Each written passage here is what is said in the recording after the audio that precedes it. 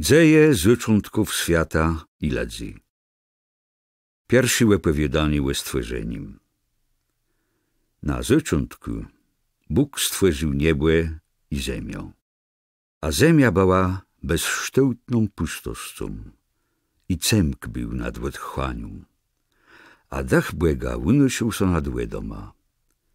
I rzekł Bóg, niech będzie wid. I stał się wid. I ujrzał Bóg, że wid był dobry.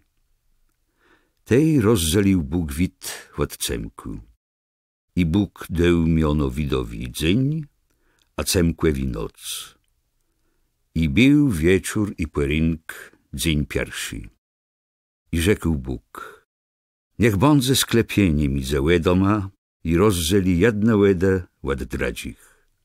I uczynił Bóg sklepieni. I rozdzielił łedę pod sklepieniem od łedów nad sklepieniem. I tak się stało. I Bóg nazwał sklepieni niebą.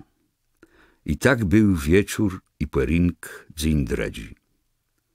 I rzekł Bóg, niech łedę spod nieba się zbierzą w jeden myl i niech się ukozie sachi ląd. I tak się stało. A sachi ląd Bóg nazwał ziemią, a zbierze z łedów nazwał mężą. I widział Bóg, że była dobry.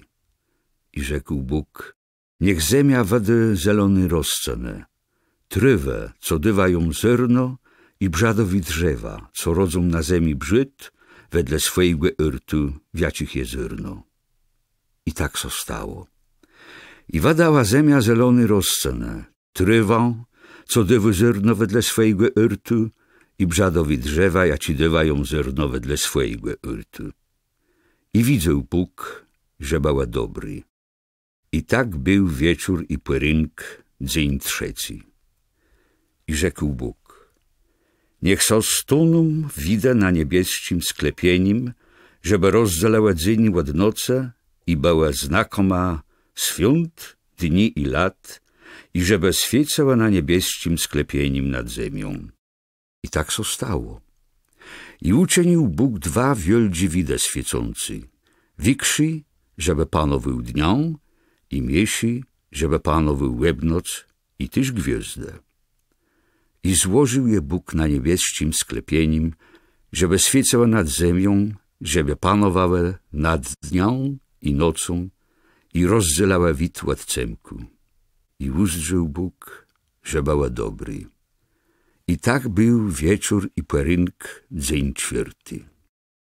I rzekł Bóg, niech so wypełnią łedę istotoma żyjącyma, a ptosze zna, niech lety nad ziemią pod niebieskim sklepieniem.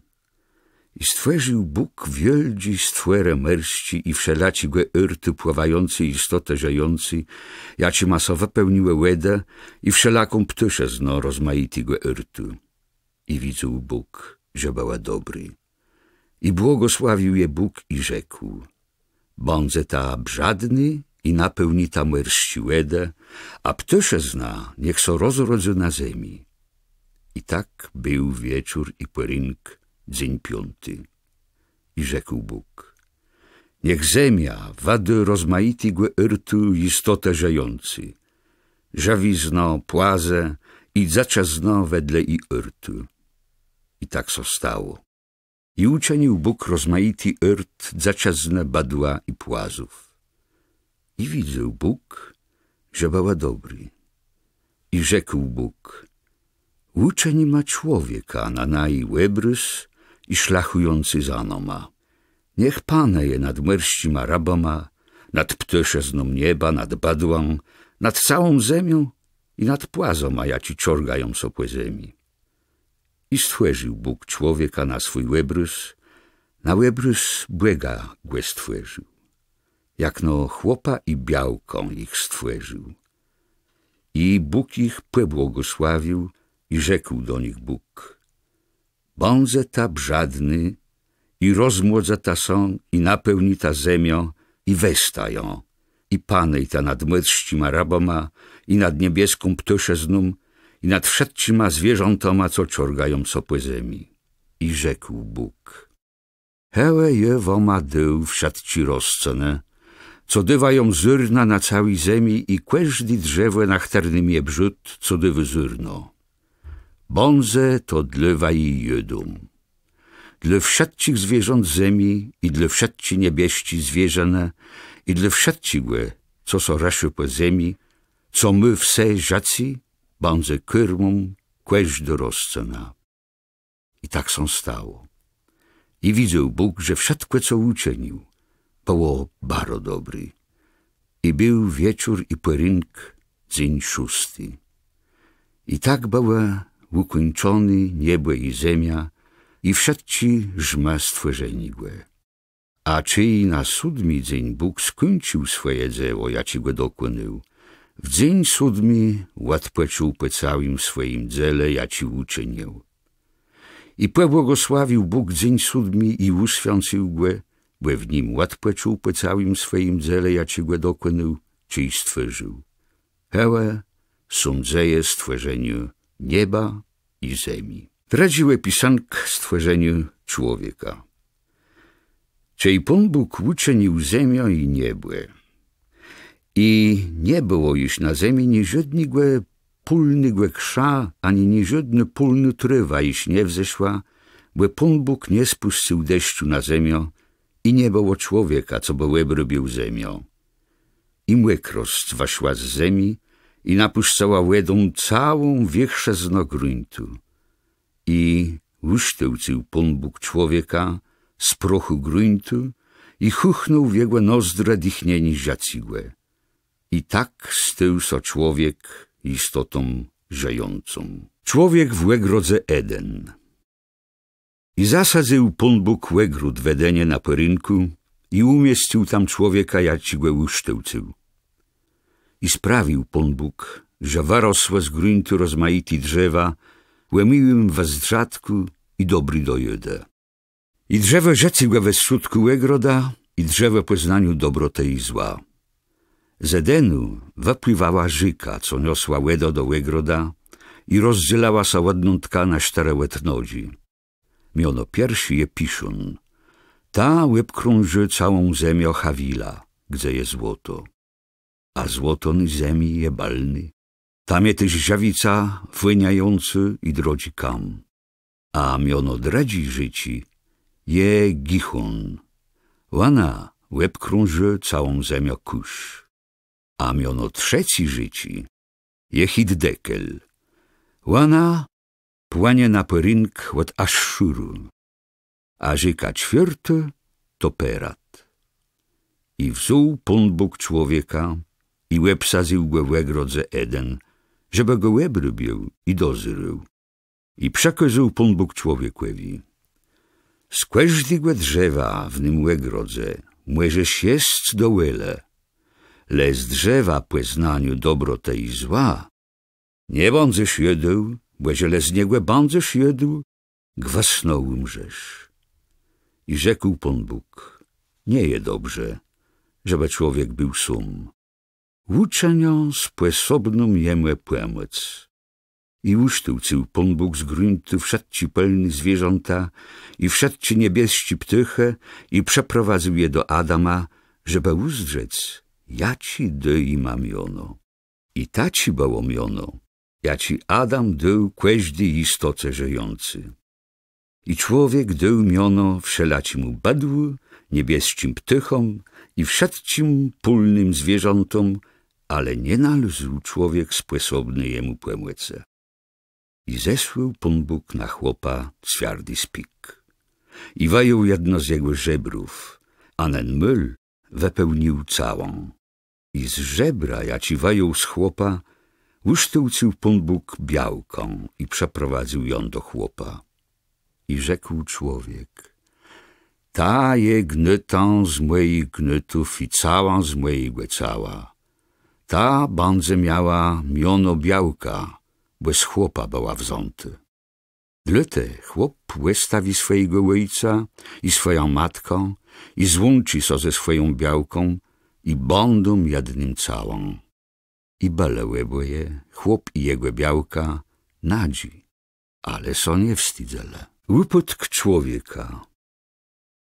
A wąż Był najbardziej chytry ze wszystkich pólnych zwierząt, jaci uczynił Pan Bóg. I rzekł do białci: Czapłe prywdze Bóg rzekł, nie jedz ta z niżednigłe drzewa w łegrodze? I odrzekła białka wążowi: Z brzadu drzewów łegroda możemy jest, ale z brzadu drzewa, jaci je westrzód łegroda, rzekł Bóg, nie jewoma welno jest z niegłe, a nawet kagłe dotykać, żebewa nie umarła. I rzekł wąż do białci: Gwasnowa nie umrze ta, ale Bóg znaje, że w dzień, czy was je ta z niegłe, łademkną sowoma łecze i będzie ta znała, jak Bóg dobrota i zło. I uzrzała białka, że drzewo je dobry do jedzeniu, i że jełe chlący dla łeczów, i że to drzewo jest sposobny do dobacigłe poznaniu. I wzięła z jego brzadu i zjadła, i dała też swojemu chłopu, któren był z nią, i on zjadł. I odemkła sołecze ich łebejga, i poznala, że są nadzi. Ty uplotle figłe wilaste i zrobile sołe wiążci. I czej chłopi białka uciele głos Pana Błega, któren so przechodził po łegrodze, cej wiełcodniowy wiatyrk, skrele so przed Panem Błega midze drzewo łegroda. I zawełył Pan Bóg do człowieka i spytał: Gdzie to jest? A on odrzekł: Je uczył twój głos w łegrodze i jest o zlanku, że jem nadzi i jest o schwewył.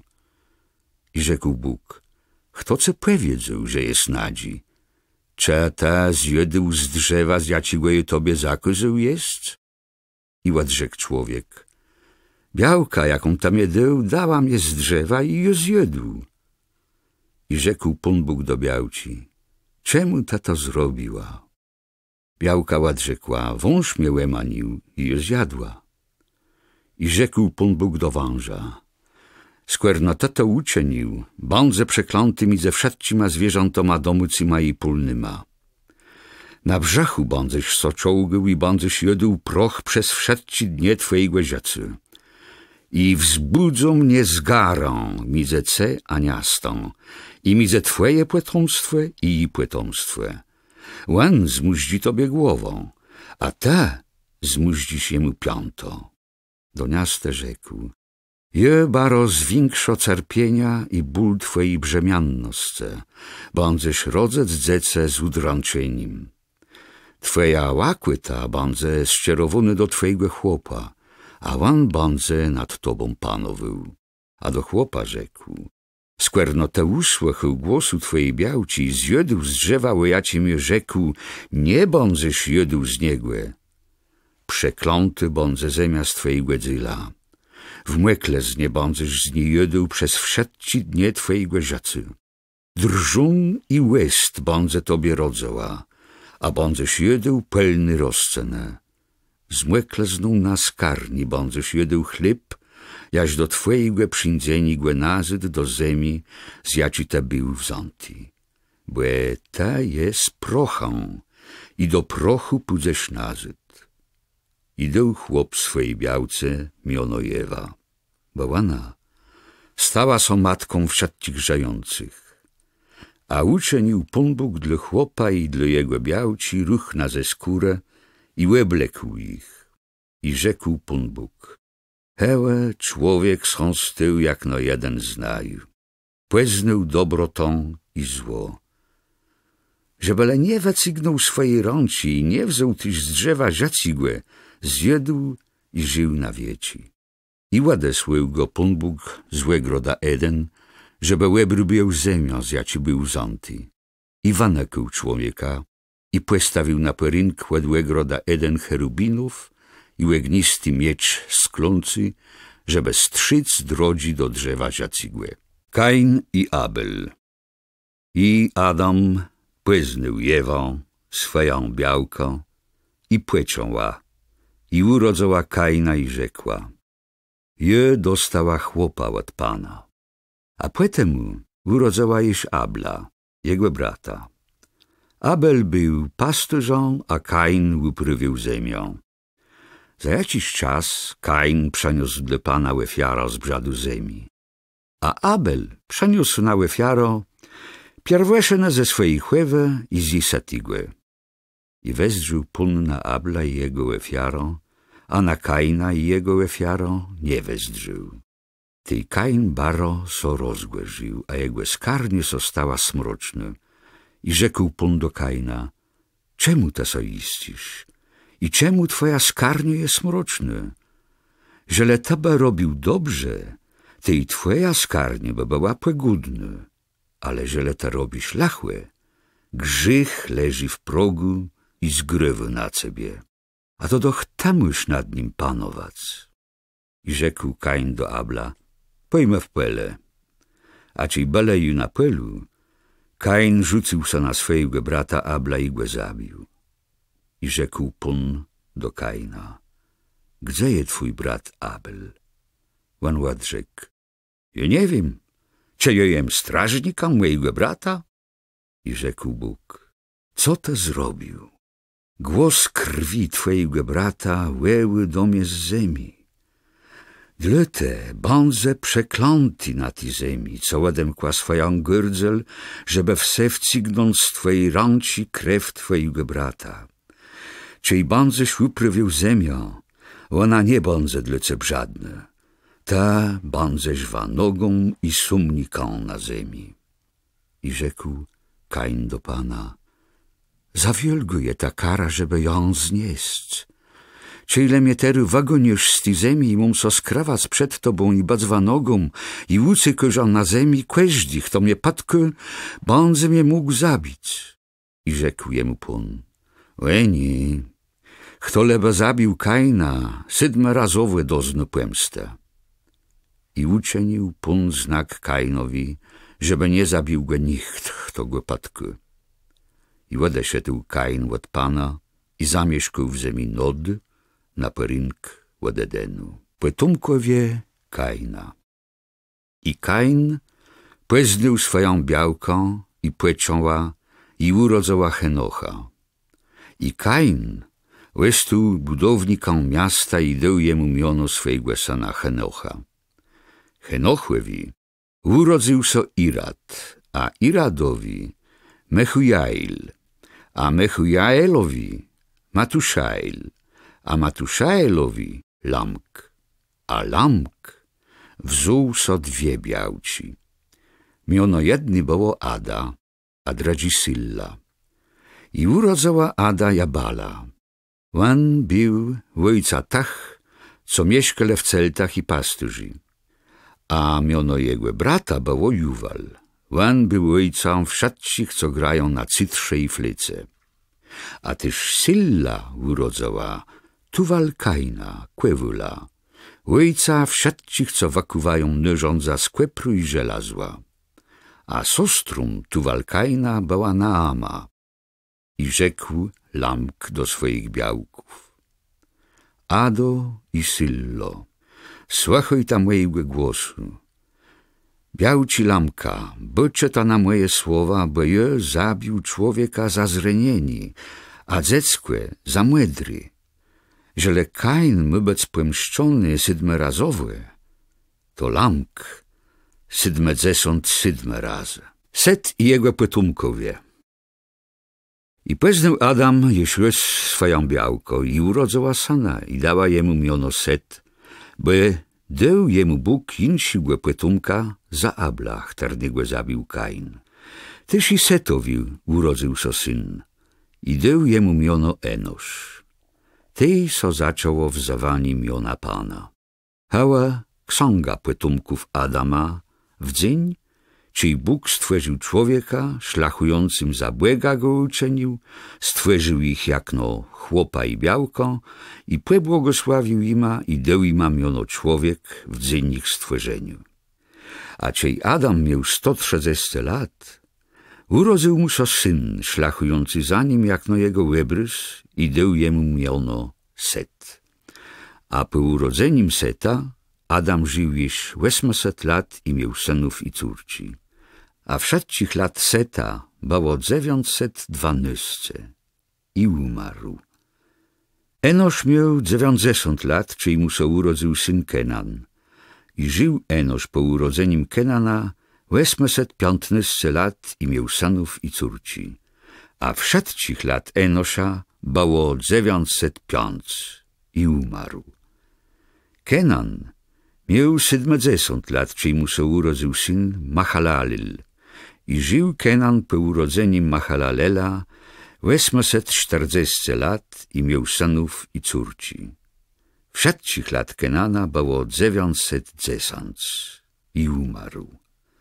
Mahalalel miał 65 lat, czyli mu się urodził syn Jered.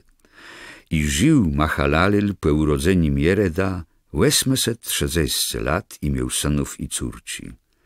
A wszedcich lat Mahalela było 895 i umarł. Jered miał 162 lata, czyli mu się urodził syn Henoch.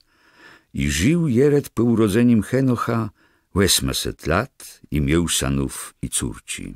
A wszedcich lat Jereda było 962 i umarł. Henoch miał 65 lat, czyli mu się urodził syn Metuszelach. Henoch chodził z błędą po urodzeniu Metuszelacha 300 lat i miał synów i córci. A wszedcich lat Henocha było 365 i chodził Henoch z błędą. I nie było głowicy, bo Bóg go wziął. Metuszelach miał 187 lat, czyli mu się urodził syn Lamk.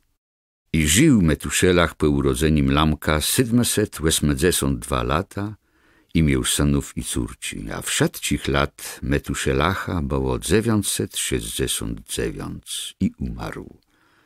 Lamk miał 182 lata, czyli mu się urodził syn, i dał jemu miono Noe i rzekł: Nen nomad zelgo w naszym ucemiężeniu i robece na ich ranków na tej ziemi, co ja przekluł Bóg. I żył Lamk po urodzeniu Noego 595 lat i miał synów i córci, a wszedcich lat Lamka było 777 i umarł. Noe miał 500 lat i miał Noe synów Sema, Chama i Jafeta, synowie Błega i synowie Ladzi. I było, że ci ladze zaczęła się mnożyć na ziemi, rodzało się ima też córci. I uzdrzele synowie Błega, że lecci córci były piękny. I brele je so zabiałci, jaci lesowa brele. I rzekł Bóg: nie łestunie mój dach w człowieku bez końca, była niecelesny. Tej banzy żył 120 lat. W tym czasu byle na ziemi stoleme, a tyś płytemu, czyli parłą czele sosonowie Błega z lecima córkoma i łana ima rodzowe. Łani są od wieków tyma sławnyma młecurzoma. Ze psaci Ladzi. A Bóg widział, że była wielgo niegłodzowe ta Ladzi na ziemi i że wszedci ich zamyślanci były lachi. I żałował Bóg, że uczynił człowieka na ziemi i zasmucił się w swoim sercu. I rzekł Bóg: je zgładzo zwiechsze z ziemi Ladzi, jacich je uczynił. Ład człowieka jaż po żawizno, płaze i ptysze z nieba. Bo je żałują, że je ich uczynił. Leno Noe nalezł łaską w łeciach Błega. Dzieje Noegłe. Hełe są dzieje Noegłe. Noe był człowiekiem sprawiedliwym, prawym wśród swojego pokoleniu i chodził z Błegą. Noe miał 3 synów: Sema, Chama i Jafeta, a ziemia była zepsata przed Błegą i napełniona gwałtą. Bóg wzyrył na ziemię, a ona była zepsata, bo każde stworzenie wypaczało swoją drogą na ziemi. Byli postanowieni zaguba. Ty rzekł Bóg do Noego: dla mnie przeszedł końc na wszystkie stworzenie, bo ziemia przez nie są napełniła gwałtą. Dlatego je zniszczą razem z ziemią. Zrobi sobie arkę z cedrowiego drzewa. zrobi warce przegrodę i wasmaruj ją smłełą od westrzódka i z wierzchu. A tak ją zrobi. Długo ta arci będzie 300 łokców. Szerokłość 50 łokców. Wysokość 30 łokców. Zrobi warce luko na wid wysok na łokc od góry. Wędzeni do arci zrobi z błeku i zrobi pierwszy, drugi i trzeci płekłyt. A je sprowadzą do płytopu na ziemię, żeby zniszczyć pod niebem wsiadkłe stworzeni, wiacim je dachnieni żacigłe, zdzinie wsiadkłe, co je na ziemi. Ale z tobą zrobią ugłedą. Do arci wędzesz te i twoi synowie, i twoja białka, i białci twoich synów z tobą. Wprowadzę tyś do arci pepyrze ze wszystkich istotów żyjących, samca i samico, żeby je uretać razem z tobą. Z ptychów wedle ich yrtu i z żawizny wedle ich yrtu, ze wszystkich płazów na ziemi wedle ich yrtu, niech wędą z tobą pepyrze, żeby przeżyle. A te weź wsiadkłe, co je do jedzenigłe i zgromadzisz łusę, żeby to było dlece i dla nich do jedzenigłe. I zrobił Noe dokładno wsiadkłe tak, jak jemu Bóg nakazał. Potem rzekł Bóg do Noego: wędzę do arci ta razem z całą twoją familią, bo ja widzę, że to jest sprawiedliwi wedle mnie w tym pokoleniu.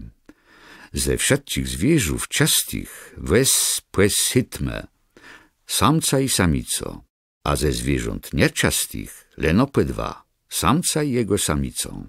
Z ptyszezne tyś płes hitmę, samca i samico, tak żeby zachować ich potomstwo na większe z niecałej ziemi. Bo za 7 dni spuszczą deszcz na ziemię przez 40 dni i 40 noców i zgładzą wsiadkłe, co je na większe z ziemi, to, co je stworzył. I Noe uczynił wsiadkłe, co mu nakazał Bóg. Płetop. Noe miał 600 lat, ci łeda płetopu przeszła na ziemię. Ale już przed łedą a płetopu Noe weszedł do arci, a z nim jego synowie i jego białka i białci jego synów. Ze zwierzów czastych i ze zwierzów, jaci nie są czasti, z ptyszezny i z wszystkich płazów, weszle do Noego do arci po 2, samc i samica, tak jak Bóg nakazał Noemu. A po 7 dniach łeda płetopu spadła na ziemię. Czyli Noe miał 600 lat, w 2 miesiącu, 17 dnia miesiąca, nego dnia wystrzyknęły wszystkie zdroje wieldzie otchłanie i odemknęły so sleże nieba i zaczęło leć stragoma przez 40 dni i 40 noców. W nędzyń weszedł do arci Noe i Sem i Ham i Jafet, synowie Noego, białka Noego i 3 białci jego synów razem z nim.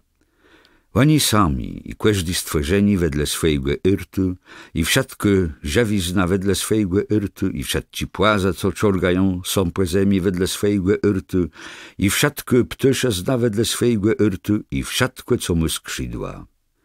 I przeszły do Noego, do arci pepyrze z każdego stworzeniu, wiacich było tchnieni żacigłe. A czy i weśle samci samica każdego stworzeniu, jak mu nakazał Bóg, Bóg zamknął za nim dwierze. Płetop warył na ziemi 40 dni. Łeda so podniosła i waniosła arką wysok nad ziemią. Łeda dobierała coraz bardziej, było i coraz wici na ziemi. A arka płynęła po większe z nie łeda. A czy łeda dobrała iż bardziej na ziemi, była zakryty wszyscy wysoci górę, jaci są pod całym niebem. Łeda so podniosła jeśłe 15 łokców tak, że góra była zakryty. I tej zdzinało wszystkie stworzenie na ziemi, co so rachało na ziemi, z ptyszezne, żawizne i innych zwierzów, co so roiło po ziemi i wszyscy ladze. Wszystkie, co w nozdrach miało dychnieni żacigłe, wszystkie wamarło, co było na sachi ziemi. Wszystko rzeczy, jaci było na większej z ziemi, zdzinało, od człowieka do żawizny, płazów i ptyszezne nieba. Wszakłe było zgładzony z ziemi. Łestuleno Noe i no, co z nim było warce. A łede so padnuszały na ziemi przez 150 dni. A Bóg pamiętał Noem, każdym stworzeniem i wszakci żawiznie, jako była z nim warce.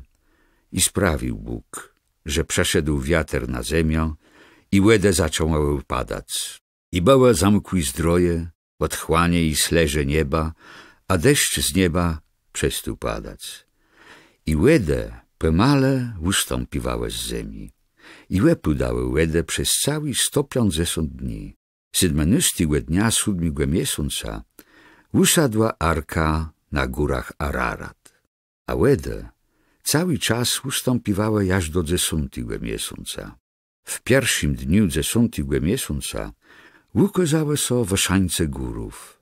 Po następnych 40 dniach Noe odemknął łekno arci, jaci miał zrobiony, i wypuścił kraka.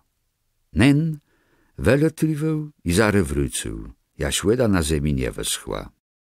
I wypuścił Noe gołąbico, żeby uzrzeć, czy łeda i ustąpiła zwichrzeć na ziemi. Ale gołąbica nie znalazła mylu, żeby mogła sadnąć, przelecała nazad do arci, bo łeda iż była na całej wichrzyznie ziemi.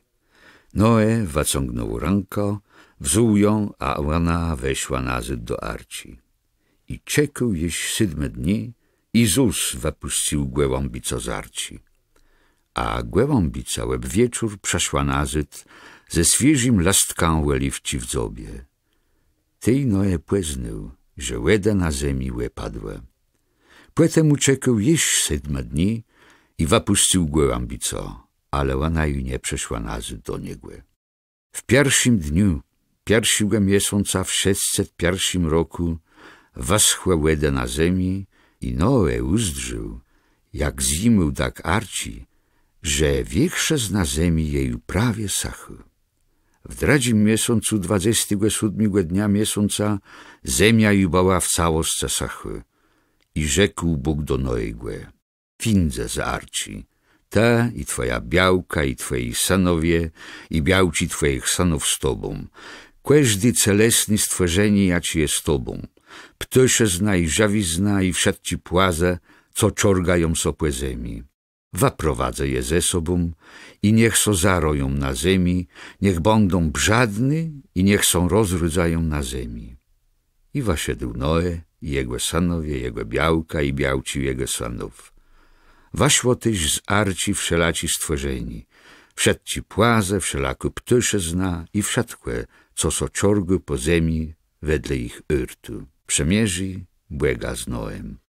A Noe zbudował ołtarz dla błega i wziął z każdej części żawiznę i z każdego częstego ptycha i złożył na ofiarę na tym ołtarzu. A Bóg czuł miłą łenią i rzekł do se: Nie będą juwicy przeklinał ziemi wedle latci przeczane, bo ich serca są podajne do złego od samej młodyscy. Ty ju nigdy nie weniszczo wszakcigłe, co żyje, jakie to uczynił. Przez wszakci dnie ziemi będą istniałe syf i żniwa, zamno i cepło, lato i zama, dzień i noc. I pobłogosławił Bóg Noemu i jego synom i rzekł do nich: Bądźże ta brzadny i rozmłodzata są i napełni ta ziemia. Niech sowai błeją i lękają wszakci zwierzęta i ptysze na niebiesku. Wszakłe, co czorgu so po ziemi i wszakci raba mierści w wajerance są ładduny.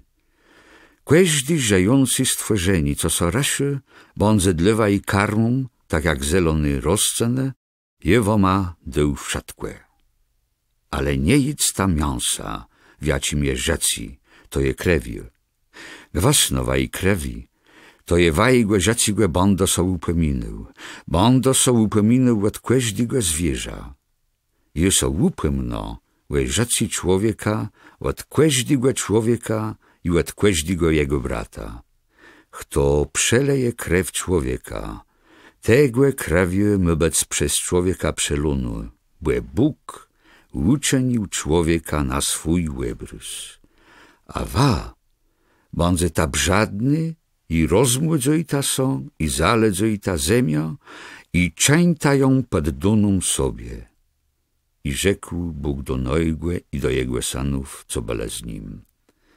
A je, hałe, je robią przemierzy z woma i wajma pytumkoma pływaju i z wszetcim żyjącym stworzeniem, jaci je z woma, z ptyszezną i żawizną i z wszetcim stworzeniem, z woma wszetcima i z wszetcim stworzeniem na ziemi, którno weszło z arci.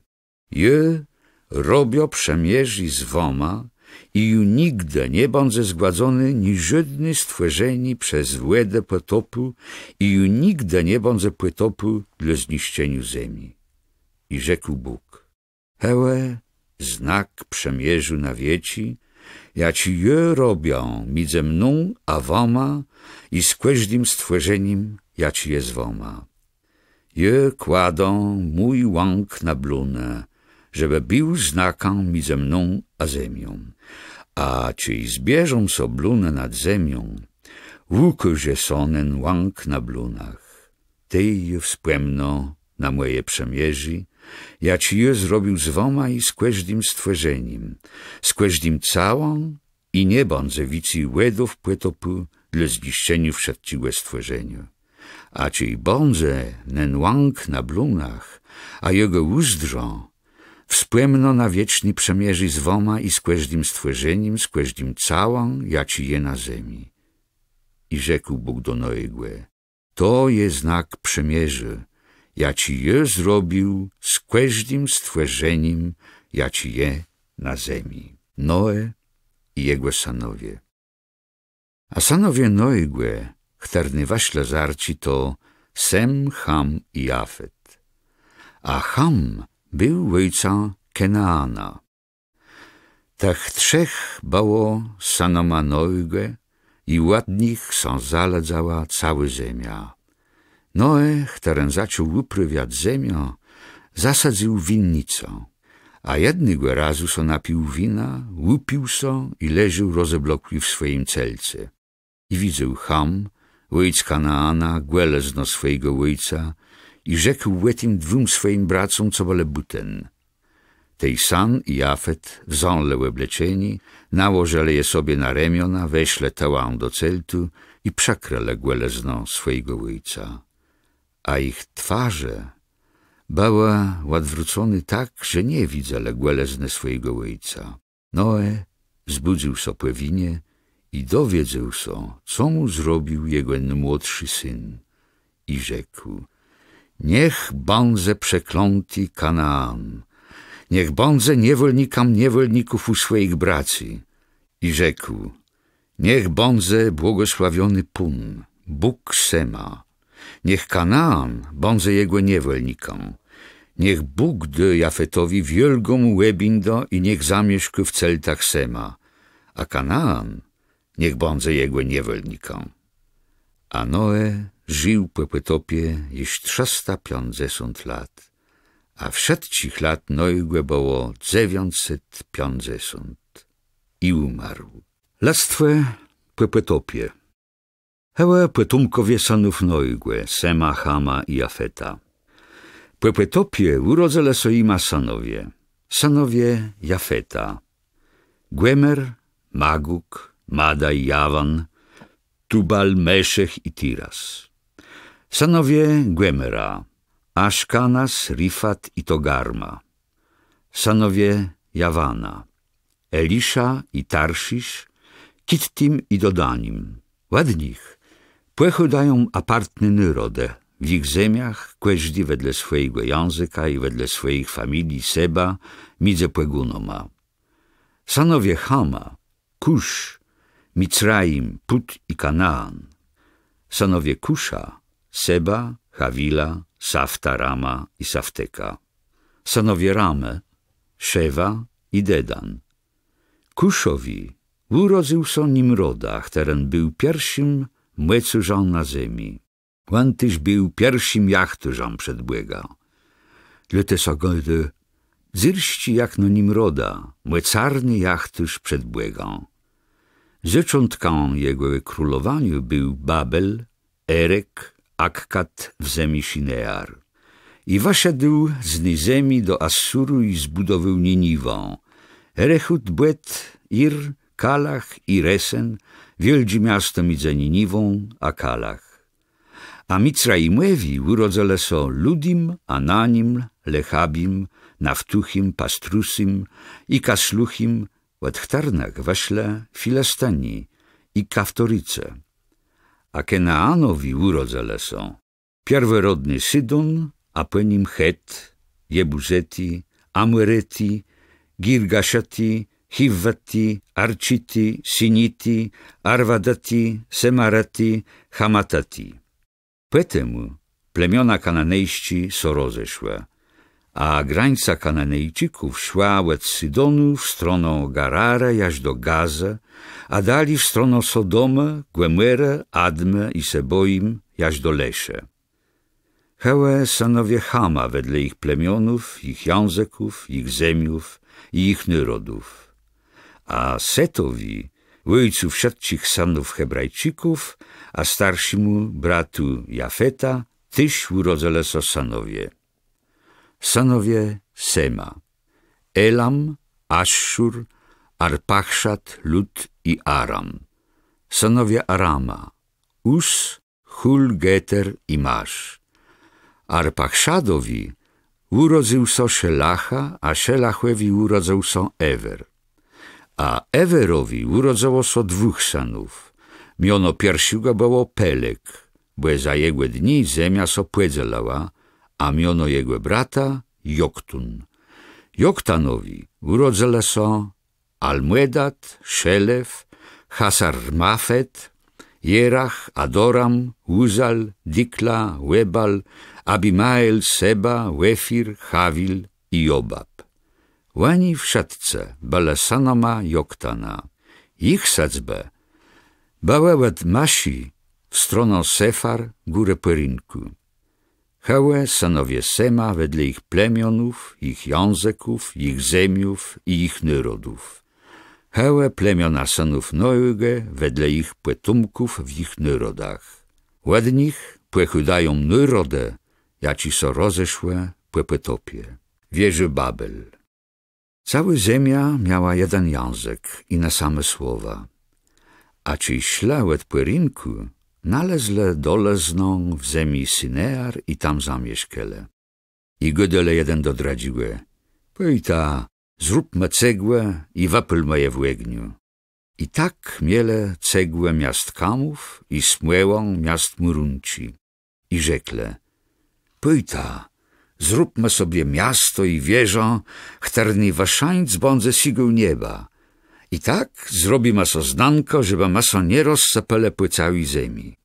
I zeszedł Pun, żeby uzdrzec to miasto i wieżę, ja ci ledze zbudowele.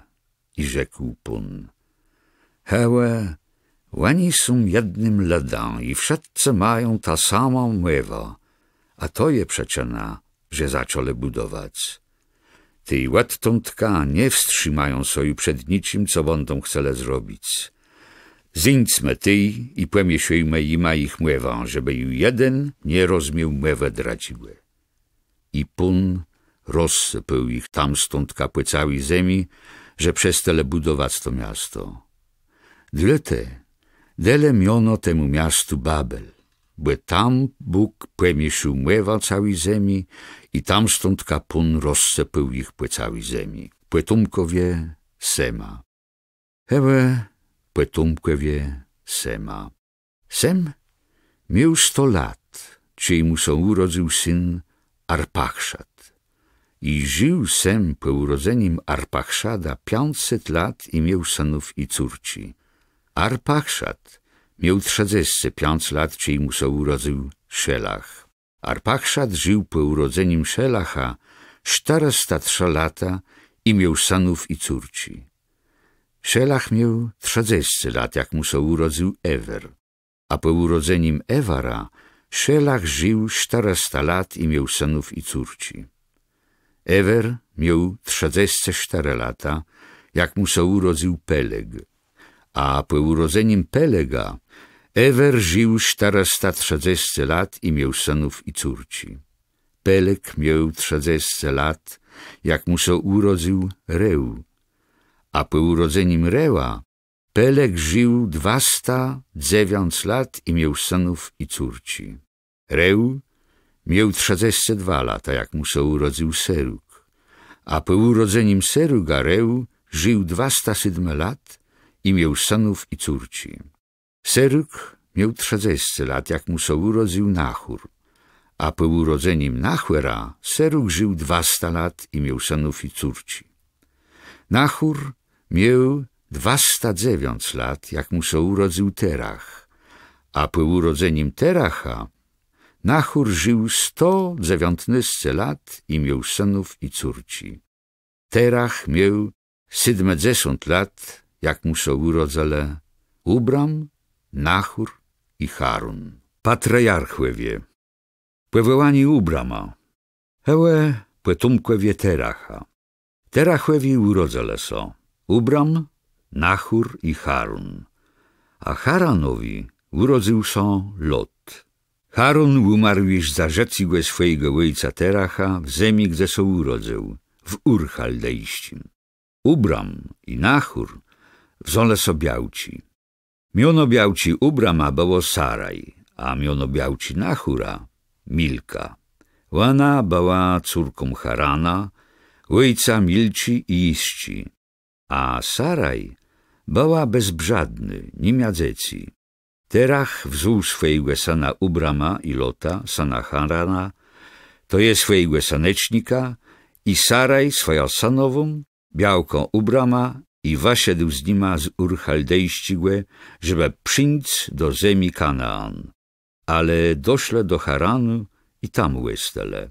Terach żył 205 lat, czyli umarł w Haranie.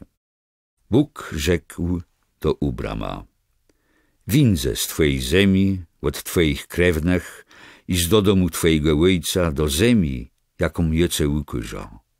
Je uczeń o ciebie wieldzim rodą, będę cię błogosławił i uczeń o wieldzim twoje miono i te będziesz błogosławieństwem.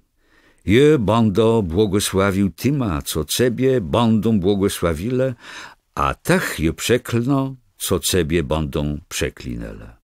A w tobie będą błogosławione wszelkie familie ziemi. I wyszedł Ubram, jak Pan jemu przekazał, a z nim szedł też Lot. Ubram miał 75 lat, czyli wyszedł z Haranu. I wziął Ubram swoja białko Saraj i Lota, syna swojego brata, i cały dobytek, jać miał, a ty śledzi, jać ich nabele w Haranie. I reszele w stronę ziemi Kanaan i doszle do Kanaanu. Ubram przeszedł przez tę ziemię, aż do mulu Szekem, do dambu Muere. W ten czas byle w tej ziemi Kananejci kłewie. Ty Pan so ukazał Ubramowi i rzekł: je dewą to ziemia twojemu potomstwu. Tam Ubram zbudował ołtarz dla Boga, który so jemu ukazał. Tam stądka przeniósł so w stronę góra na perynkład Betel i postawił swój celt. Betel miał na Zypadze, a Aj na perynku. Tam też zbudował ołtarz dla Pana i uwełł miono Pana. Potem Ubram szedł dali, od myla do myla, w stronę południa. Ubram w Egipcie. I nastał głód w tej ziemi, i zeszedł Ubram do Egiptu, bo tam jakiś czas przebywać, bo głód był w tej ziemi barocząści. A czyju był bliżej Egiptu, rzekł do swojej białci Saraj: teraz ja wiem, że to jest miasta baropiękne. I jak se uzdrzą Egipcjanie, to rzekną, to je jego białka. Ty mnie zabiją, a całe stawią przerzecim.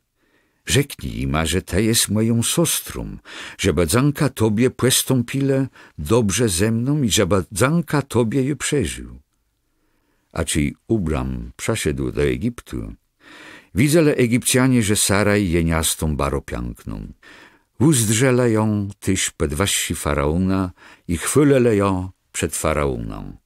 i wzole taniasto do domu faraona, a przez łebzyrani so na nią z ubrama łebchydele so dobrze. Łan dostu łewce, wełe i łesłe, niewolników i niewolnice, łeslece i wielbłądę. Ale Bóg dotknął faraona i jego domu wieldzi makaroma zawzący caraj, białci ubrama. Tej faraon założył ubrama i rzekł: co tam je zrobił? Czemu tam je nie powiedział, że ona jest twoją białką? Czemu tego to je moja sostra, także je wzuł jo so za białką? A teru, hełe twoja białka, weźnij ją i bij. A podwaśsim faraon przekazał, żeby odprowadzale ubrama jego białką i cały jego dobytek. Rozdzieleni ubrama i Lota. I wyszedł z Egiptu Abram i jego białka z wszystkim, co miele. I z Lota strono pełnia. Abram był bardzo bogaty w karna, strzybro i złoto. I szedł w swojej drodze z pełnia, jaż do Betel, do Mölu, gdzie od zaczątku bił jego celt między Betel i Aj, do Mölu, gdzie na zaczątku zbudował ołtarz. I tam Abram łeł milnobłega. Lot, który szedł z Abramą, też miał łewce, włełę i celtę. Ale ta ziemia nie mogła ważyć ich dwóch, bo miele zawieldzi karna chłewe, że nie mogli łestać razem. I doszło do spierci między pasturzoma karna Abrama i pasturzoma karna Lota. A tedy w tej ziemi mieszkali Kananejci kłewie i Perezzetowie. I rzekł Abram do Lota: niech nie będzie spierci między moima pasturzoma a twoima pasturzoma, bo my doch jesteśmy krewni. Czy cały ta ziemia nie je przed tobą? Ładzele so ładmie. Żele ta pójdziesz na lewe, je pójdą na prawe, a żele ta pójdziesz na prawe, to je na lewe. I podniósł Lot swoje łecze i wyzrzył całą krainą Jordanu. Nigle Pun zniszczył Sodomo i Gomorę, ona była napuszczony łedom aż do Soaru, jak łegród Pana, jak ziemia Egiptu. I wabrył so Lot całą ta krajno Jordanu i waresił w stronę porynku. I tak so ładzelele jeden od dradzigłe. Abram zamieszkał w ziemi Kanaan, a Lot zamieszkał w miastach tikrujne i stawił celtę aż do Sodomy. Mieszkańcy Sodomy byli bardzo zły i grzeszyli ciężkie procym Panu. A czy Lot so ładzelił, Pun rzekł do Abrama: padnie se łecze i zmyla, na jacim stoisz, wezdrze na nordą, na pełni, na porynk i na zyput, bo całą ziemią, jaką widzisz, dom tobie i twoim potomkom na wieci. I uczynio twoje potomstwo jak proch ziemi tak, że będzie ktoś, co będzie mógł perechować proch ziemi, to będzie mógł perechować też twoje potomstwo. Wstańle i przędze ta ziemia wzdłuż i wszerz, bo je ją tobie dywum. Ty, Abram, wziął swój celt i przeszedł aż do Hebronu, gdzie była dąba Mamre. Tam zamieszkał i zbudował ołtarz dla Pana. Łojnowi wokół strzęk 4 królów. A było to w dniach Amrafyla, króla Shinearu, i Arioka, króla Ellasaru, Kedorlaamera, króla Elamu, i Tidala, króla Gweim, że prowadzele łeni wojno z królą Sodoma, Berom, z królą Gomorę, Birszą, z króla Adme, Shinabą, z króla Seboim, Shemeberą i z króla miasta Bela, to jest Soaru. Łeni w szatce so zebrale w dole z Niesiddim, gdzie je słony młeże. Przez 12 lat służyli łani Kedorlaomerowi, a w 13 roku so zbuntowele.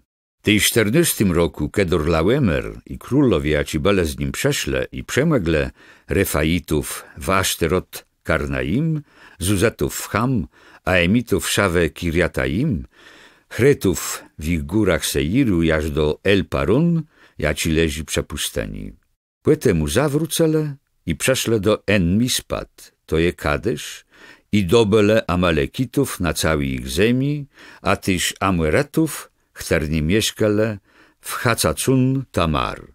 Ty król Sodome, król Gomera i król Adme, i król Sebweim, król Bela, to je Soaru, wystawile so do bitwę z nima w dole z Niesyddym, procem, Kedorlaomerowi, królowi Elamu, Tidalowi, królowi Gweim, Amrafylowi, królowi Shinearu i Ariokwewi, królowi Ellasaru. 4% piancu. W dole z Niesyddym było wiele kulów z Pakan. Królowie Sodome i Gomere ucykele i wpedle w nie, a reszta uciekła w górę, a dobatnica wzole cały dobatk Sodome i Gomere i całą ich żawnoto i łedeśle. I wzole Lota, syna brata Ubrama, razem z dobatkam i łedeśle, bo Lot mieszkał w Sodomie. A jeden z uciekłych przeszedł i łepływiedzł tym Hebrajcikowi Ubramowi, któren mieszkał przy dąbach Mamre, Amorejczyka, brata Eszkwela i Anera, zmówionych z Ubramą. Ciej Ubram uciął, że jego brat był uprowadzony, ubarnił 380 swoich waprobłowionych słagów, jaci są urodzele w jego do domu, i głęile ich jaż do dan. I rozparłącił swoich nocą. I napył nich ze swoima słagoma i głęnił ich jaż do chłeba, jako leży na zyput od Damaszku. Tej dostał nazyd cały dobatk i przeprowadził nazyd Lota z jego dobatką, miastoma i ladzoma. Melchizedek. Czy on przeszedł nazyd po dobacim Kedorlaomera i królów, jaci z nim bele, waszedł jemu na procem w dole z Nieszawę, to je królewści, król Sodome. Melchizedek, król Szalemu, przeniósł chleb i wino. A był on kapłanom błegany waścigłe. On pobłogosławił Ubrama i rzekł: niech będzie błogosławiony Ubram przez błegany waścigłe, Stwórca nieba i ziemi. Niech będzie błogosławiony Bóg wasi, któren wadył twoich nieprzyjacielów w twoje ręce. A Ubram dał jemu zesunty dzyls wszedciłe. Król Sodome rzekł do Ubrama: ładdo ile mnie ladzi, a do batkso weź. I rzekł Ubram do króla Sodome: padł się w przesądze rąka do błega, błegany waścigłe, Stwórcę nieba i ziemi, że nie wezną ni nitci, ni rzemeka, ni zandala stegłe, co nie leży doce, żeby tam je płytę mu nie godył. To już błegacił Ubrama, łekrum tego, co zjedle młody i ledze, ja ci bele ze mną, Aner, Eszkul i Mamre. Niech ti wezną swój dzyl, łebiecank i przemierzy. Po tych wydarzeniach Bóg rzekł do Ubrama w widzeniem: nie bój się, Ubramie, bo jem twoim barnimą. Twoja nudgroda będzie baro wielgo. I odrzekł Ubram: panie Boże, płeco mnie to, żele odchodzą bez dzieci, a z posług bircą mojego do domu będzie Damasceńczyk Eliezer. I rzekł Ubram: hełe, tam je nie dał z posług birca, hełe mój domownik będzie moim z posług bircą. I ty stało są słowo błega do niego: on nie będzie twoim posług bircą, ale będzie nim ten, co so sce narodzi. On będzie twoim posług bircą. Potem wyprowadził Ubrama buten i rzekł: wezdrze na niebo i policzy gwiazdę, żele te jest w możności to zrobić. I rzekł jemu: taci będzie twoje potomstwo.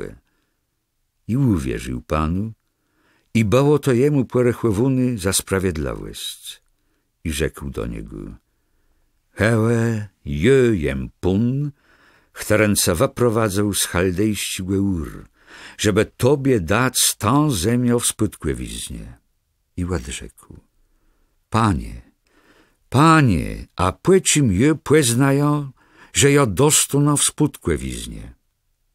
I rzekł do niego: weź dla mnie 3-latną jałowico, 3-latną kłezo i 3-latnego barona, jedno sanogarleco i jedno głębico. I wziął te wszystkie zwierzęta i rozsuł je na pół i położył te płyłowe jedno na procent dradzi, ale ptychów nie rozsynył. A czyli do tego miasta zaczęło się zlatawać rabuszny ptychę, ubram je ładne kiwył. I czy już zachudało słońce, ubram zapydł w głęboki spik i całe lang, głęboka ciemność spadła na niego. I rzekł do ubrama: wiedzę, że twoi potomkowie będą mieszkali jak nocazji w ziemi, jako nie będzie ich. I przez 400 lat będą tam cemiążony jak no niewolnice. Ale ten naród, jaci mu będą służele, je łepsądzo, a potem łani windą z wieldzim do batkam. A te ładinześ do twoich ojców w mirze i będziesz pochłewony w późnej starostce. A twoi potomkowie wrócą tu dopiero w 4. pokoleniem, bo do tego czasu grzech a meryte są niedopełni. Czyli słońce już zaszło i stała so całowny ciemność, chałe pieck damiący i smulni całego dnia przesuwały są między tyma płewowoma zwierzątów.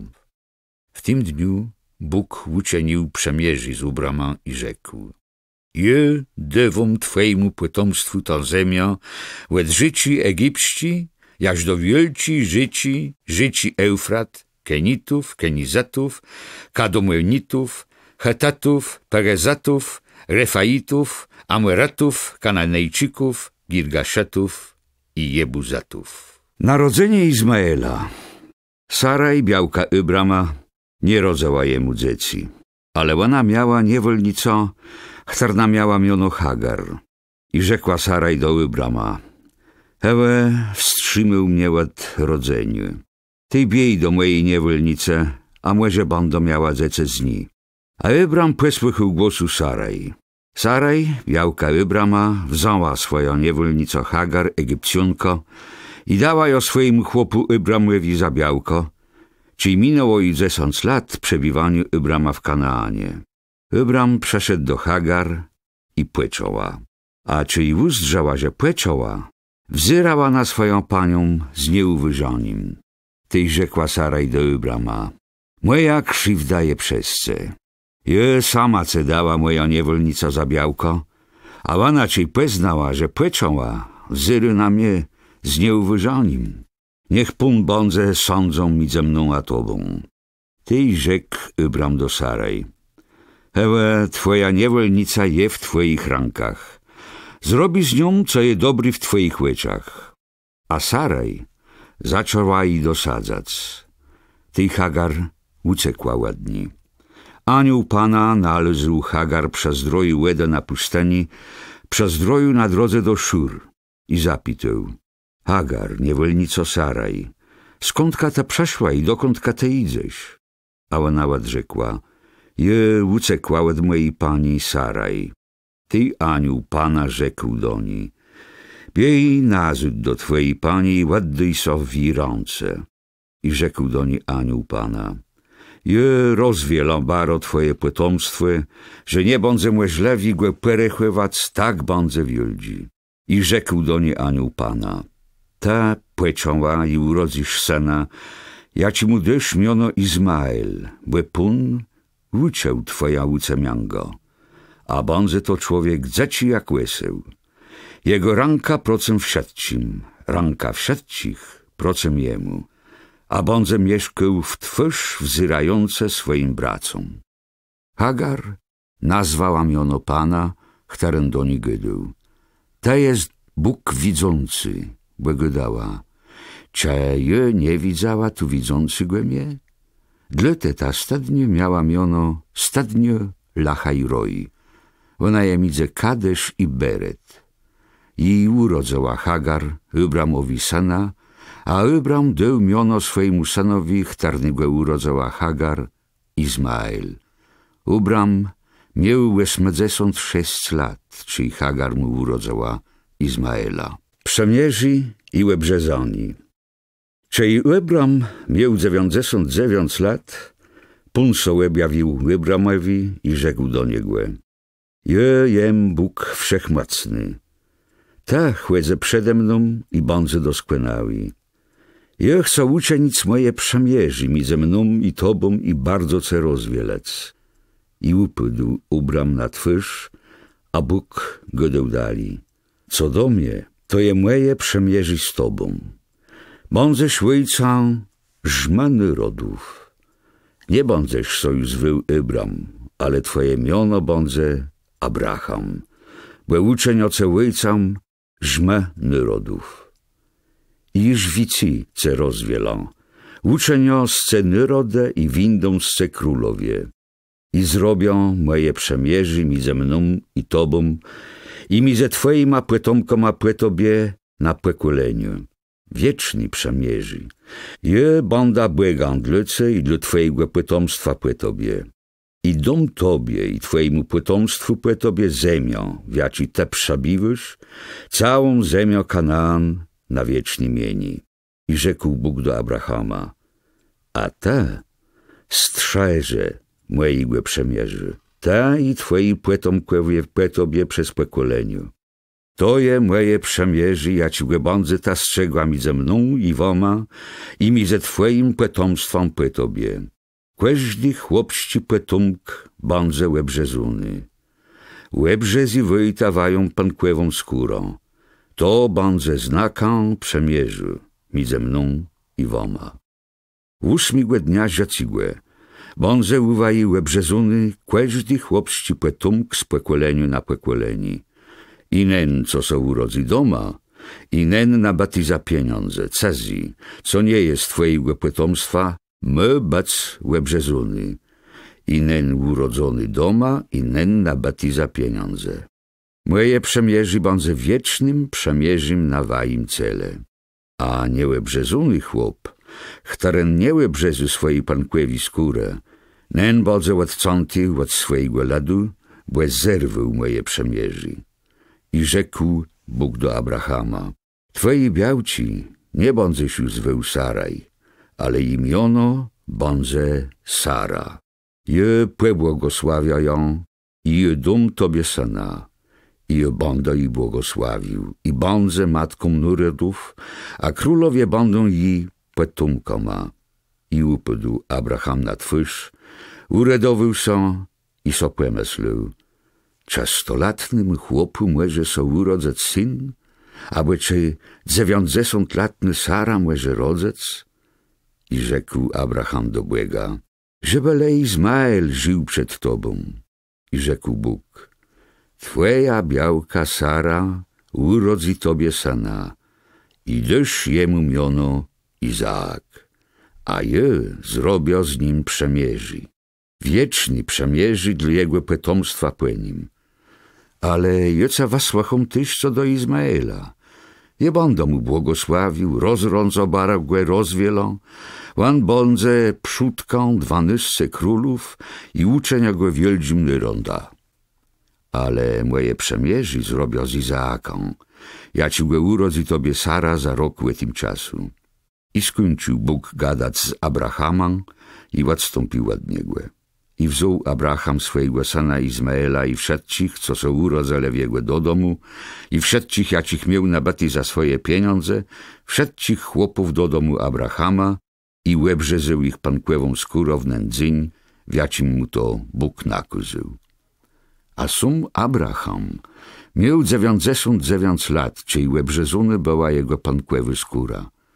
Izmael miał lat 13, czyli łebrzezele jego pankłewą skórą.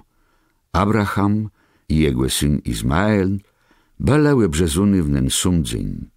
Wszyscy chłopi jego do domu, urodzony w jego do domu i nabaty od cazych za pieniądze, byli łebrzniony razem z nim. Ukazani w Mamre.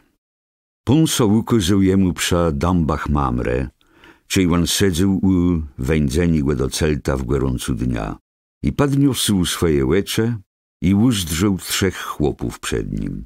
a czy ich uzdrzył, pobiegł od wędzeni do celta i ma naprocem, upadł na ziemię przed nim i rzekł: Panie mój, żele je nalazł łaska w Twoich oczach, nie przechodzę dali bez zatrzymaniu się u Twojego sładzi.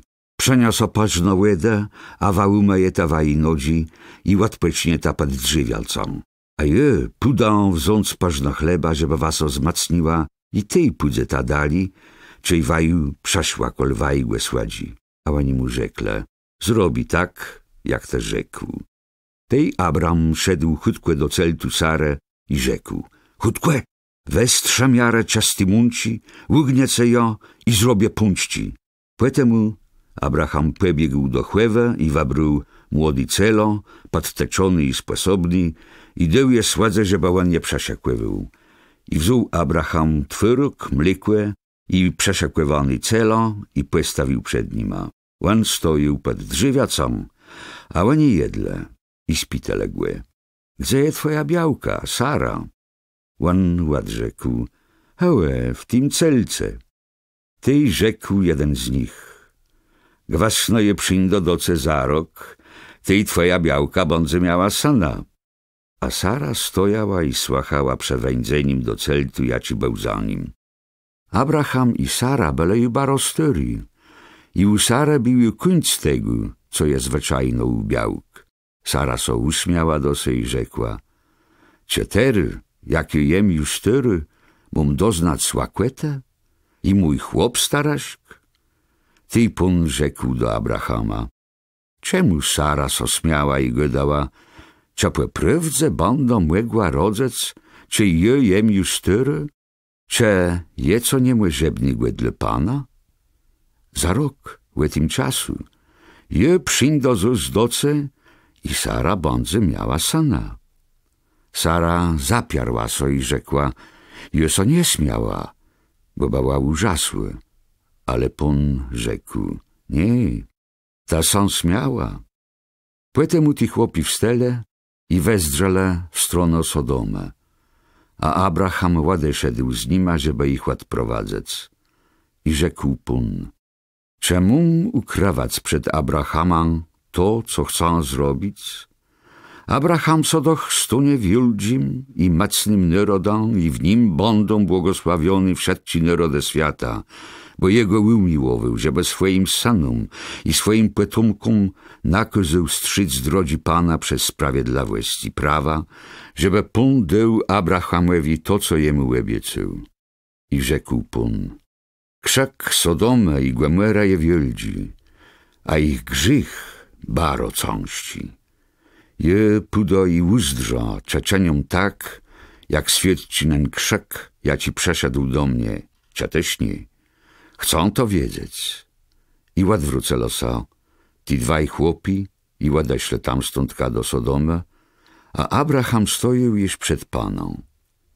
Tej Abraham so przybliżył i so zapytał: czy te po prawdzie chcesz wytracać sprawiedliwych razem z grzesznikoma? A żele by tak było 50 sprawiedliwych w miejsce, czy po prawdzie te wytracisz i nie przebycisz nemu mylowi przez łebzyrani sonanych 50 sprawiedliwych, jaci tam są? Nie może to bać, żeby to miał tak postąpić, żeby zabić sprawiedliwego z grzeszniką, żeby sprawiedliwy miał tak jak grzesznik. Nie może to bać. Czy sądza całego świata nie łeb sądzi sprawiedliwie? Ty Pan rzekł: żele nalizą w miejsce Sodomie 50 sprawiedliwych, to przebyczo całemu mylowi przez łebzyrani są na nich. I odrzekł Abraham: jest odzirżo gadać do mojego Pana, choć jem prochę i pepiołam. A ciebie zafelowało z tych 50 piąc. Czy dla tych piąc te zniszczysz całe miasto? I rzekł: nie zniszczą, żele nalezo tam 45 sprawiedliwych. A nie przestał gadać do niego: ale może tam są nalezy bluz 40. I rzekł: nie zrobię tego, przez łebzyrani są na 40. I rzekł: Niech so nie rozgłęży mój pun, że jeś banda gydu, może tam są nalezy bluz trzedzesce. I rzekł, nie zrobią tego, przez łebzyrani są na trzedzesce. I rzekł, jest odzyrżą, iż rozgadać do mojego pana, może tam są nalezy dwadzesce. I rzekł, niech so nie głęży mój pun, że jeś jeden rys banda gydu, może tam są nalezy bluz dzesąc. On rzekł, nie zniszczą, przez łebzyrani są na nich dzesąc. Tej pun ładeszedł, jak skończył gadać z Abrahamem, a Abraham do swojego myla. Zniszczeni Sodomę i Gomorę. I przeszle do Sodomy dwaj aniołowie w wieczór. A Lot sedził w brumie Sodomę. Cej Lot ich uzdrzył, weszedł ima na procem i skłonił się aż do ziemi i rzekł, moi panowie, szczeruj ta so do domu wajgłe sładzi, łestań ta łebnoc, umyj ta nodzi, tej wstanie ta reno i pójdzie ta wają drogą. Ale oni rzekle, nie, ma łesto nie ma łebnoc na starże. Ale on dali na nich nalinę, żeby szla z nim i weśle do jego do domu. Tej zrobił ima myltech, upiekł niekwaszony chleb, a oni jedle.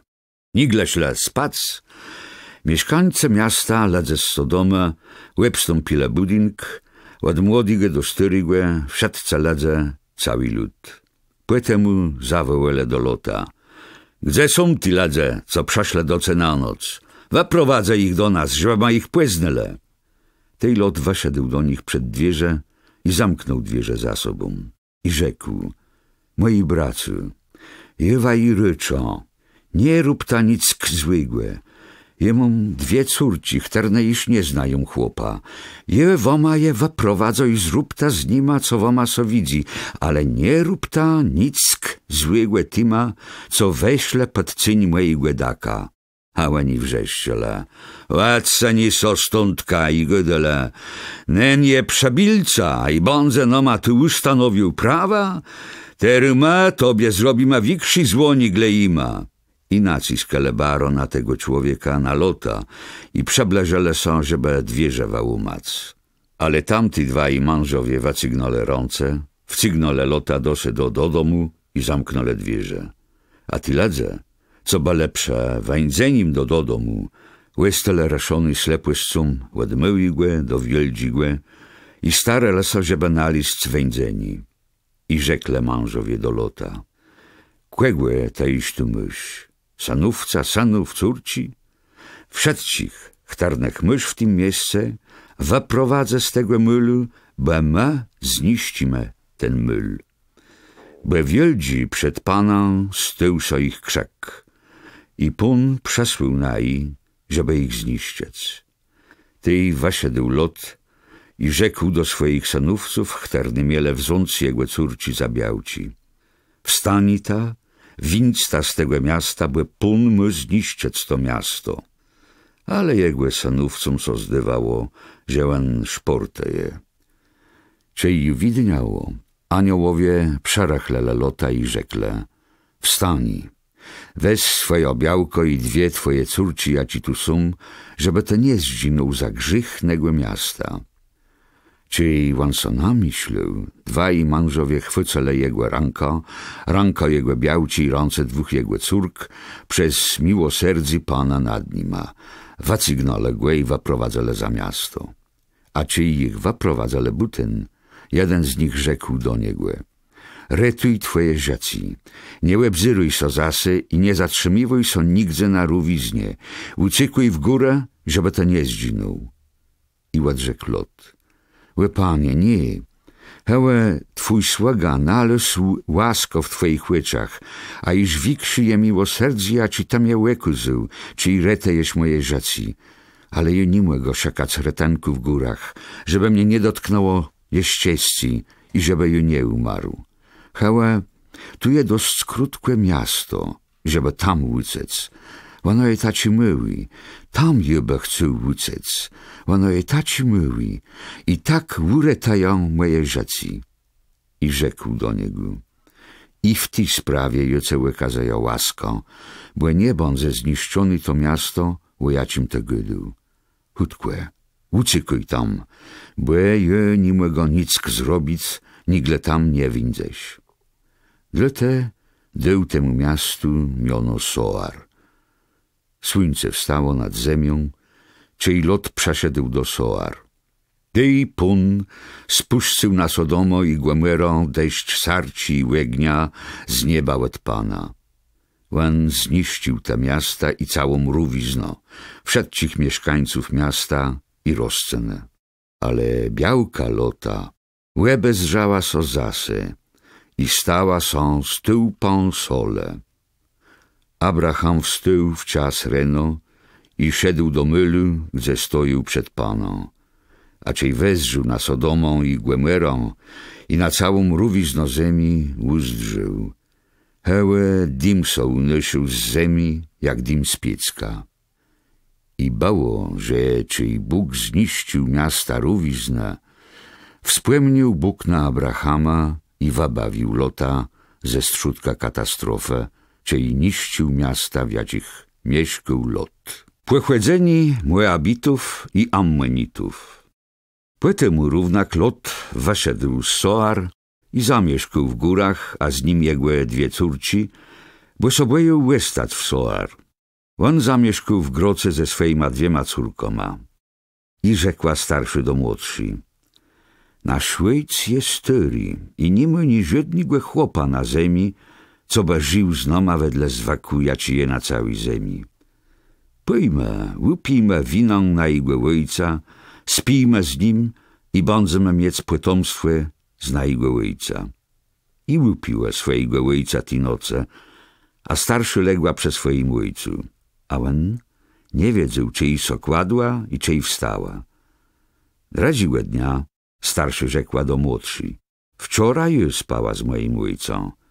Upijmy głęzy wino na noc i legni przy nim, żeby machwać z na jego ojca miałe potomstwo. I upiła też ty noce swojego ojca wino, a młodsza legła przy swoim ojcu. A on nie wiedział, czyj so kładła i czyj wstała. I łebie córci Lota poczęła ze swojego ojca. Starszy urodziła syna i dała jemu miono Moab. On je ojcem Moabitów żyjących jaż po dziś dzień. Młodszy też urodziła syna i dała jemu miono Ben-Ammi. On je ojca synów Ammona, żyjących jaż po dziś dzień. Abraham w Gerarze. I wyszedł Abraham tamstądka na pełni kraju, przebywał midze Kadesz i Sur, a zamieszkał jak nocezi w Gerarze. Abraham rzekł we swojej białce Sarze: to je moja siostra. Dlatego Abimelek, król Gerara, posłał po nią i kazał so przeprowadzać Sarę. Ale Bóg przeszedł do Abimeleka w nocy w spiku i rzekł jemu: ta umrzesz, sprzeczone ti białci, chtarnota so wzół, bo ona mój chłopa. Abimelek nie zbliżył się do niej i rzekł: panie mój, czy ta watracisz tyś mój niedowinny lud? Czy to nie łan mnie godeł, to je moja siostra? A czej łana niego dała, to je mój brat? Je to uczynił z niedowinności serca i z czystýma rękoma. I odrzekł jemu Bóg již we spiku: ja wiem, że to zrobił z niedowinności serca i dlatego je se wstrzymał przed grzechem procem mnie i dlatego nie pozwolił, żeby to ją tknął. A teru dej nazyd białko tego człowieka, bo on je proroka. On so bądze młedlił zace i bądze żył. Ale żele ta nie łeddysi nazyd, wiedz, że umrzesz ta i twojej blaści. Abimelek wstył reno i zawołał wszystkich swoje słodzi i sumi małe powiedział we wszystkich tak sprawach. A ti mężowie barosowa straszele. Tej zawołał Abimelek Abrahama i rzekł do niego: co ten ma zrobił? Ja ci grzych je uczynił procemce, że ta sprowadził na mnie i na moje królestwo taci wielki grzych. Ta sałe przedł ze mną tak, jak ten nie miał sałe pchadać. I zapytał Abimelek Abrahama, co to masz tu zrobić przez taci postępowani? A Abraham odrzekł, ja myślę, że nie ma na tym mylu bojazni Błega i zabiją mnie sprzeczone mojej białci. Tej jeś poprawdze, ona je moją siostrą, bo je córką mojego ojca, ale nie mojej matci, równak ona jej moją białką. I bało, że czej Bóg kazał mnie winc do domu mojego ojca, i rzekł do niej, to będzie dobrze, jak te będziesz godoła w każdym mylu, to ja ci go pudzę, to je mój brat. Tej Abimelek dał Abrahamowi łewce, wełę, sładzi i służebnice i oddał jemu jego białko Saro. Potem Abimelek rzekł, tu je moja ziemia przed tobą, zamieszkuj, gdzie so tobie widzi. A do Sary rzekł, je dał twojemu bratu 1000 tak strzybra, niech one będą dla cię nadgrodą, dla wszystkich, którzy są z tobą i przed jacima te będziesz doprowadzony nazyd do tcza. Abraham so modlił do Błega i Bóg uzdrowił Abimeleka, jego białką i jego niewolnicę, że mogli mieć potomstwo. Bo Bóg zamknął każdy klin do domu Abimeleka, sprzeczone Sarę, białci Abrahama. Narodzeni Izaaka. Pun nawiedził Sarę, jak zapowiedział, i uczynił Pun Sarze, jak rzekł, i płeczęła. I Sara urodzała Abrahamowi w jego starostce syna w tym czasu, jacim go dał Bóg. Abraham dał swojemu synowi, którego jemu urodzała Sara, miono Izaak. I łeberżnął Abraham Izaaka, czyli ten miał 8 dni, jak no jemu Bóg przekazał. Abraham miał 100 lat, czyli jemu so urodził syn Izaak. A Sara rzekła, Bóg uczynił mnie śmiechłewiścią. Każdy, kto to uczeje, będzie so z mnie śmiał. I rzekła, kto by rzekł do Abrahama, że Sara będzie karmić dziecię, a równak je urodzała syna w jego starostce, Hagar i Izmael na pustyni.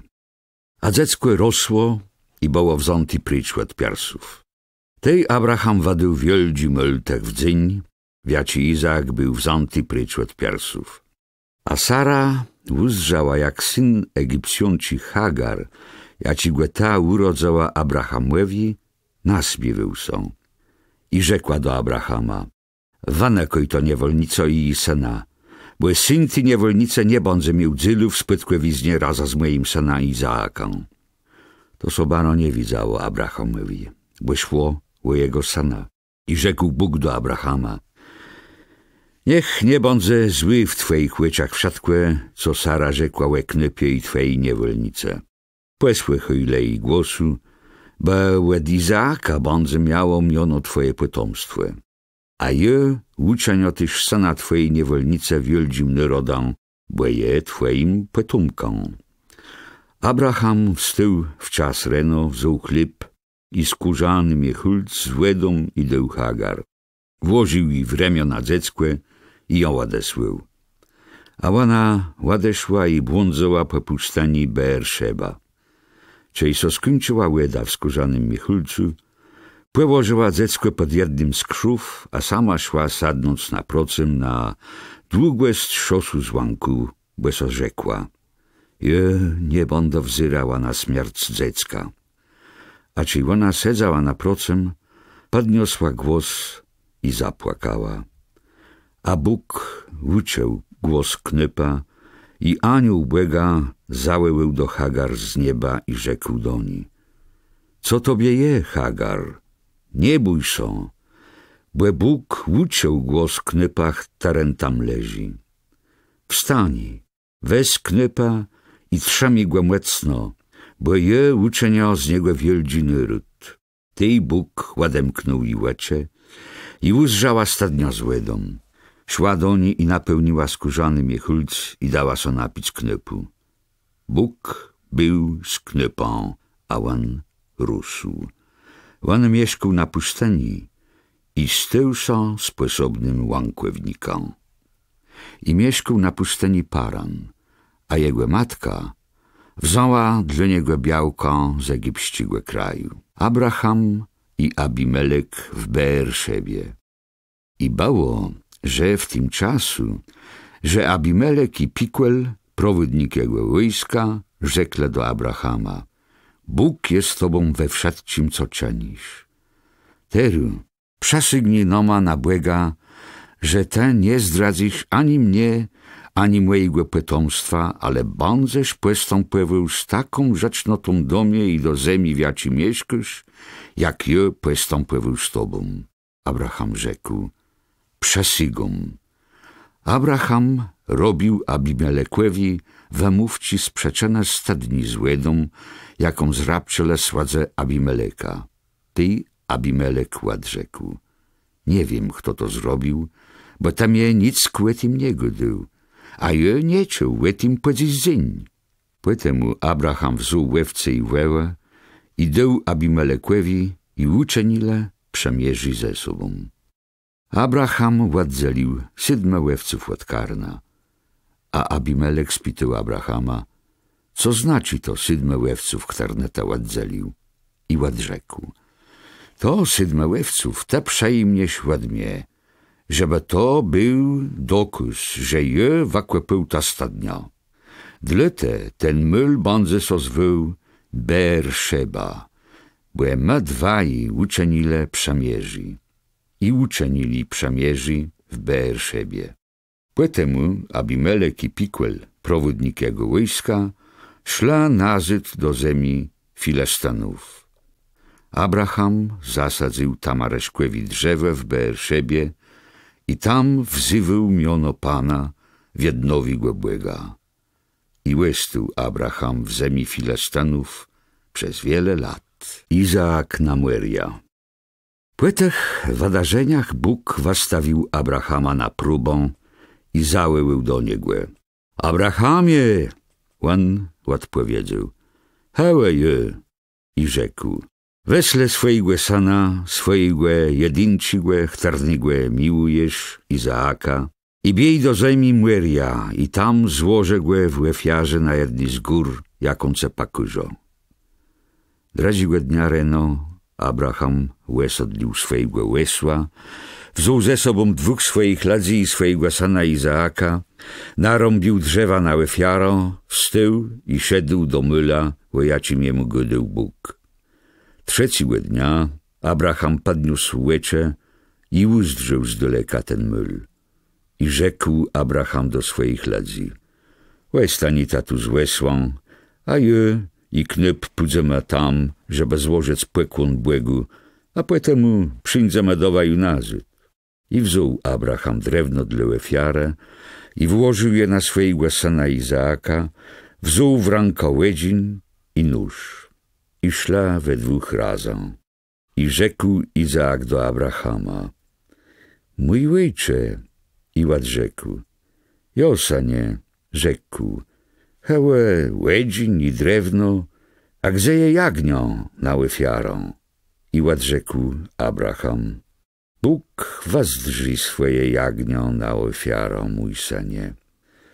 I szła we 2 razem. I doszle do mylu, o jacim godył jemu Bóg. Abraham zbudował tam ołtarz, przesiekł drzewa, zrzeszył swojego syna Izaaka i położył go na ołtarzu na drewkach. I wacygnął Abraham ręką i wziął nóż, żeby zabić swojego syna. Ale ty zaweł do niego z nieba anioł Pana i rzekł: Abrahamie, Abrahamie! On odrzekł: Hełe, je! I rzekł do niego: Nie wecygoj rąci na knypa i nie robi jemu nic złego, bo teru je poznał, że to są boisz Błega, bo nie odmówił mnie twojego jedynczego syna. I podniósł Abraham swoje łycze i uzdrzył, że stał był baran zapątony rogoma w chruszczewim. Ty Abraham szedł, wziął barana i złożył go w ofiarze miast swojego syna. I dał Abraham temu mulowi miono Pun uzdrzy. Dla tej Jezusa gody na górze Pun będzie uzdrzony. I zaweł anioł Pana z nieba dradzirez do Abrahama i rzekł: Je przesigom na mnie sami głę, wypewieść Pana, dla te, że te to uczynił i nie odmówił mnie Twojego jedyńczego syna. Je będę Cię błogosławił i dom Tobie potomstwo tak wielny, jak gwiazda na niebie i jak piesk na sztrądze młeża. A Twoi potomkowie dobędą bruma swoich niedrachów i będą błogosławione przez Twoje potomstwo wszetci naroda ziemi, bo te usłuchał mojego głosu. I przeszedł nazad Abraham do swoich ludzi. Oni wstele i szła razem do Beerszeby. I Abraham zamieszkał w Beerszebie. Potomkowie nachłera. I stało się po tych wydarzeniach, że doniosła Abrahamowi: Milka też urodzała synów Twojemu bratu Nachorowi Usą, pierworodnego, Buzą, jego brata Kemuela, ojca Abrama, Keseda, Chazan, Pidasza, Jedlafa i Betuela. A Betuel był ojcem Rebeci. Tak 8 synów urodzała Milka Nachorowi, bratu Abrahama. A jego Nachora dragłe ryżny białka, chterne miono Reuma, urodzała jemu iż Tebacha, Gahama, Tachasza i Maachą. Śmierć i pogrzeb Sary. Sara żyła 127 lat i umarła Sara w Kirjat Arba, to je w Hebrunie w ziemi Kanaan. Tej Abraham przeszedł czynić żałobę i łepłakiwać ją. Potem Abraham odeszedł od swojej umarłej białci i tak rzekł do synów Heta: Je jak nocezi przebiwą między wama, daj tam je tu uwaj grób na miectwie, żeby je mógł pochować moją umarłą. A synowie Heta tak rzekli do Abrahama: Panie, posłuchaj nas. Te jest między noma krzyże całą Boga, tej pochowi swoją umarłą w jednym z najważniejszych na ich grobów, ani żaden z nas nie odmówi ze swojego grobu dla pochowania Twojej umarłej. Tej Abraham wstał i skłonił się do ziemi przed ladati ziemi syna Macheta i tak rzekł do nich: Żele tako je waj welu, żeby je tu pochował moją umarłą, posłuchaj tam je. Rycz ta za mną Efrona, syna Sochara, żeby mnie dał swoją grotą Makpelą, która należy do niego, ta, co je ubrzegą płyla, żeby mnie ją przedał, żeby je miał między wama grób na miectwie. A Efron sedził między syna Macheta. I tak odrzekł Efron Hetita Abrahamowi przed syna Macheta i wszystkima, co wchodzili w brumę miasta: Nie, panie mój, posłuchaj mnie. Pole i grotą, jako je na nim, je tobie dywą przed synoma mojego ladu. Pochlewi swoją umarłą. Jezus Abraham so skłonił do ziemi przed ladą tej ziemi. I tak rzekł do Efrona przed ladą tej ziemi: To rachlita mnie, posłuchaj. Je dywają tobie pieniądze za to pole. Przejm je, a ty daje pochlewią moją umarłą. I odpowiedział Efron Abrahamowi: Panie mój, posłuchaj mnie. Ta ziemia wyrty 400 saklów strzybra. Co to je dla imię? Pochlewi swoją umarłą. Abraham posłuchał Efrona i odwoził tali strzybra, wiele chcął Efron, łojacim godą przy synach Heta. 400 seklów strzybra, jaci była w łebroce datką. Tak pole Efrona w Makpela na procem Mamre i grota, jako na nim była z wszelkima drzewoma, jaci na nim były wzdłuż jego grańce, stałe są miectwą Abrahama prze bacim synów Heta i przed wszelkima, co wchodzili przez brumo ich miasta.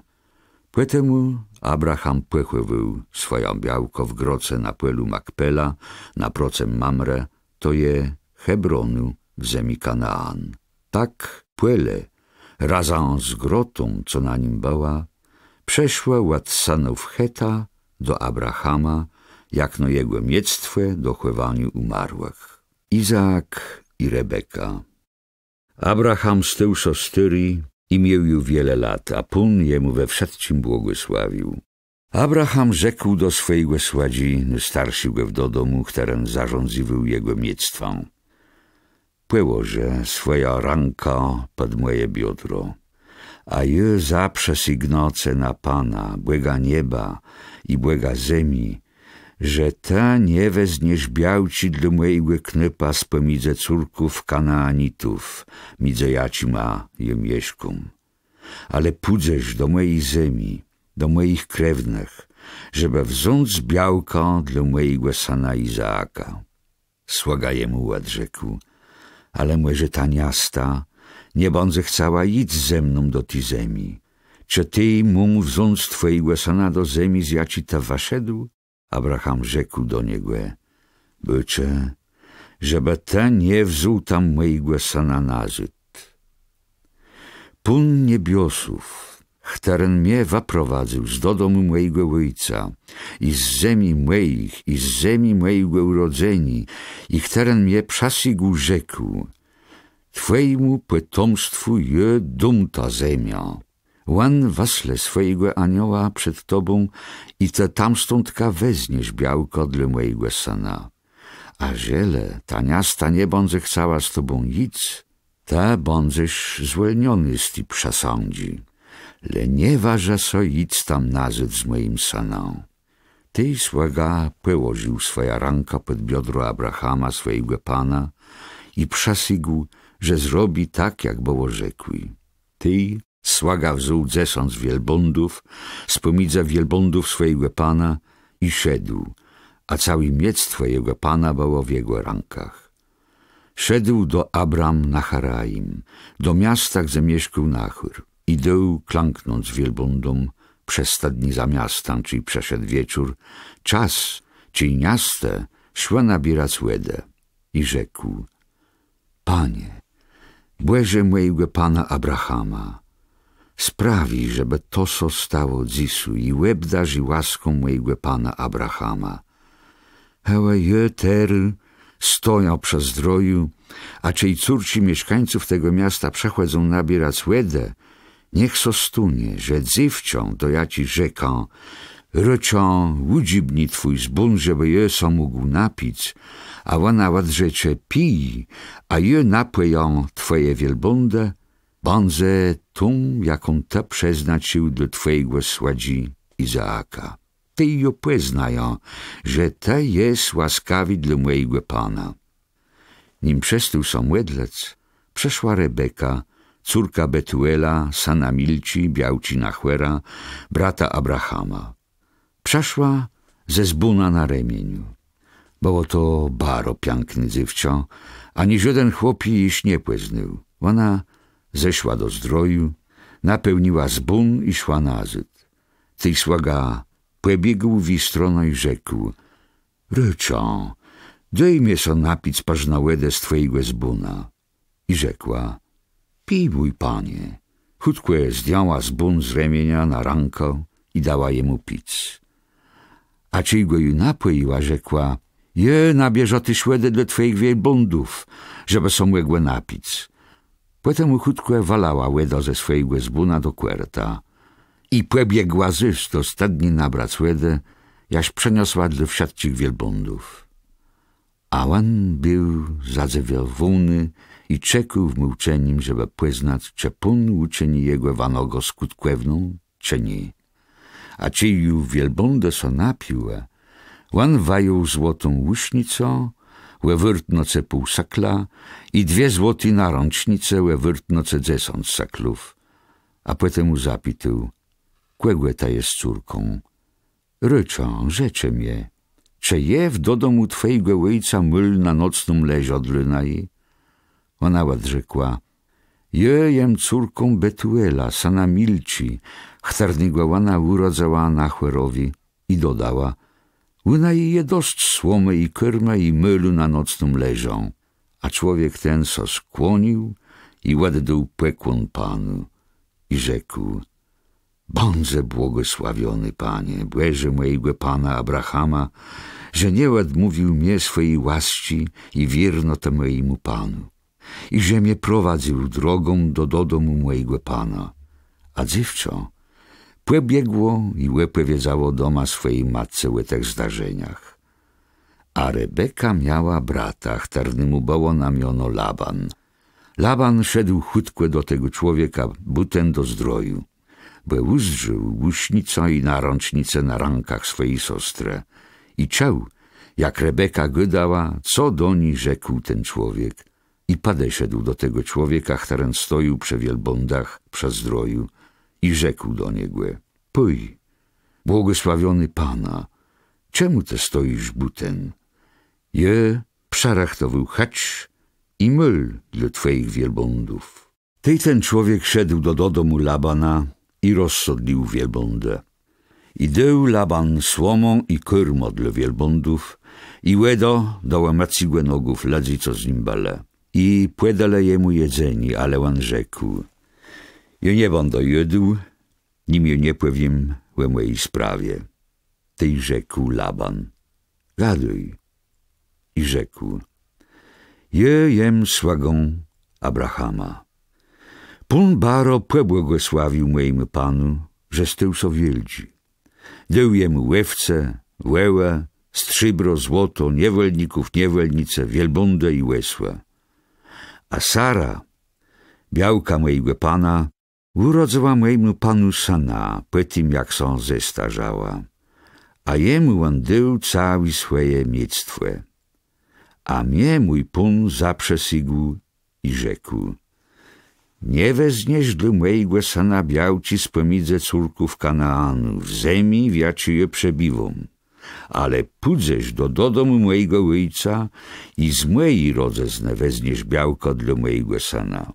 Tej rzekł do mojego Pana: Może ta miasta nie będzie chciała, idź ze mną.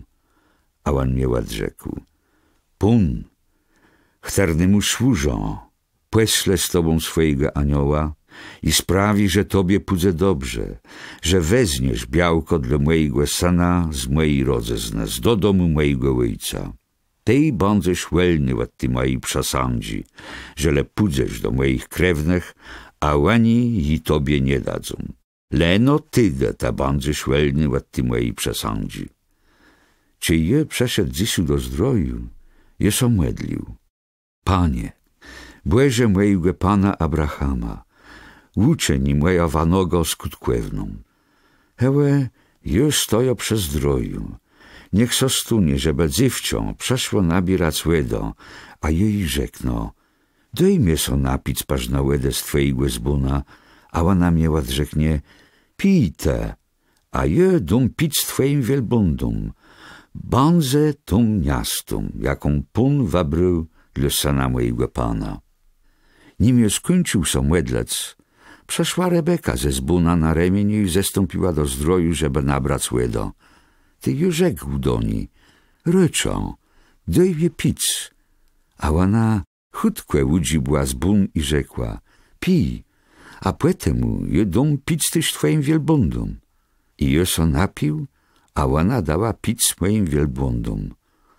A czy je ją zapytał, kogo ta jest córką, odrzekła: Jem córką Betuela, syna Nachwera, chtarnego jemu urodzała Milka. Tej je włożył łusznicę i narącznicę na jej ręce. A potem je so skłonił i oddał pekłon Panu i błogosławił Pana, błega mojego Pana Abrahama, że mnie prowadzał prawdzawą drogą, żeby wziąć córko brata mojego Pana dla jego syna. A tery, powiedzcie mnie, czy wy chcecie uczynić prawdzawą łaską mojemu Panu? Jeżeli nie, ja pójdę na lewo, aby w prawo. Ty Laban i Betuel odrzekli: Ład Pana waszła ta sprawa. My nie możemy tobie rzec, że to jest zły albo dobry. Hełe, myś Rebeką przed tobą. Weź ją i bij. Niech będzie białką dla syna twojego Pana, jak rzekł Pan. Czyli słaga Abrahama uczył te słowa, ładdył płekłon Panu jaż do ziemi. Poetemu słagawają strzybrzny i złoty rzecze, i ruchna, i deł je Rebece, a bratu i matce deł tyś kosztownosce. Ty, co z nim przeszle, najedla se i napile, a potem szle spać.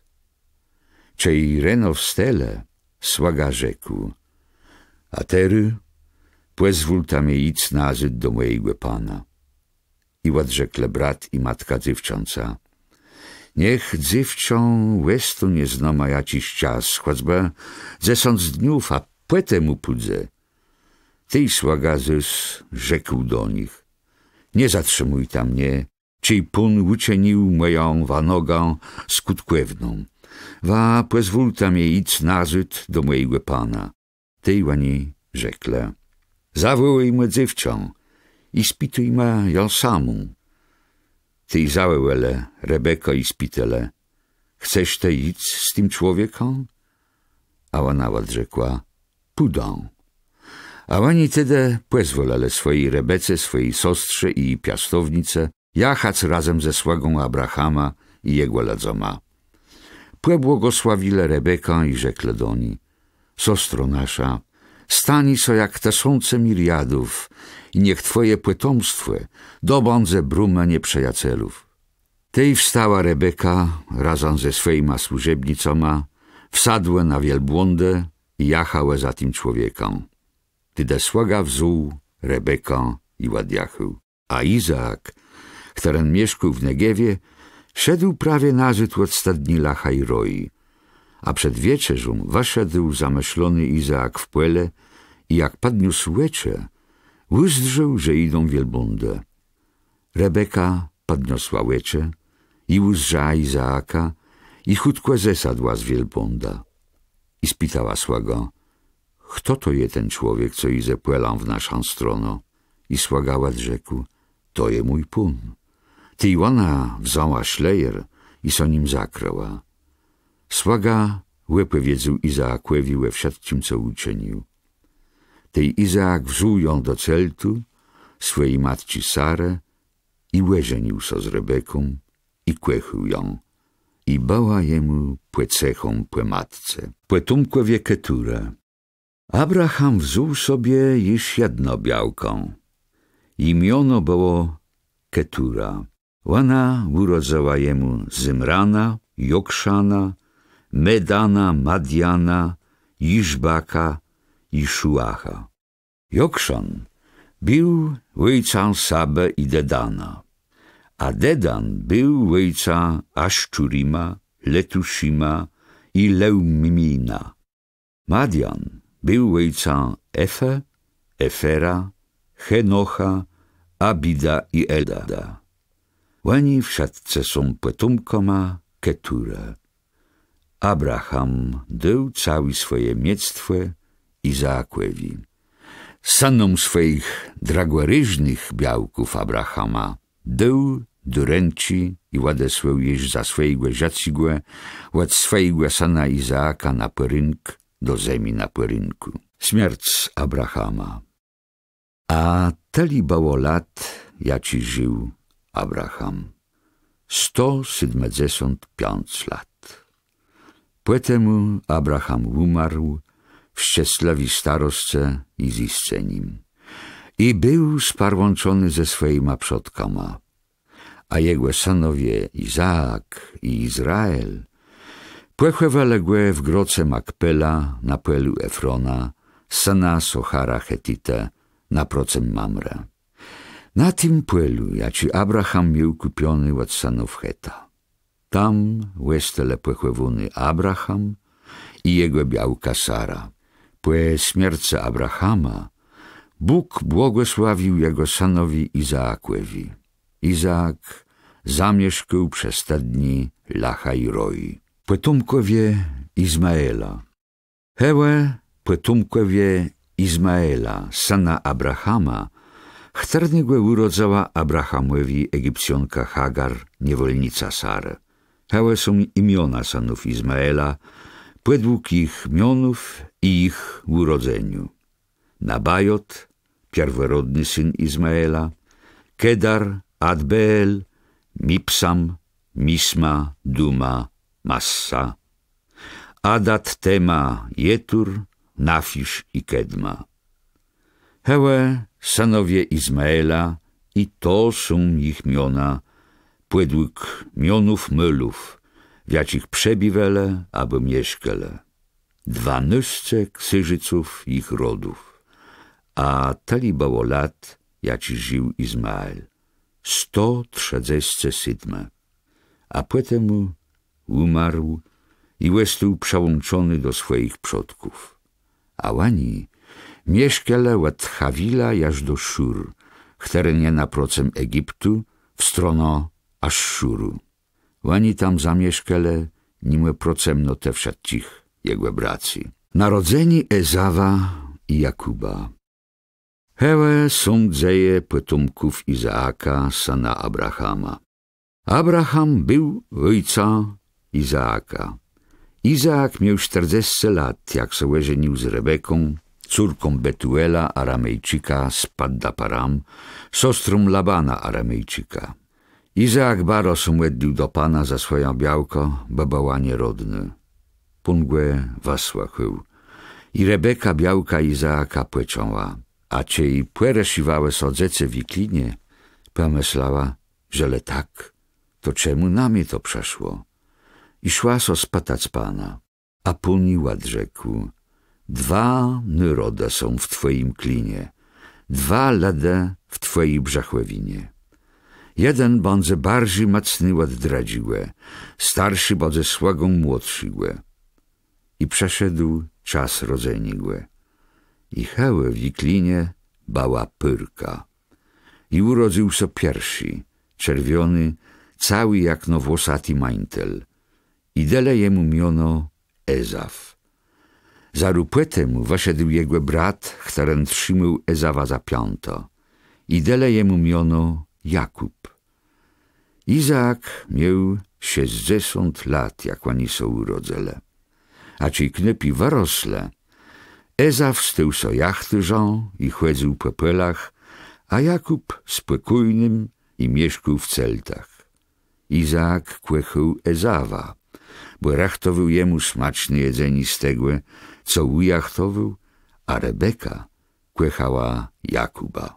Ezaf odstąpił swoje apartne prawo pierworodnego. Jednego razu, czy Jakub przerachtował judo, przeszedł z pola Ezaf baro umączony. I rzekł Ezaf do Jakuba: daj mnie choć pażnoty czerwieny judę, bo jem baro umączony. Dlute dele mu miono Edom. Ty Jakub jemu odrzekł: naprzód przedaj mnie twoje apartne prawo pierworodnego. I rzekł Ezaf: czy jutery umierom z głodu, co mnie po pierworodnoce? Ty Jakub rzekł: ty zaru mnie przesygnie. A on jemu przesygł i tak odstąpił swoje apartne prawo pierworodnego. Ty Jakub dał Ezawowi chleb i jedo ze soczewice. Ezaf so najadł i napił, a potem mu odeszedł. Tak to Ezaf mało zwyżył na swoje apartne prawo pierworodnego. Izaak w Gerarze. I nastał głód inszy od tego, jaki był za czasów Abrahama. Ty Izaak szedł do Gerara, do Abimeleka, króla Filestanów. I ukazał się jemu Pan i rzekł: nie bij do Egiptu, le stań w kraju, ja ci tobie pakurzą. Mieszkuj w tym kraju, a ja będę z tobą, będę tobie błogosławił, bo tobie i twojemu potomstwu je dom te wszystkie ziemie i spełnia przesąga, jaką je dał twojemu ojcu Abrahamowi.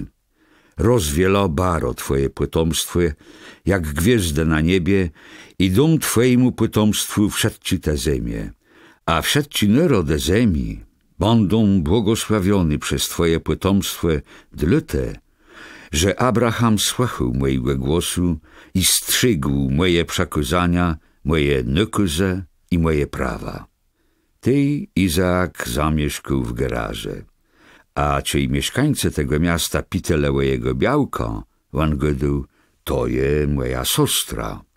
On so bojął gadać, to je moja białka, bo myślał, że ledze z tego mylu go zabiją przez Rebekę, bo ona była baro piękna. A ci ju tam przebiwał dłuższy czas, jednego razu król filastyński Abimelek wazyrył z łekna i uzdrzył, jak Izaak ładnyszył so do Rebeci, tak jak do białci. Tej zaweł Abimelek Izaaka i rzekł, to doch je twoja białka. Czemu te gadał, to je moja siostra? A Izaak jemu odrzekł, je tak gadał, żeby je nie stracił rzeczy głęzi przeczene. Ty, rzekł Abimelek, czemu te znoma tak postępujesz? Mało brakowało, żeby ktoś z mojego ledu żył z twoją białką i teba na nas sprowadził wino. Abimelek przekazał całemu ladowi, ten, kto tknie tego człowieka i jego białko, będzie zabity. A Izaak zasył w tej ziemi zyrno i zebrał w tym roku 100-razowy plun. Pun mu błogosławił. I stywał są coraz bogatsi, jaś stył są baro młeżni.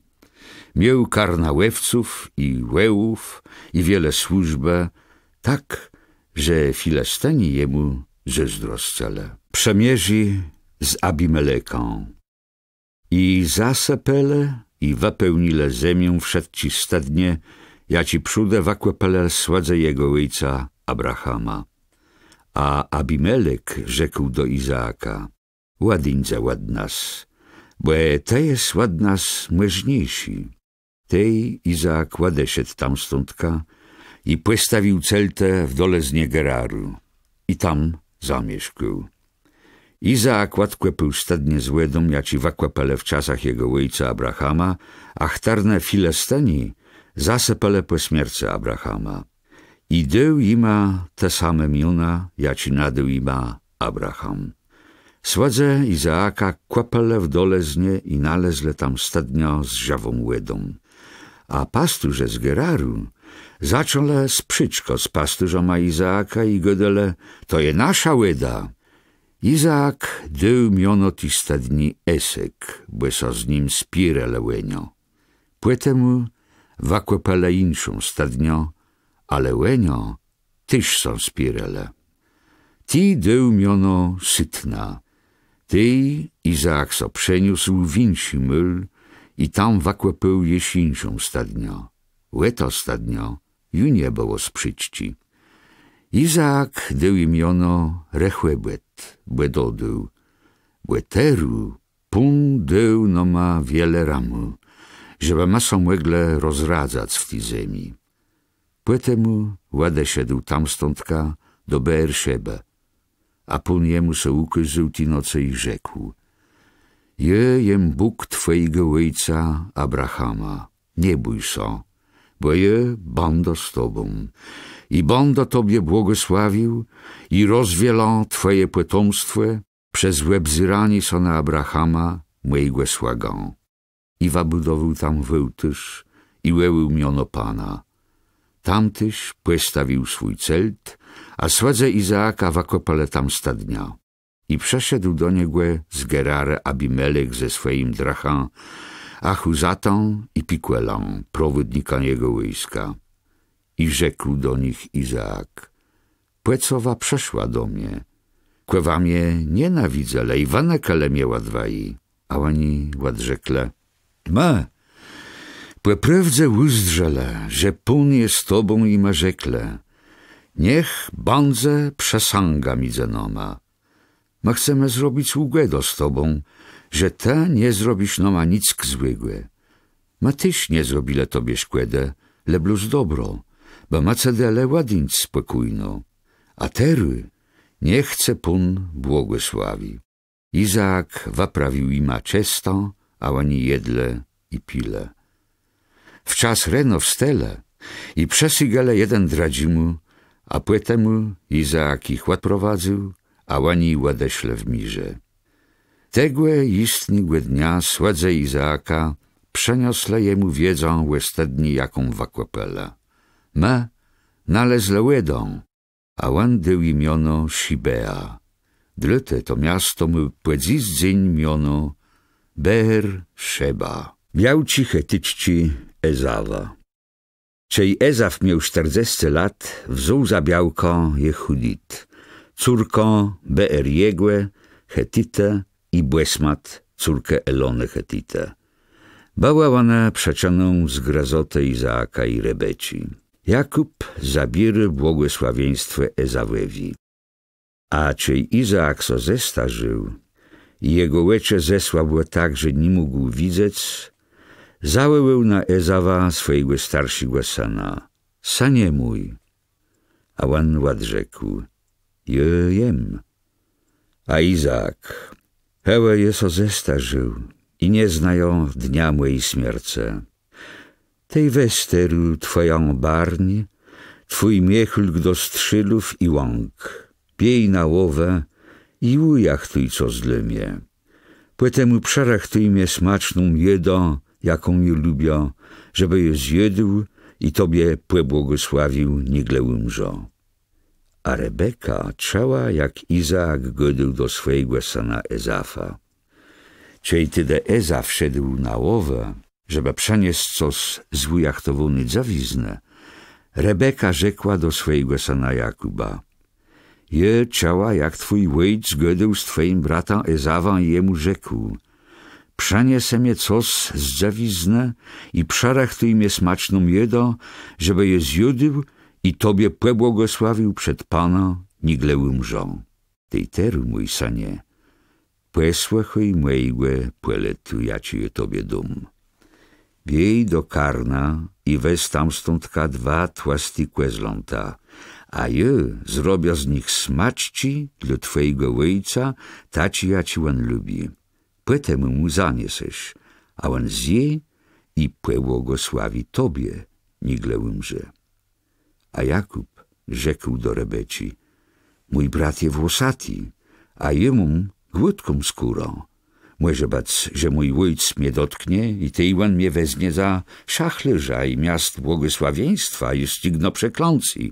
I rzekła jemu jego matka, to przeklący spadnie na mnie, mój synie.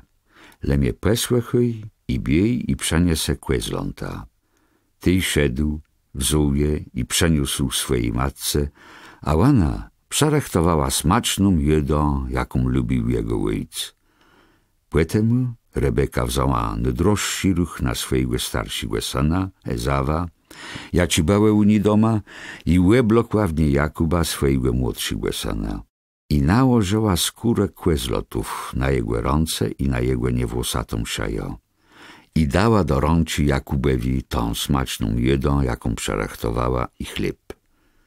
Ty przeszedł Jakub do swojego ojca i rzekł, mój ojcze, a odrzekł Izaak, jo, chtarenta jest mój synie. I rzekł Jakub do swojego ojca, jem Ezaw, twój syn pierworodny. Je zrobił tak, jak te godził.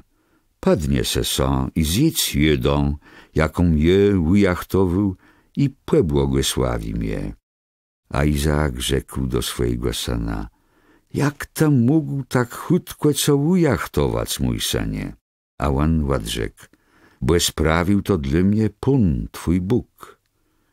Tej Izaak rzekł do Jakuba, zbleże są, żeby je mógł ce dotknąć i poznać, że poprawdze to jest mój syn Ezaw czy nie. Ty Jakub so zbliżył do swojego ojca Izaaka, a ten dotknął go i rzekł, głos je głosą Jakuba, a ręce rękoma Ezawa.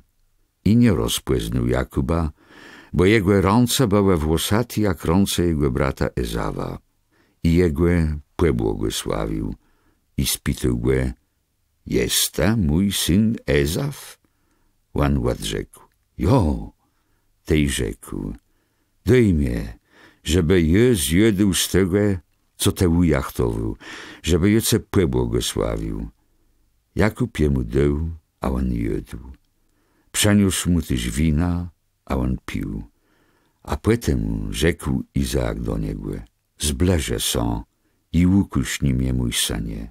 Ty Jakub so zblaził i go kusznął. Cze Izaak poczuł łenią jego ruchnów, płebłogosławił jemu i rzekł: hałe łeniu mojego syna, jak no łeniu płela, ja ci Pun płebłogosławił. Niech Bóg łże ci tobie rosę z nieba i brzadnosce zemi i błekadosce zbłeżu i wina. Niech tobie służą lede i niech tobie płekłon składają narodę. Bądze Pana twoich braci i niech tobie płekłon składają sanowie twojej matci. Każdy, kto ce bądze przeklinął, niech bądze przekląty, a kto ce bądze błogosławił, niech bądze błogosławiony. A czy Izaak wypowiedział swoje błogosławieństwo nad Jakubą i ten leno odeszedł od niego, z łowów nazad przeszedł brat Jakuba Ezaf. I on też przarechtował smaczną jedo i przeniósł swojemu ojcu i rzekł do niego: padnie se są, mój ojcze, i jedz to, co ujachtował twój syn, żeby tam je pobłogosławił. Jego ojciec Izaak rzekł: kto to jest? On odrzekł: jejem twój syn pierworodny Ezaf. Ty Izaak baroso ujasnął i rzekł: ty, kto to był ten, co ujachtował zawiznę i mnie przeniósł, a on jedł, nigle te przeszedł nazad i jemu pobłogosławił. On dochił w złą błogosławieństwo. Czy Ezaf uczył te słowa swojego ojca, zawrzeszczył baro głosno i z głębkością rzekł do swojego ojca: daj i mnie swoje błogosławieństwo, mój ojcze. Izaak rzekł: przeszedł twój brat hitro i wziął twoje błogosławieństwo. I rzekł Ezaf: czy nie dla te dostał miono Jakub? On mnie łechabił już 2 razy. Wziął moje prawo pierworodnote, a teraz wziął mnie też błogosławieństwo. I spytał: czy ta nie wystawił dla mnie błogosławieństwa? I rzekł Izaak do Ezawa: hałe, jegłe uczynił twoim Pano i wszystkich jego braci jemu dał jak no słodzi. Jego też łepatrzył w zbłeże i wino. Ty, co ju mogę zrobić z lece, mój synie? Ezaf rzekł do swojego ojca: czy te mysz bluz jedno błogosławieństwo, mój ojcze? Pobłogosławi i mnie, mój ojcze. I Ezaf głośno zapłakał. Ty jego ojciec Izaak rzekł: nie bądze brzadny zemia, ja ci bądze śmieszku i nie bądze tam rosę z nieba. Ta bądzesz żył z mieczą i bądzesz słagą twojego brata, ale czy bądzesz skrzywdzony, zdrzucisz jeżmę z twojego karku. I nienawidził Ezaf Jakuba, sprzeczone błogosławieństwa, jacim pobłogosławił jemu jego ojciec i umyslił so. Czej przyjdą dni żałoby po moim ojcu, je zabiją mojego brata Jakuba. Czej do Rebeci doszły te słowa Ezawa i syna, zawołała Jakuba swojego młodszego syna i rzekła do niego: twój brat Ezaw chce so zemścić i chce zabić. Ty teru posłuchaj mnie. Wstań i uciekaj do mojego brata Labana do Haranu. Łestani tam jakiś czas, jaż minie górz twojego brata. A czy minie górz twojego brata i zabądze, co te jemu zrobił, ty waslą i weznocę tam stądka. Czemu jemu stracać jednego dnia, wajłe 2? Izaak wesoły Jakuba do Labana. I rzekła Rebeka do Izaaka: mnie zbrzadło rzeci przez te córci Heta, że jeś Jakub weznie so za białko jaką z córków Heta, z pomiędzy córków tej ziemi, na co mnie dłazi rzec? Ty, Izaak, załył Jakuba, pobłogosławił jemu i dał jemu taci nykus. Nie bierze so białci z córków Kanaanu. Wstani i biej do Paddan Aram, do domu Betuela, ojca twojej matci, i weź so białko z pomiędzy córków Labana, brata twojej matci. Niech Bóg Wszechmocny ce błogosławi i uczyni ce brzadnym i ce rozkrzewi tak, że sostuniesz ojcom wiele narodów. Niech da tobie błogosławieństwo Abrahama, tobie i twojemu potomstwu, żeby ta wzół ziemię, w jaci przebiwysz, tą, jaką Bóg dał Abrahamowi. Tak to Izaak ładesłył Jakuba, a on ładeszedł do Paddan Aram, do Labana, syna Betuela, brata Rebeci, matci Jakuba i Ezawa. Inszy żeńba Ezawa. A Ezaw uzrzył, że Izaak pobłogosławił Jakuba i wysłał go do Paddan Aram, żeby tamstądka wzół so białko i dał jemu nykus. Nie bierze so białci z pomiędzy córków Kanaanu. I posłuchał Jakub swojego ojca i swojej matci i szedł do Paddan Aram. Ty, Ezaw, zrozumiał, że córci Kanaanu nie widzą swojego ojcu Izaakowi. I szedł Ezaw do Izmaela i wziął za białko krom tak, co i miał, Mahalat, córką Izmaela, syna Abrahama, siostrą Nebajota. Snik Jakuba. A Jakub weszedł z Beerszeby i szedł w stronę Haranu. I natrafił na jakiś myl i tam so zatrzymał na noc, cej słońce już zaszło. Ty wziął kam z tego myla i podłożył go so pod głową i położył so na tym mylu. I miał widzenie w spiku. Hełe drybka stojała na ziemi, a i szpec sigał nieba. I hełe aniołowie błega wchydele w górę i schydele w dół. I hełe Pun stoił na szpacu i rzekł: jem Bóg twojego ojca Abrahama i Bóg Izaaka. A ta ziemia, na której ty leżysz, dawą tobie i twojemu potomstwu. A twoje potomstwo będzie jak proch ziemi. I ta są rozkłesteżysz w zyput, w porynk, w nordą i w pełni, a wszedci rodzezne ziemi będą w tobie błogosławiony. Jem z tobą i będę strzyc wszędzie, gdzie te pójdziesz, i sprowadzę nazyd do tej ziemi. Bo nie wypuszczace, jaś nie uczenia tego, co jece rzekł. Cej Jakub so zbudził ze swojego spiku, rzekł: poprawdze, pulnie na tym mylu, a ja nie wiedział. Wastraszył się i rzekł: jak ужасny je ten myl. To nie je nic inszego, jak dodum błega i bruma nieba. A w czas reno Jakub wstał i wziął ten kam, jaci so podłożył pod głową, i postawił go jak na stelę i walił oliwo na jego szpac. I dał temu mylowi imiono Betel, choć z przodu jego imiono było Luz.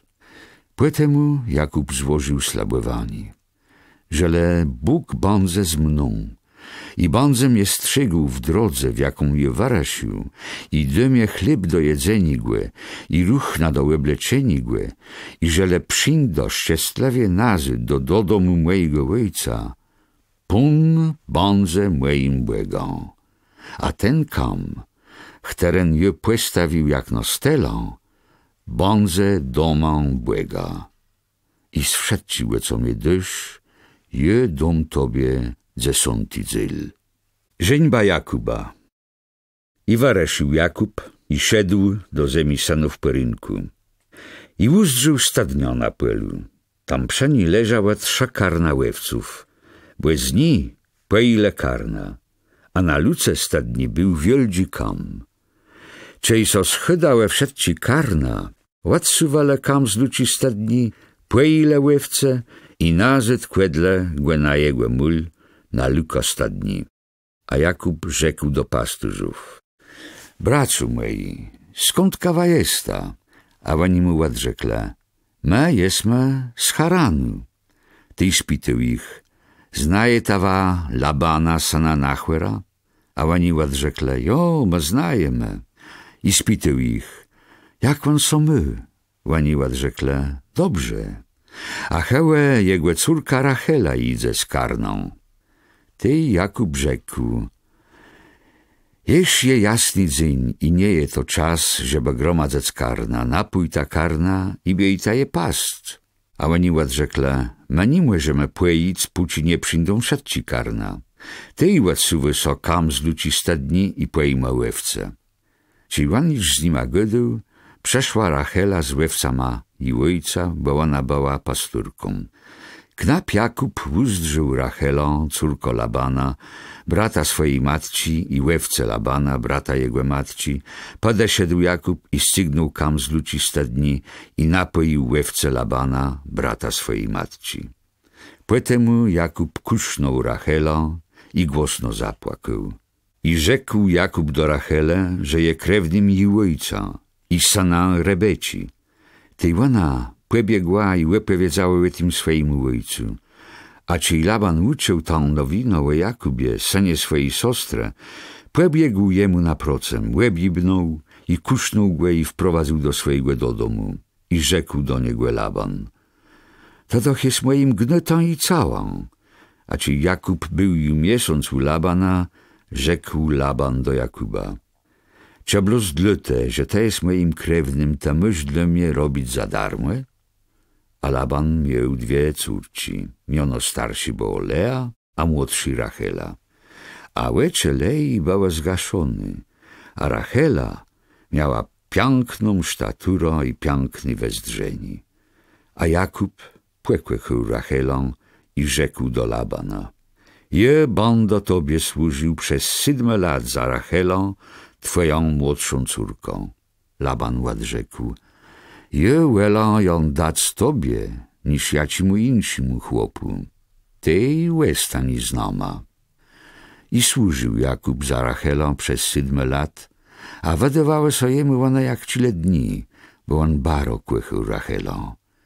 Ku reszce Jakub rzekł do Labana: daj mnie moja białko, bo już so wypełniły dni, żeby już z nią sparłącił. Ty Laban zaprosił wszystkich mieszkańców tego mylu i wyprawił czestą. A ciej był wieczór, Laban wziął swoją córkę Leą i zaprowadził do niego, a on so z nią sparłącił. I dał Laban swojej córce niewolnica Zilpą. A reno Jakub uzdrzył, że to była Lea. Ty rzekł do Labana: co tam je zrobił? Czy nie za Rachela tobie służył? Czemu tam je szukał? I rzekł Laban do Jakuba: nie ma u nas takiego zwaku, żeby dać młodszą córkę przed starszą. Będę z tą przez tydzień, a potem me dumę tobie tą drogą za służbą, jaką ta będziesz miał iż dradzich 7 lat. Jakub so zgodził i był z tą przez tydzień. Potem Laban dał jemu swoja córka Rachela za białko. On też dał Racheli niewolnicę Bilchą, żeby jej służyła. Tej Jakub przeszedł też do Racheli, a kłechał Rachelą bardziej nigle Leą. I służył Labanowi już 7 lat. Dzece Jakuba. A czy pon uzdrzył, że Lea była mnikłechuny, łademknął i klin, a Rachela była nierodny. Tej Lea płeciała i urodziła syna i dała jemu miono Ruben, bo rzekła: Pun wezdrzył na moje upokłorzeni. Teru mój chłop mnie będzie kłechał. A ciej znowu płeciała i urodziła syna, rzekła: Pun Uczył, że jem nikłe chuny i mnie dył tyś tegłe sana. I dała mu miono Symeon. Potem znowu płeczoła i urodziła sana i rzekła: Teruj mój chłopco przanący do mnie, bo jemu urodziła 3 sanów. Dlete dała mu miono Lewi. I jeś rys płeczoła i urodziła sana i rzekła: Teru, będę sławiła Pana, i dlete dała mu miono Juda. Czyli Rachela widziała, że nie rodzi Jakubowi, zazdroszczała swojej siostrze i rzekła do Jakuba: Daj mnie dziecę, bo jak nie, to i umrze.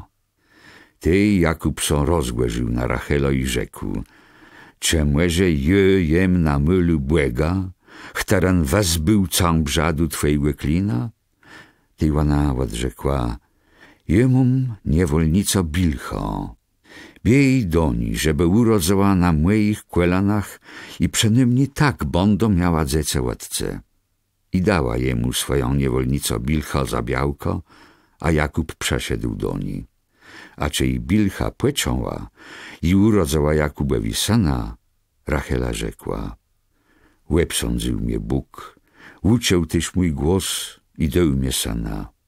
Dlete dała jemu miono Dan. Potem Bilcha, niewolnica Racheli, jeś rys płeczoła i urodziła Jakubowi dradziłe sana. Tej Rachela rzekła: Je biotczała na dlackłe z moją siostrą i je dobyła. Dlete dała jemu miono Neftali. Czyli Lea uzdrzała, że ju nie rodzi, wzięła swoją niewolnicę Zilpę i dała ją Jakubowi za białko. A Zilpa, niewolnica Lei, urodziła Jakubowi sana. I rzekła Lea: Na szczęście. I dała mu miono Gad. Zilpa, niewolnica Lei, urodziła dradziłe sana Jakubowi. Lea rzekła: Na moje szczęście, bo miasta będą mnie zwały szczęśliwą. I dała jemu miono Aser. Jednego razu Ruben weszedł w pole, czyli bałe żniwa, i należał mandaguerę i przeniósł je swojej matce Lei. Tej Rachela rzekła: Daj mnie mandaguerę twojego sana. A ład rzekła: Czaisz tobie mało, że ta wzęła mnie chłopa, że chcesz mnie wziąć mandaguerę mojego sana? A czy Jakub szedł łeb wieczór nazud z płela, Lea weszła jemu na procem i rzekła: Pójdą mnie, bo jece wzęła za mandagorę mojego syna. I on so ligł z nią. I Bóg wysłuchał Lea, płeczoła i urodziła Jakubowi 5. sana. Ty, Lea, rzekła: Bóg dał mnie nadgrodę za to, że je dała mojemu chłopu moją niewolnicę.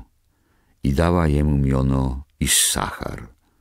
A czy Lea zus płeczoła i urodziła Jakubowi 6. sana, rzekła: Bóg mnie dał wielki dar.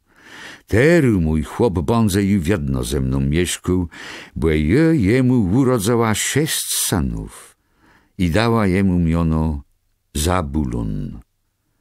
I urodziła też córko i dała imiono Dina. Tej wspomniał też Bóg o Racheli. I wysłuchał ją Bóg i łatemknął jej klin. Czyli tedy płeczoła i urodziła sana, rzekła: Bóg scygnął z mnie nieczestnotą. I dała jemu miono Józef i rzekła: Żebele pun dał mnie już jednego sana. Zbłogaceni są Jakuba. A czy Rachela urodziła Józefa, Jakub rzekł do Labana: Daj mnie idź nazyd do mojego domu w mojej ziemi. Daj mnie moje białci i moje dziece, zachtarne je tobie służył, a ładyń do. To dobrze wiesz, jaki tobie służył. A Laban jemu odrzekł: Jeżeli je nalezł łaska w twoich łeczach, jest oprzekłynął, że Pan mnie błogosławił zanka tobie. I rzekł: Powiedz mnie, jaką to chcesz mieć ładnie zapłatą, a jece dum. Ty Jakub rzekł: to dobrze wiesz, jakie tobie służył, i ja ci je twoje miectwo zankamie. Ta nie miał wiele nigle je przeszedł. Łatkątka je tu przeszedł, rozwielało so wiele. I Bóg błogosławił tobie zankamie.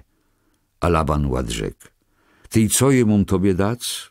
Jakub rzekł: nie dawaj mnie nick, le zrób dla mnie to, co rzeką. A bondo zus pasł twoje karna i bondo je dozyrył. Je webindo dzisu wszedci twoje karna i wybierzą so z nich dlese wszedci jagniątka drobkłewati, bestri i czyrny jagniątka z pomidze łewców i kłezląta bestri i drobkłewati z pomidze kłezów. Niech one będą moją zapłatą. Za jakiś czas ta so będziesz mógł przekłynać złe mojej łódca łezce. Bo ciej przyjdziesz, żeby uzrzec to, co do mnie przenależy, jak no zapłata. Kłeze ja ci nie będą drobkłewati i bestri, i łewce ja ci nie będą czyrni, tam możesz uznać za ukradły. A Laban rzekł: dobrze, niech będzie tak jak goduś.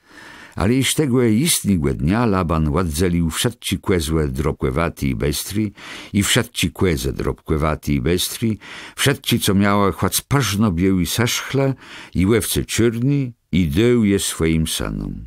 I ułedził daleko z 3 dniów drodzy między sobą a Jakubą. A Jakub pasł resztą łewców Labana. Tej Jakub wziął świeży witci drzewa paple, drzewa mandlowiłe i platane i zdarł z nich kłerą tak, że so ukazałe na nich bieli prądzi. Te łebzarty witci ustawił na procem karnów, przekłeretach z łedą i przepoidłach, żeby je widziałe karna, co przechodały pic łedą. Bo czyli zwierząta przechodały pic łedą, one so parzyły. I parzyły so zwierząta z karnów przed nima witkoma i rodzały so łewce z saszchlą prążkłewatą i bestrą i drobkłewatą. Jakub ładłączył bieli łewce w karnie Labana i ustawił na przódku karna prążkłewatigłe i czernigłe, a swoje karna trzymał apartno i nie parłączył ich z karnoma Labana. A ty już, Jakub, kładł witci przepoidłach przed łeczoma łewców bluz tyde, czyli miałe so parzec łewce macny. A przed słabima nie kładł witków tak, że słabi była Labana, a macny Jakuba. Tak Jakub stał so człowiekom baro błygatim. Miał też wiele karnów, niewolnice i niewolników, wielbłądów i łesłów. Łucyk Jakuba. A Jakub czuł, jak synowie Labana godole. Jakub wziął wszystkie, co było naszego ojca, i z tego, co było naszego ojca, on dorobił so taciego miectwa. I widział Jakub płeskarni Labana, że nie był ani dla niego taci jak przyde. Ty pun rzekł do Jakuba: biej nazyd do ziemi twoich ojców, do twoich krewnych, a je banda z tobą. Jakub kazał przyńc Racheli i Lei na pole do swoich karnów i rzekł do nich: je widzą płeskarni wajego ojca, że on nie je dla mnie taci jak przyde, ale Bóg mojego ojca je ze mną. Wa dobrze wieta, że je służył wajmu ojcu z wszedcim łece, ale waj ojc mnie łeszukiwał i wiele razy zmienił mnie zapłatą. Le Bóg nie dał mnie krzywdzec. Cej waj ojc gadał: łewce bestri będą twoją zapłatą, wszedci rodzała so bestri, a ci gadał: drobkłewati będą dla ciebie zapłatą, wszedci rodzała so drobkłewati. I tak Bóg wziął karna wajga ojca i dał mnie. Łebczas sparzeniu so łewców było tak, że je widział w spiku jak baran, co przechodały do łewców, była bestri, drobkłewati i prążkłewati. I tej anioł błega rzekł do mnie we spiku: Jakubie. I je odrzekł: Haweje. I rzekł anioł: wstań, ryczą, padnie se łycze i zdrze, że wszedci barany, co przechodzą do łewców, są bestri, drobkłewati i prążkłewati. bo je widzą wszystko, co robi Laban. Jejem Bóg z Betel, tam stądka, gdzie ta płemazył stelą i gdzie ta zrobił slabłewani. Teru wstani i windze z tej ziemi i biej nazyd do twojej rodny ziemi. Tej Rachela i Lea rzekłe, cze mejisz mumę, ja ci zdziel spytkłe wiznie na jego ojca? Cze nie łepchydył są znoma jak z cazima? Cze i nas przedył, a nadto iż przejedył na jej pieniądze? Bo cały błekados, jaką Bóg wzuł na im ojcu, przenależy do nas i do na ich dzieci, a teru zrobi wszystko, co tobie rzecze Bóg. Ty, Jakub, wstył i wsadził swoje dziece i białci na wielbłądę. I waprowadził wszedci swoje karna i cały swoje miectwo, jaci dobył, jego istny miectwo, istny karna, jaci nabył w Paddan Aram i ładeszedł do swojego ojca Izaaka w ziemi Kanaan. Cej Laban strzygł łewce, Rachela ukradła jego sztaturci buszków. A Jakub łemanił Labana Aramejczyka i nickiemu nie rzekł, że chce uciec. I uciekł, ze wszystkim, co miał. Wstał, przedostał so przez rzekę i ścierował so w stronę Warszawę, Gilead. Goni Labana. A trzeciego dnia rzekle Labanowi, że Jakub uciekł. Tyjwan wziął ze sobą swoich krewnych i głenił go przez 7 dni. I dogłenił go na Warszawie Gilead. Ale ty noce ukazał so Bóg w spiku Labanowi Aramejczykowi i rzekł do niego, bycze, żeby ten jego deł z Jakuba ni dobrze, ni źle. Laban dogłenił Jakuba, czy Iwan postawił swój celt na tej Warszawie. Laban i jego krewni też postawili celt na Warszawie Gilead. I rzekł Laban do Jakuba, co te zrobił? Ta mnie łemanił i uprowadził moje córci, jak łojnowi w pejmunci. Czemu te uciekł krajamno i mnie łeb krydł? I nic mnie nie powiedział. A jedoch bace łada słył z redotą i pieśniama, bambnoma i cytroma. Ta mnie nawet nie pozwolił ukuszcząc moich łetroków i moje córci. Ta postąpił baro nierozumno. I bo teru mógł z woma postąpić carowe, ale Bóg, wajgo ojca, tak rzekł do mnie wczoraj w nocy. Bycze, żeby ten jego deł z Jakubą ni dobrze, ni źle. Te ładę szedł, bo te baro tesknił za dodomą swojego ojca. Ale czemu te ukrydł moje sztaturci? Ty, Jakub, ład rzekł Labanowi, jest obłeju, bo je myślał, że tam je łeda bierzesz twoje córci. A ten, u kogo ta nalizesz twoje sztaturci, ten nie będzie żył. Przed naszyma krewnyma szukuj, co je przemie i so wes. Jakub nie wiedział, że to Rachela je ukradła. Tej Laban weszedł do celtu Jakuba, do celtu Lei i 2 niewolnic, ale nic nie należał. Poetemu weszedł z celtu Lei i szedł do celtu Racheli, a Rachela wzięła sztaturci i włożyła je pod sodło wielbłąda i na nie usadła. A cej Laban przeszukał cały celt i nic nie należał, ona rzekła do swojego ojca, nie głęża so, mój panie, że nie mogę wstać, bo mam to, co so zderzy niastą. Choć szukał, to nie należał sztaturków. Tej Jakub so rozgłężył i są wadził z Labanem. Jako je moja wina, ja ci je mój grzech, że te mnie tak głenisz. Te przeszukał wszedł moje rzeczy. I co te swojego należy mi za tyma rzeczoma? Ja ci są moje? Kładzę to przed moima i twoima krewnyma i niech oni rozsądzą mi za noma 2. Je był 20 lat u ciebie. Twoje łewce i twoje kłedze nie parzałe, a baranów z twojego karna je nie jadł. Je tyś nigdy nie przeniósł tobie rozszarpuny łewce, ale je sum tracił, bo ładnie tego żądał. Trzeba było skradł i za dnia, czy w noce. Za dnia tropił mnie głerąc, a łebnoc przez za mno spikłat chydu od moich łeczów. 20 lat je przebiwał w twoim domu.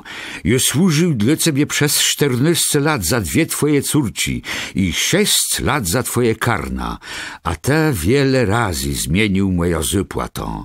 Czyjba Bóg mojego ojca, Bóg Abrahama, ten, który go zląkant, czy Izaak, nie był ze mną, to teru taba mnie ładesłał z pustyma rękoma.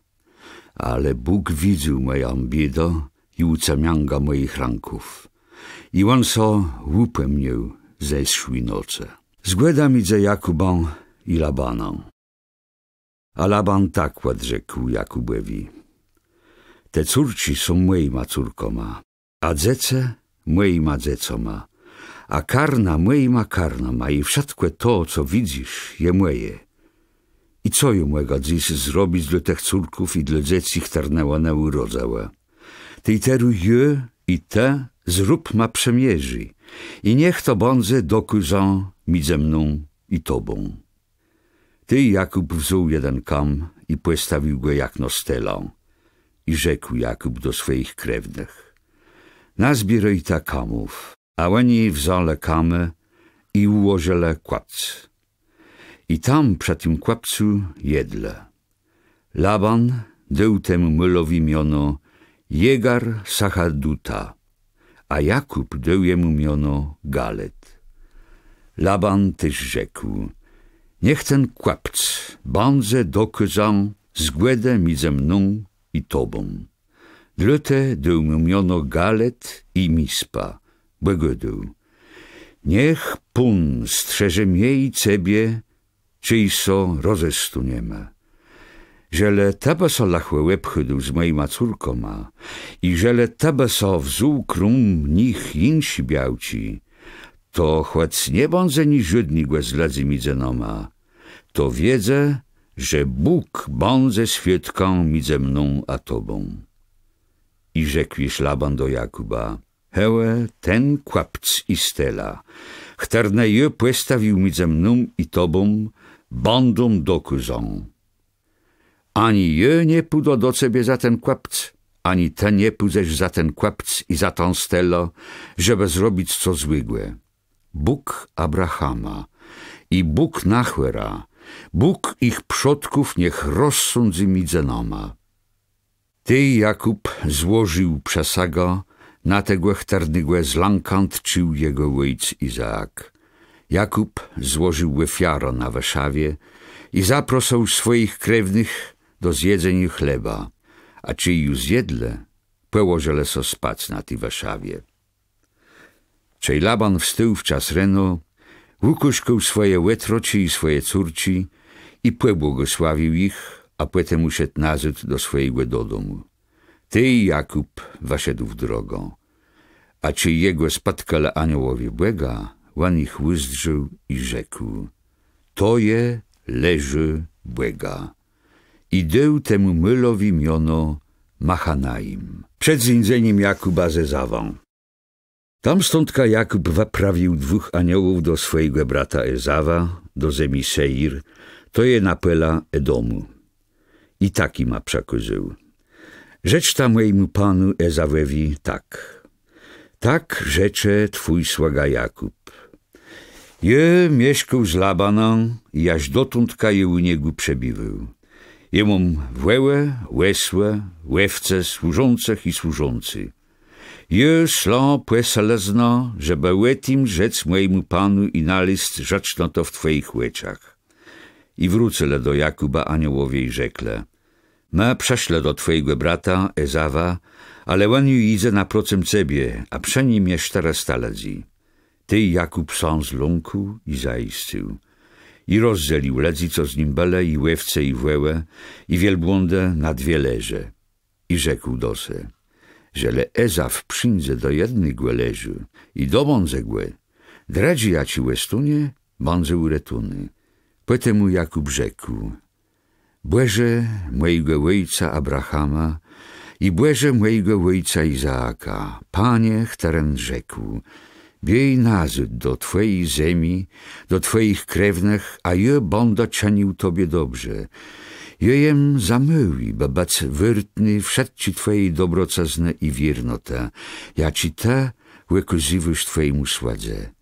Bo je dochleno z palecą w ranku przedostył so przez Jordan, a teru jemu dwie leże.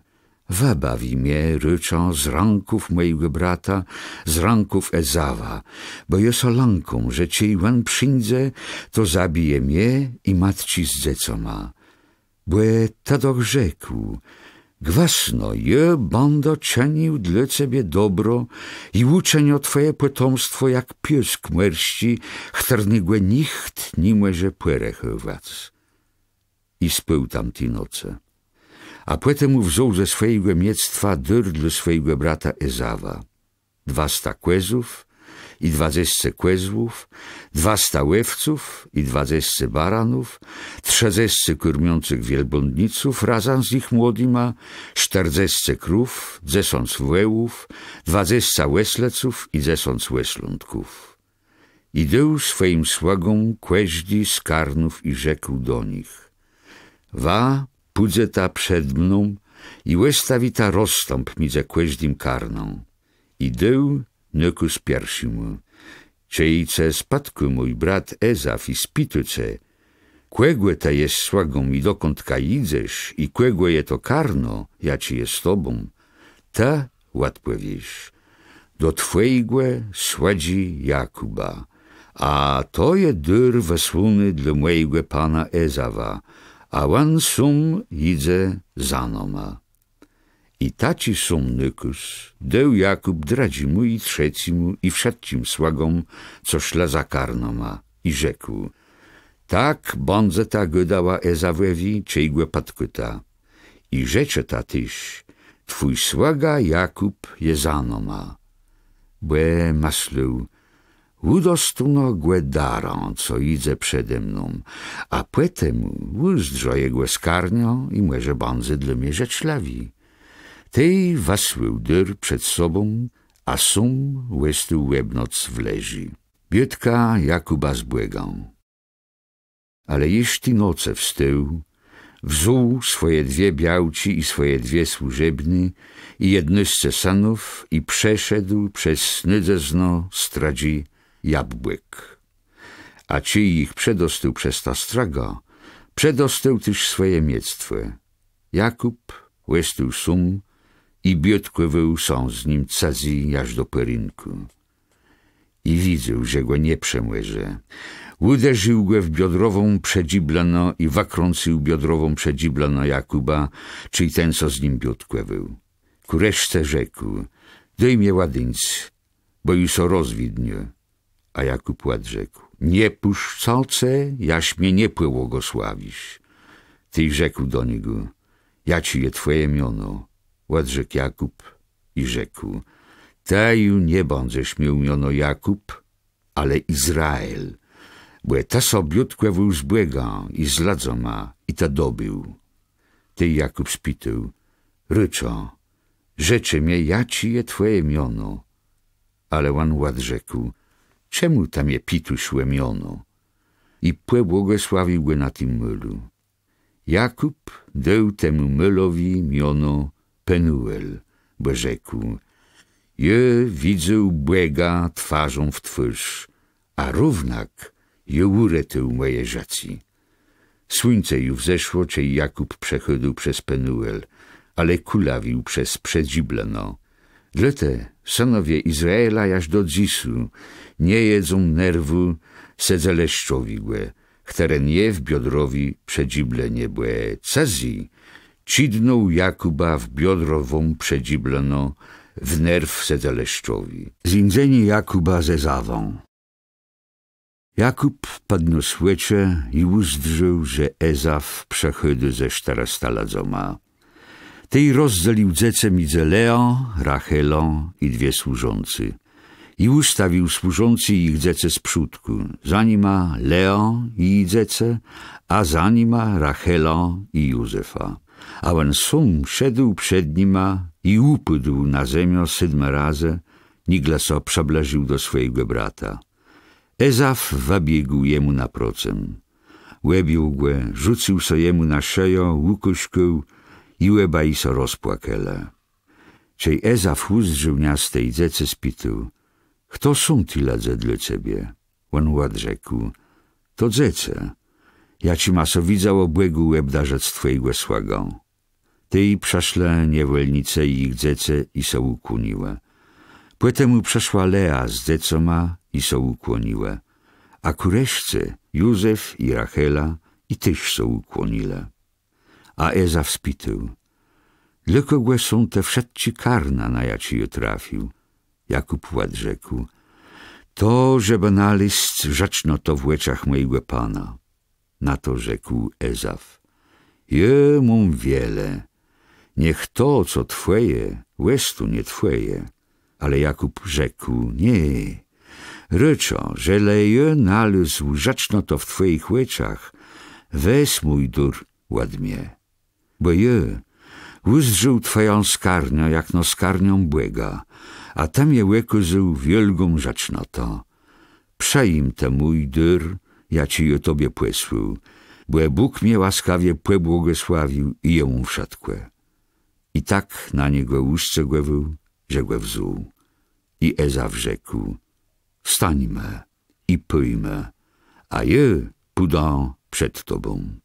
Ty, Jakub, rzekł: ta wiesz, mój panie, że dzece są słabi, a moje łewce i badło kormią młody. Że leje będą nakoł jeden dzień, to padnie mnie cały karno. Ty biej, mój panie, przed twoim słagą, a je pójdą pomału za karno, co pójdę przed twoim słagą i tak jak pójdą dzece, jaś przyń do doce, mój panie, do Seiru. A Ezaf rzekł: pozwolę, że je łestawią moich ladzi z tobą. Odrzekł: a za czym? Mnie wystarczy, że je nalazł rzeczno to w twoich łeczach, mój panie. Tej Ezaf nawrócił i szedł nazud tego dnia do Seiru. A Jakub szedł do Sukkwet, gdzie zbudował sobie chacz, a dla swojego karna postawił celtę. Dla te dał temu mylowi miono Sukkwet. Potem Jakub przeszedł zdrowi i cały z Paddan Aram do Sychem w Kanaanie i postawił celtę na procem tego miasta. I kupił od synów Hamuera, ojca Sychema, sztak płela za 100 kesytów i postawił na nim swój celt.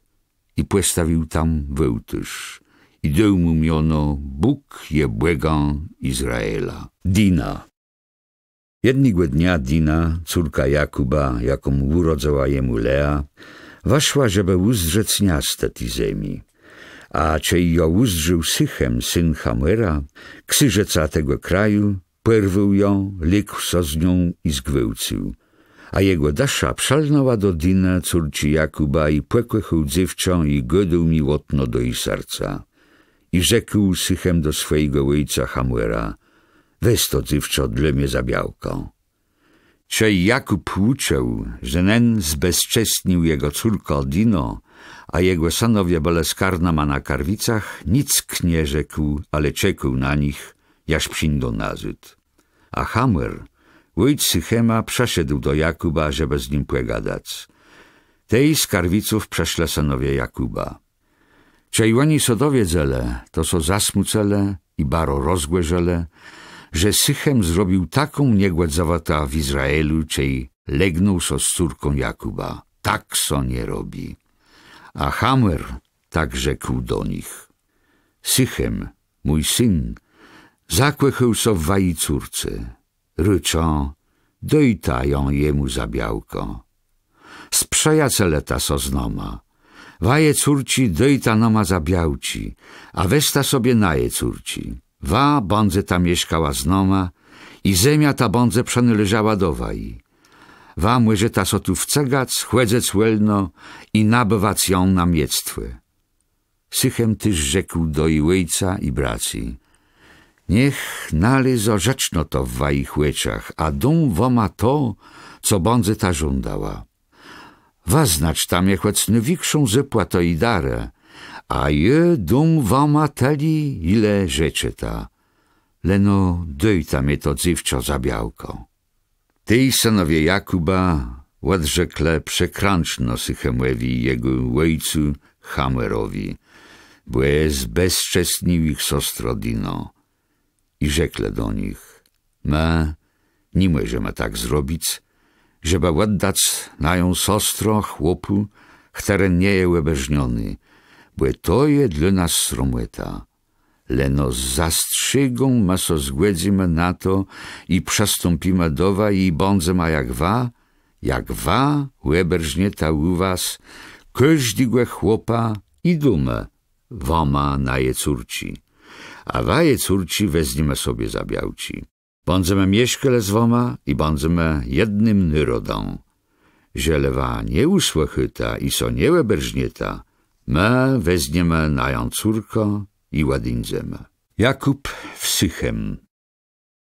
Ne słowa są widziałe Hamerowi i jego synowi Sychemowi. A młodzyńc nie odkładał zrobieniu tego, bo baro kłechył córko Jakuba. A był on najbardziej tczonym z całego domu swojego ojca.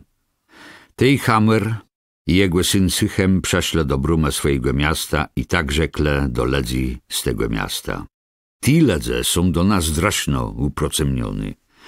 Niech mieszkają w tej ziemi i niech wanożą welno. Ta ziemia jedoch dość ramny. Ich córci me bądzema sobrele zabiałci, a na je córci dumę ima. Ale leno ze zastrzygą ani są głedzą mieszkać znoma, bo ma so stele jednym leda, że bądze u nas łebeżniony każdy chłop tak jak je u nich. Czy i tej ich karna, i ich miectwe, i wszystkich badło nie będą naje? Leno me dojma zgłedo na to, a oni łestaną znoma. I zgłedzele so z Hamerą i jego syna Symachą, wszedce, co wachydele z brumę miasta. I łeberżnole so wszedci chłopi, chternej wachydele z brum jego miasta. A trzeciego dnia płeczule wielgi ból. Ty, dwaj synowie Jakuba, Symeon i Lewi, bracu Dinę, wząle swoje miecze i weśle darno do miasta i zabile wszedci chłopów.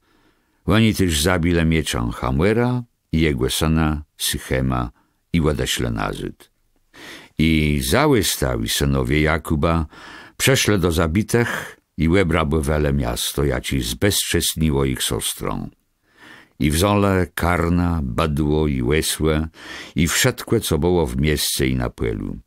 I całe ich miectwe, wszedci ich dzece i ich niaste wzole do niewele, i zrapszele wszetkłe, co było w ich chaczach. Tej Jakub rzekł do Symeona i Lewigłe: wa nam je sprowadzała nieszczęści, bo je przez was będą mnie nienawidzele mieszkańce ni ziemi, Kanaanice i Perizyce. Jemu mało ledzi, i żelewani są zbieżą procem mnie, to mnie przemłegą i zniszczą mnie i całe moje domóctwo. A oni jemu ładrzekle: a ima było welno łepchadać so znają sostrum jak z rozpustnicą. Jakub w Betel. I rzekł Bóg do Jakuba: wstani, biej do Betel i tam mieszkuj. Zrobi wełtusz błegu, którym so tobie ukurzył, czyli te ucykuł przed twoim bratem Ezawą. Jakub rzekł do swoich domycych i wszedcich, co z nim bala: łuszeń ta spomidzewaju cazach błegów, chtarnach wamyta, łebczeszcza ta so i zmień ta ruchna.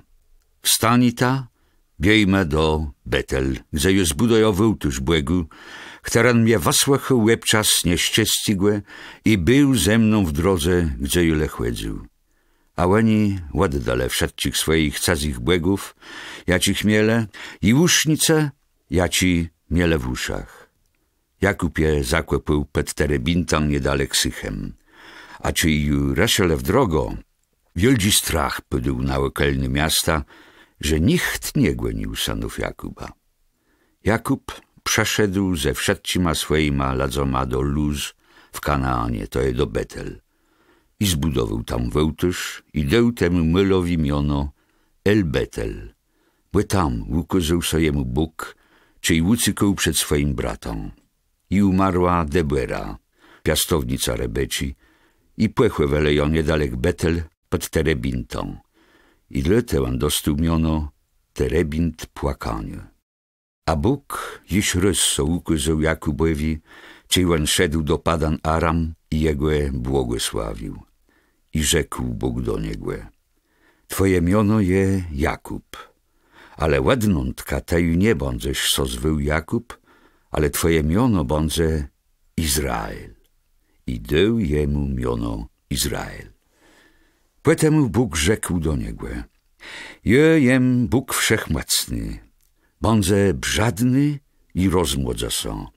Niech windzę z ciebie naród, wiele narodów, i niech królowie windą z twoich biodrów.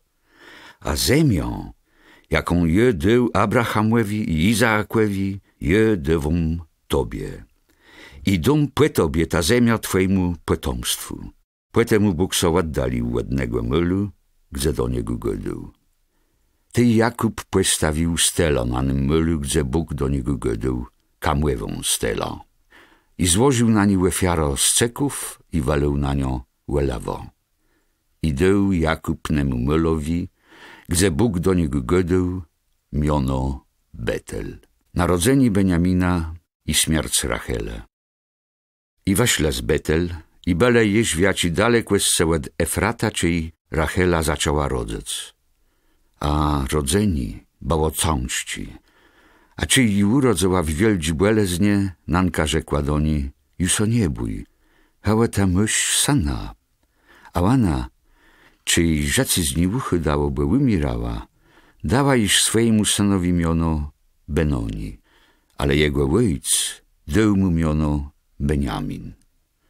I umarła Rachela, i była płechłewony przy drodze do Efrata, to je Betlejem. Jakub postawił stelą na jej grobie. Nen kam stoi na grobie Rachele, jaś do dzisu. Synowie Jakuba.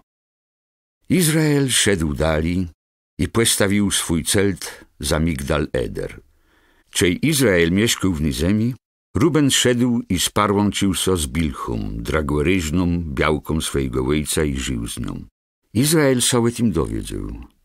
Synów Jakuba było 12, synowie Lei. Pierworodny syn Jakuba, Ruben, Symeon, Lewi, Juda, Issachar i Zabulon. Synowie Racheli, Józef i Beniamin. Synowie Bilche, niewolnice Racheli, Dan i Neftali. Synowie Zilpe, niewolnice Lei, Gad i Aser. To są synowie Jakuba, co so jemu urodzele w Paddan Aram. Śmierć Izaaka.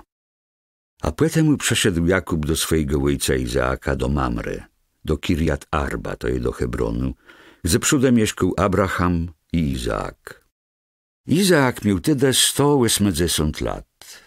Potem Izaak oddał dacha i umarł, stary i full swoich dniów.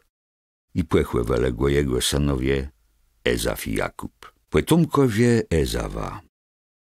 Hełe potomkowie Ezawa to je Edomu.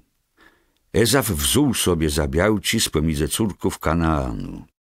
Adam, córko Elona Szetete, Łechłe Libama, córko Siwwite, której miono było Ana, córecznicą Sibełena, i Basamet, Izmaelitka, sostro Nebajota. Ada urodzała Ezawowi Elifaza, a Basmat urodzała Reuela. Łechłe Libama urodzała Jeusza, Jalama i Queracha. To są synowie Ezawa, jaci urodzele są jemu w ziemi Kanaan. Ezaf wziął swoje białci, swoich synów, swoje córci i wszystkich ludzi ze swojego domu, swoje karna i całe swoje badło i całe miectwo, jaci nabył w ziemi Kanaan, i szedł do inszej ziemi, dalek od swojego brata Jakuba, bo ich miectwie było za wielki, żeby oni mogli mieszkać razem, a ziemia, gdzie oni przebywali, nie mogła wysygnąć sprzeczenia ich karnów. Ezaf zamieszkał na górze Seir, a Ezaf to Edom. Hełe, potomkowie Ezawa, ojca Edomitów na górze Seir. To są miona synów Ezawa: Elifaz, syn Ade, białci Ezawa, i Reuel, syn Basmat, białci Ezawa. Synoma Elifaza byli Teman, Łemar, Sefre, Gatam i Kenas. A Timna była dragłoryżną białką Elifaza, syna Ezawa. Ona urodzała mu Amaleka. Hełe są potomkowie Ade, białci Ezawa. A hełe synowie Reuela: Nachat, Zerach, Szamma i Miza.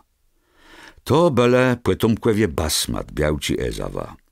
A hełe byli synowie Łechelibamy, białci Ezawa, córci Anne, córecznice Sibeuna.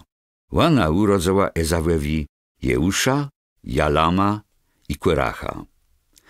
Hełe prowodnice synów Ezawa: synowie Elifaza, pierworodnego syna Ezawa, naczelnice szczepów, prowodnik Taman, prowodnik Łemar, prowodnik Sefre, prowodnik Kenas, prowodnik Querach, prowodnik Gatam, prowodnik Amalek.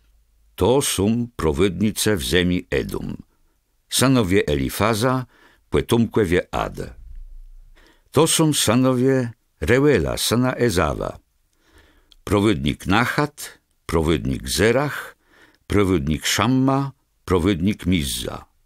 To są prowodnice w ziemi Edom, synowie Reuela, potomkowie Basmat, białci Ezawa.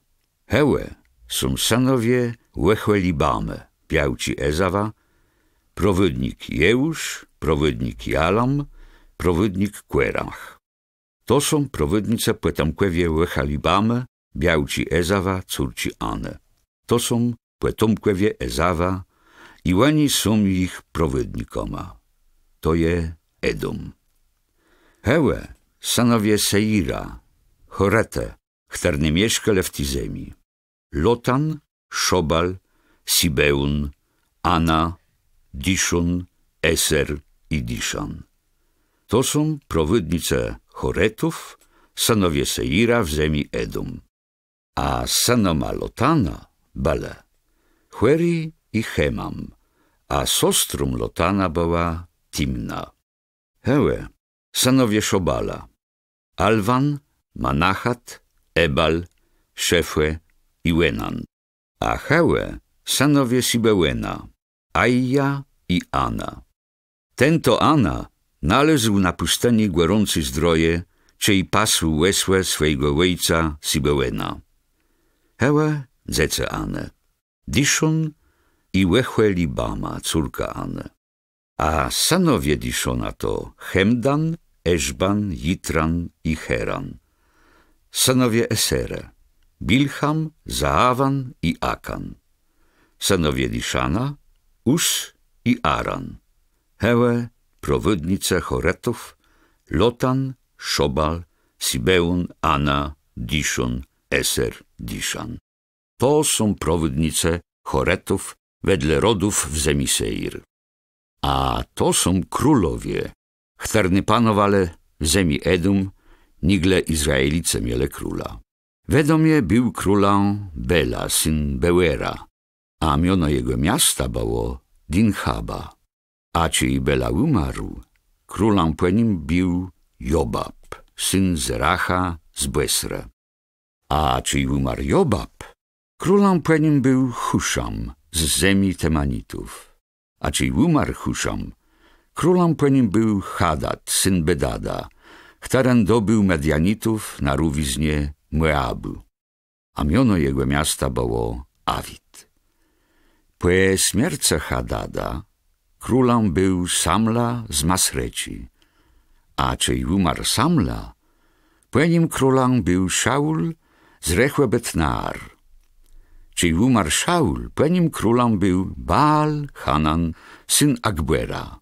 A po śmierci Baal Hanana królą był Hadar, a miono jego miasta było Pau, a miono jego białci Mehetabel, córka Matrede z Mezachab. Hełe miona prowodników rodu Ezawa wedle ich rodów, ich mylów i ich mionów. Timna, Alwa, Jetet, Łechelibama, Ela, Pinun, Kenas, Teman, Mipsar, Magdiel i Iram. To są prowodnice rodów Edomu, wedle ich sedzbów w ziemi, jaką miele. I nen Ezaw je ojcą Edomitów. Józef i jego bracy. Jakub mieszkał w ziemi, gdzie przebiwał jego ojc, to je w Kanaanie. Hełe sądze je potomków Jakuba. Józef jakno 17-letny młodzieńc razem ze swoimi bracoma, sanoma białkiego ojca Bilchę i Zilpę, pysył łewce. On doniósł ojcu, że so lachłe gody o jego sanach. Izrael miłował Józefa najbardziej ze wszystkich swoich synów, bo on so urodził w jego starostce. On jemu sprawił 20 lat z rankowoma. Ale cej bracy Józefa widzele, że ich ojc kłechył go najbardziej z nich wszystkich, tak go znienawidzele, że nie rozmiele z nim draszno gadać. Józef miał syn i opowiedział o nim swoim bracom, a oni iż bardziej go znienawidzele. I rzekł do nich: Posłuchaj ta ryczo, o tym śnie ja ci miał. Me, rzeszele snopę westrzut pela, a tej mój snop so padniósł i stoił, a waj snopa stanął wokół mojego i so skłonił w stronę mojego snopa. I rzekle jemu bracy: Czy ta będziesz nad noma królował? Czy będziesz nad noma panował? I jeś bardziej go znienawidzele za jego sen i za jego słowa. I miał jeszcze inszy sen i opowiedział o nim swoim bracom. I rzekł: Je prawie miał sen. Słońce, miesiąc i jednosce gwiazdów ładdywało mnie płekłon. A opowiedział to swojemu ojcu i swoim bracom. Jego ojc łeśkalował go i rzekł do niego: Co to jest za sen, którym tam miał? Czy przyjdzie ma doce, jej i twoja matka i twoi bracy, żeby tobie oddać płekłon aż do ziemi? Józef sprzeduny przez bracy. Jego bracy bole zazdrosni o niego, ale jego ojc zapamiątał na sprawę. Ci bracy Józefa szlepascy łewce ich ojca do Sychem. Izrael rzekł do niego: Czyż twoi bracy nie pasą łewców w Sychem? Po ile je chcą wysłać do nich? A on odrzekł jemu: Jojem w płeszeku. Ty rzekł do niego: Biej ryczo i łebudźcie z nima i z łewcą maje wszystko dobrze, a potem mu przyjdzie nazyd i mnie opowiedz. I posłał go z dole na Hebron do Sychem. I nalazł go ktoś, ciej on błądził na pelu. I zapytał go ten człowiek: Kłego ta szukasz? I odrzekł: Ja szukam moich braci. Rzecze mnie ryczo, gdzie oni pasą karna? I rzekł ten człowiek: Oni odeślę tam stądka, ale je czał, jak godele, pojmę do Dotan. Józef szedł za swojma bracoma i nalazł ich w Dotan. A czy oni uzrzele go z daleka, nigle on co do nich zblaził, urazale, że go zabiją. I godele jeden dodradzi go: Wzyryj ta, nadchody ten snijek. Pyta, zabij me go i wrzucmy do jednej ze stadni, a będziemy godele, że zeżar go za ci zwierz. Łebucimy, co łestunie z jego snicy go. Czyli uczył to Ruben, dokładał stare, żeby jego wabawić z ich ranków i rzekł: Nie zabijaj me go. I rzekł im Ruben: Nie rozlewaj ta krwi. Wrzuć ta go do tej stadni, chtarna je to na pustyni, ale rąci na niego nie podnoszaj ta, bo on chce go wabawić z ich rąk, a potem oddać jego ojcu. I stało so tak, że ci Józef przeszedł do swoich braci, oni zerle z Józefa jego klit, 20 klit z rankowoma, jaci miał nasy, i wzoległe, i wrzucele do stadni. Ta stadnia była pusta, łede w niej nie było. Potem usedle, żeby zjeść chleba, i uzdrzele z daleka jak karawana Izmaelitów szła z Gileadu. Wielbłąda niosłe puchnący łelejci, balsam i żawico. Oni szli do Egiptu. Tej Juda rzekł do swoich braci: co no ma przyńdze z tego, że zabijemy na jego brata i ukrajemy jego krew? Pojta przedujmy go Izmaelitom. Nie podnoszejmy na niego rąci, bo nie na im brata, na im całą. I usłuchali go bracy. A czy przechłedzale kupce manjanicci, wacignole Józefa ze stadni przedeległe Izmaelitom za 20 sztak strzybra, a ti wzole Józefa ze sobą do Egiptu.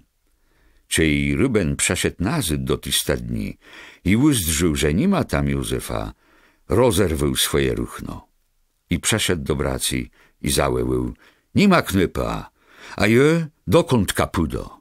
A oni wzole ruchno Józefa i zabile młodiego kłezła i umłeczele je we krwi, a potem posłele to ruchno do ojca. A ti, co je przeniosle, rzekle: ma to nalezle. Łebuczele, czy to je ruchno twojego syna, czy nie? A Jakub płeznął je i zawełał: to je ruchno mojego syna, za ci zwierz go zeżarł, za ci zwierz rozszarpył Józefa. Tej Jakub rozerwał swoje ruchna, a potem włożył miech na swoje biodra i przez długi czas wypłakiwał syna. A czy jego synowie i wszyscy jego córci próbowali go płecyszać, on na to nie słuchał, legodą: je zeń dowrzało bez moim synem do Szewelu. I jego ojc dali go wypłakiwał. A Madianice przedala Józefa w Egipcie Potifarowi, urzędnikowi faraona, prowodnikowi przeduny starze. Juda i Tamar. W tym czasu odeszedł Juda od swoich braci i przeszedł do jednego człowieka z Adullam, któremu było na miono Hira. I uzdrzył tam córko gwastliwe Kananejczyka, któren miał miono Szua. On wzuł ją za białko i żył z nią. Ona poczęła i urodziła syna. On dał jemu miono Potem iż rys poczęła syna i dała mu miono Wenan. I iż rys urodziła syna i dała jemu miono Szela. A urodziła go, czyli była w Kezyb. Juda wziął dla Era swojego pierworodnego syna białka, który było na miono Tamar. Ale pierworodny Juda, był zły w oczach Pana i Pan sprawił, że umarł. Ty, Juda, rzekł do Wenana: biej do białci twojego brata, sprawił brzeszk szwagra i doj potomstwo twojemu bratu. Ale Wenan wiedział, że potomstwo nie będzie jego i wiele razy, czyli przechodził do białci swojego brata, spuszczył semio na ziemię, żeby nie dać potomstwa swojemu bratu. A to, co czynił, było zły w oczach Pana i dla te sprawił, że on też umarł. Ty, Juda, rzekł do swojej synowi Tamar: biej nazyd do domu twojego ojca jak nogdowa, jaś mój syn Szela urosce. Bo myślał, że byle on nie umarł, jak jego bracy. Ty, Tamar, odeszła i łestała do domu swojego ojca. Po wiele dniach umarła córka Szui białka Juda. Czy Juda już skończył żałobo, szedł razem ze swoim drachem Adullamitom, którego miono było Hira, do Timne, gdzie strzegle jego łewce. I rzekle do Tamar: twój starki idzie do Timne, żeby strzyc łewce. A ona stygnęła z siebie gdowi ruchna, zakrała skarnia szlejrą, łeb winęła so i usadła przy brumie Enaim, jako je przy drodze do Timne. Bo ona wiedziała, że choć strzela i urósł, to nie będzie dunu jemu za białko. Czy Juda ją uzdrzył, pomyślał, że to je rozpustnica, bo miała za kratą skarnią. I zcierował so z drodzi w strono i rzekł: Poj, pozwolę, że przyjdę doce. On nie wiedział, że to była jego synowy. A ona so spytała: a co mnie dość, że le przyjdziesz do mnie? On i odrzekł: przesloce kłezląd kłeskarna. A ona na to: a dośmieja ci z zastyw nigle przyńdześ? On so spytał, a ja ci zastów ją tobie dać. Ona odrzekła, twój piastrzyń ze sztamplan, sznur i palecą, jaką mysz w rące. On dał jej, żeby przyńc do niej, a ona z nim płeciała. Potem ona wstała i odeszła i ścignęła szlejer i włożyła go do wiruchna. Juda płesł kłezlątkłe przez swojego dracha adulamitą, żeby wząc nazyt zastyw łattyniaste, ale łani nie nalazł. Później pytał się ledzi z tego mylu, gdzie w Enai mnie ta sakralny rozpustnica, co sedzała przy drodze? Łani odrzekle, tu nie było ni żadnej sakralnej rozpustnice. I przeszedł nazyt do Judy i rzekł, jej nie nalazł, ale ze z tego mylu mnie rzekle, tu nie było ni żadnej sakralnej rozpustnice. Ty, Juda, rzekł, niech to sobie zatrzyma, żeby ma nie balełe śmieszony. I doch płesł i kłezlątkłe, a tej nie mógł naleźć. Za 3 miesiące rzekle do Judy, twoja sanowa, Tamar, stała so rozpustnicą i z ty rozpustę nawet kapłeczała. I rzekł Juda, waprowadź ją i spylta. A cię ją waprowadzele. Płesłała do swojego starka, żeby jemu rzec. Je płeczała przez tego człowieka, do którego przynależą te rzeczy. I rzekła, niech on rozezny, kłego jeden piastrzyń ze sztamplam, sznur i paleca. Czy Juda je płeznył, rzekł, ona je bardziej sprawiedliwy nigle je, bo je nie chcę jej dać szeli mojemu synowi. Juda ju wicy z nią nie żył, a czy zaczęła rodzec, wykazało się, że w jej klinie je pyrka. Czy rodzała, jeden wacygnął ranko, a nanka przerzeszała na tej rące czerwoną nitko i rzekła, ten so urodzi pierwszy, ale on so copnął i z klina wyszedł jego brat. Tej nanka rzekła, czemu to so przedzarł z taką macą? I dele jemu miono Perez, a po nim urodził się jego brat, na którego rące była czerwona nitka. I dele jemu miono Zara. Józef w niewolę u Putifara. A Józefa przeprowadzele do Egiptu. Egipcjun Putifar, urzędownik faraona, prowodnik przedony starze, kupił go od Izmaelitów, którego tam przeprowadzele. A pun był z Józefą. I dlatego szło jemu dobrze, czej był do domu swojego pana Egipcjana. Jego pun widział, że pun był z Józefą i że pun sprawił, że idzie jemu dobrze we wszystkim, co czyni. Józef nalósł łaska w jego oczach. Służył jemu osobiście i miał staro nad jego dodomą. Putifar oddał w jego ręce wszystko, co miał. I stało się, że odkądka zrobił go w swoim dodomu pana nad wszystkim, co miał, Bóg błogosławił dodom Egipcjana przez webzyrani so na Józefa. I Boże błogosławieństwo było nad wszystkim, co miał doma i w płelu. On dał wszystko, co miał w ręce Józefa i nie był łenick, krum chleba jaci jadł. A Józef miał piękną staturę i piękny wozdrzeni. Za jakiś czas dała na niego bucieni białka jego pana i rzekła do niego, poj, legnij ze mną. Ale on zyrsko odmówił i rzekł do białci swojego pana, mój pun, łenick nie musi mieć stare, odkądka jojem w jego do domu, bo nad całym swoim miectwem dał mnie panowani. On sam nim w swoim do domu wikrzy wasza znanigle je i niczego mnie nie zbronił krom ciebie, bo ta jest jego białką. I choć co z niego namówiała, on jej nie usłachał i nie chciał z nią legnąć, żeby z nią bać. Jednego dnia, czej weszedł do domu, żeby wykonać swoją robotę, w do domu nie było żadnego z domków, a ona chwycała go za ruchno i rzekła, legnij ze mną. Ale on wystawił ruchno w jej rękach i wabiegł buten. Tej ona jak uzrzała, że wystawił swoje ruchno i że wabiegł buten, załyłała domków i rzekła do nich, zdrzeta, sprowadzony łesny do nas nen Hebrajczyk, a on so chce znaju was szczerzac. On przeszedł do mnie, żeby ze mną legnąc, a je zaczęła wrzeszczec. A cej on uczył, że je zaczęła głosno wrzeszczec, łestawił umie swoje ruchno, warwał so i wabiegł buten.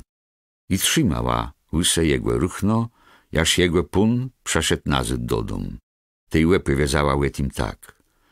Przeszedł do mnie słaga, nen Hebrajczyk, który go do nas sprowadzał, żeby ze mną rowarzec. A czy zaczęła głosno wrzeszczec, łestawił umie swoje ruchno i wawbiegł buten. Czy jego pun uczył ne słowa swojej białci, która jemu rzekła, tak uczenił mnie twój słaga. Baroso rozgłężył. Tej pun Józefa chwycił go i zamknął w sydze, w mylu, gdzie byle zamku i insi, sydzownice faraona. Józef w sydze. Ale pun był z Józefą i łykuzył jemu miłoserdzi, że nalazł rzecz laweta w łeczach przydnika sydze.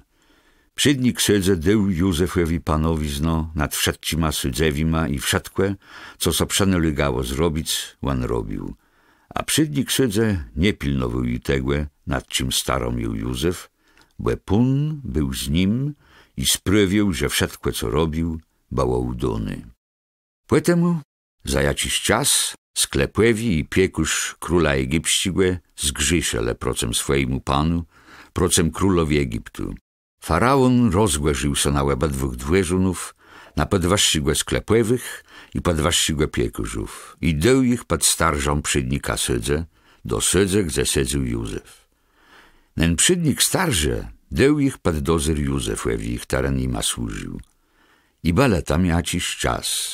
Jedny noce, obydwaj podwaści skleplewych i podwaści piekurzów, miele każdy swój apartny sen i każdy sen miał swoje osoblawi znaczeni.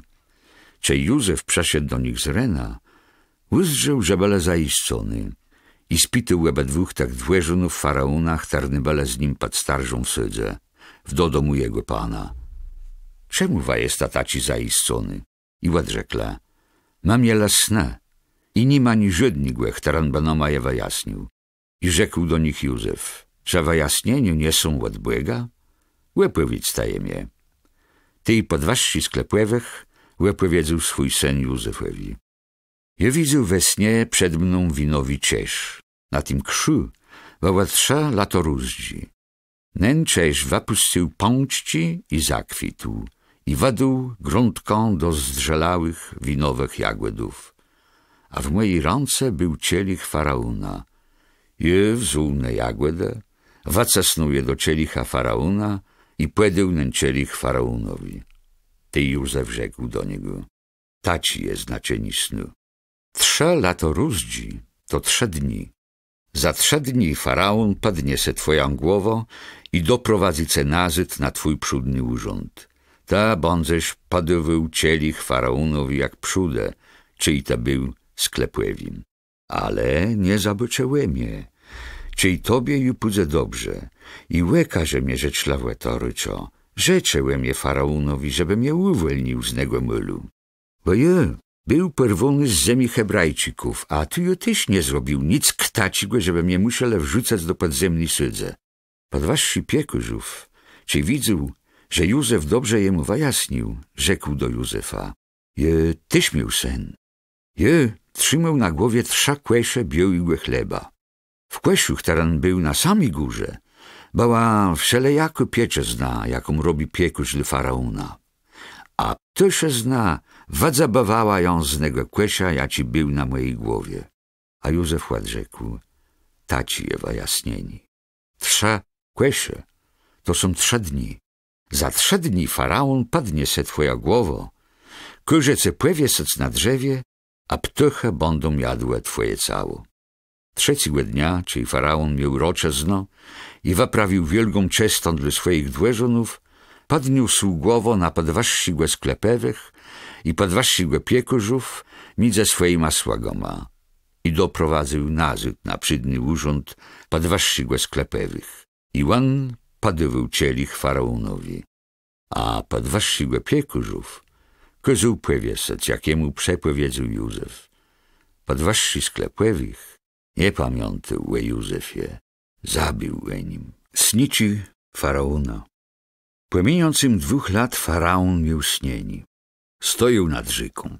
A hełe z życi weszło 7 krów łe pięknym wazdrzadku i tłastech, chtar nas opasło weszczut rozmikłych trywów.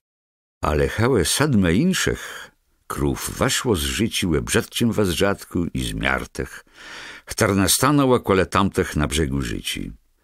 Ta krowa łe brzadcim wazdrzadku i zmiarti zeżarła na krowę łe pięknym wazdrzadku i tłasti. Ty faraon so zbudził, a czy usnął, zusnił. I przasniło so jemu, że z jednego chundu warosło 7 kłosów zdrowych i udałych, a hałe płenich warosło 7 kłosów pustych i przewiónych perynkłewim wiatrom. I ne puści kłose wcignąłe wse no 7 kłosów zdrowych i udałych. Ty faraon so zbudził, bo był to leno spik. W perynku dach faraona był nieubatny. On kozał zawołać wszystkich egipskich wawróżników i wszystkich mądrców i opowiedział im o swoje śnieni, ale nie było żadnego, kto by rozumiał je wyjaśnić. Ty, padwaści sklepłewych, rzekł do faraona, jest od dzisu przebyczył moja wino. Czyli faraon so rozgłężył na swojego słago i ładdał mnie pod starże do domu prowodnika starże, a ze mną padwaści piekurzów, ty ma 2 jedny noce miele śnieni, każdy znaje miał śnieni o inszym znaczeniem. A był tam znoma młody Hebrajczyk, słaga prowodnika starże. My jemu opowiedzieleno, a on no ma wyjaśnił na je śnienia, każdy mu wyjaśnił jego śnieni. I stało so tak, jak no ma wyjaśnił. Mnie faraon wrócił na urząd, a jego powiesił. Ty faraon kozł zawołać Józefa. Chutko waprowadza ległe ze sydze. Łysty łeb strzegł, zmienile jemu ruchna i tej przeszedł do faraona. A faraon rzekł do Józefa, miał śnieni, ale nie ma żadnego, kto by je wyjaśnił. Je równak chciał tobie, jak go deleże, czej ta ucze jeś śnieni, to rozmiejesz je wyjaśnić. Józef odrzekł faraonowi, to nie je, le Bóg da faraonowi dobrą odpowiedź.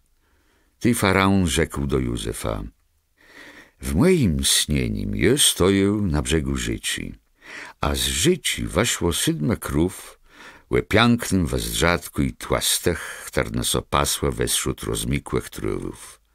A hełe 7 inszych krów, łe brzadcim wazdrzadku i zmiartach weszło za nima. W całej ziemi egipskiej nie miał widzony tak brzadcich jak ne. Krowę zmiarty, łe brzadcim wazdrzadku zeżarła na krowę piersi tłasti. Czyli ona weszła i ma do weszczutka, nie było nijak znać, że one tam weszły. Ne, chtar na je zeżarła, wazdrzała tak samo, brzadko jak przódę, a je so zbudził. Poetemu je widział w swoim śnieniu, że z jednego chundu warosło 7 kłosów zdrowych i udałych, ale po nich warosło 7 kłosów pustych i przewiónych perynkłewim wiatrom. Poetemu te puszty kłose wcignęły na 7 kłosów udałych. Je opowiedział tym wawróżnikom, ale nie było ni żadnego, ktaran by to wyjaśnił.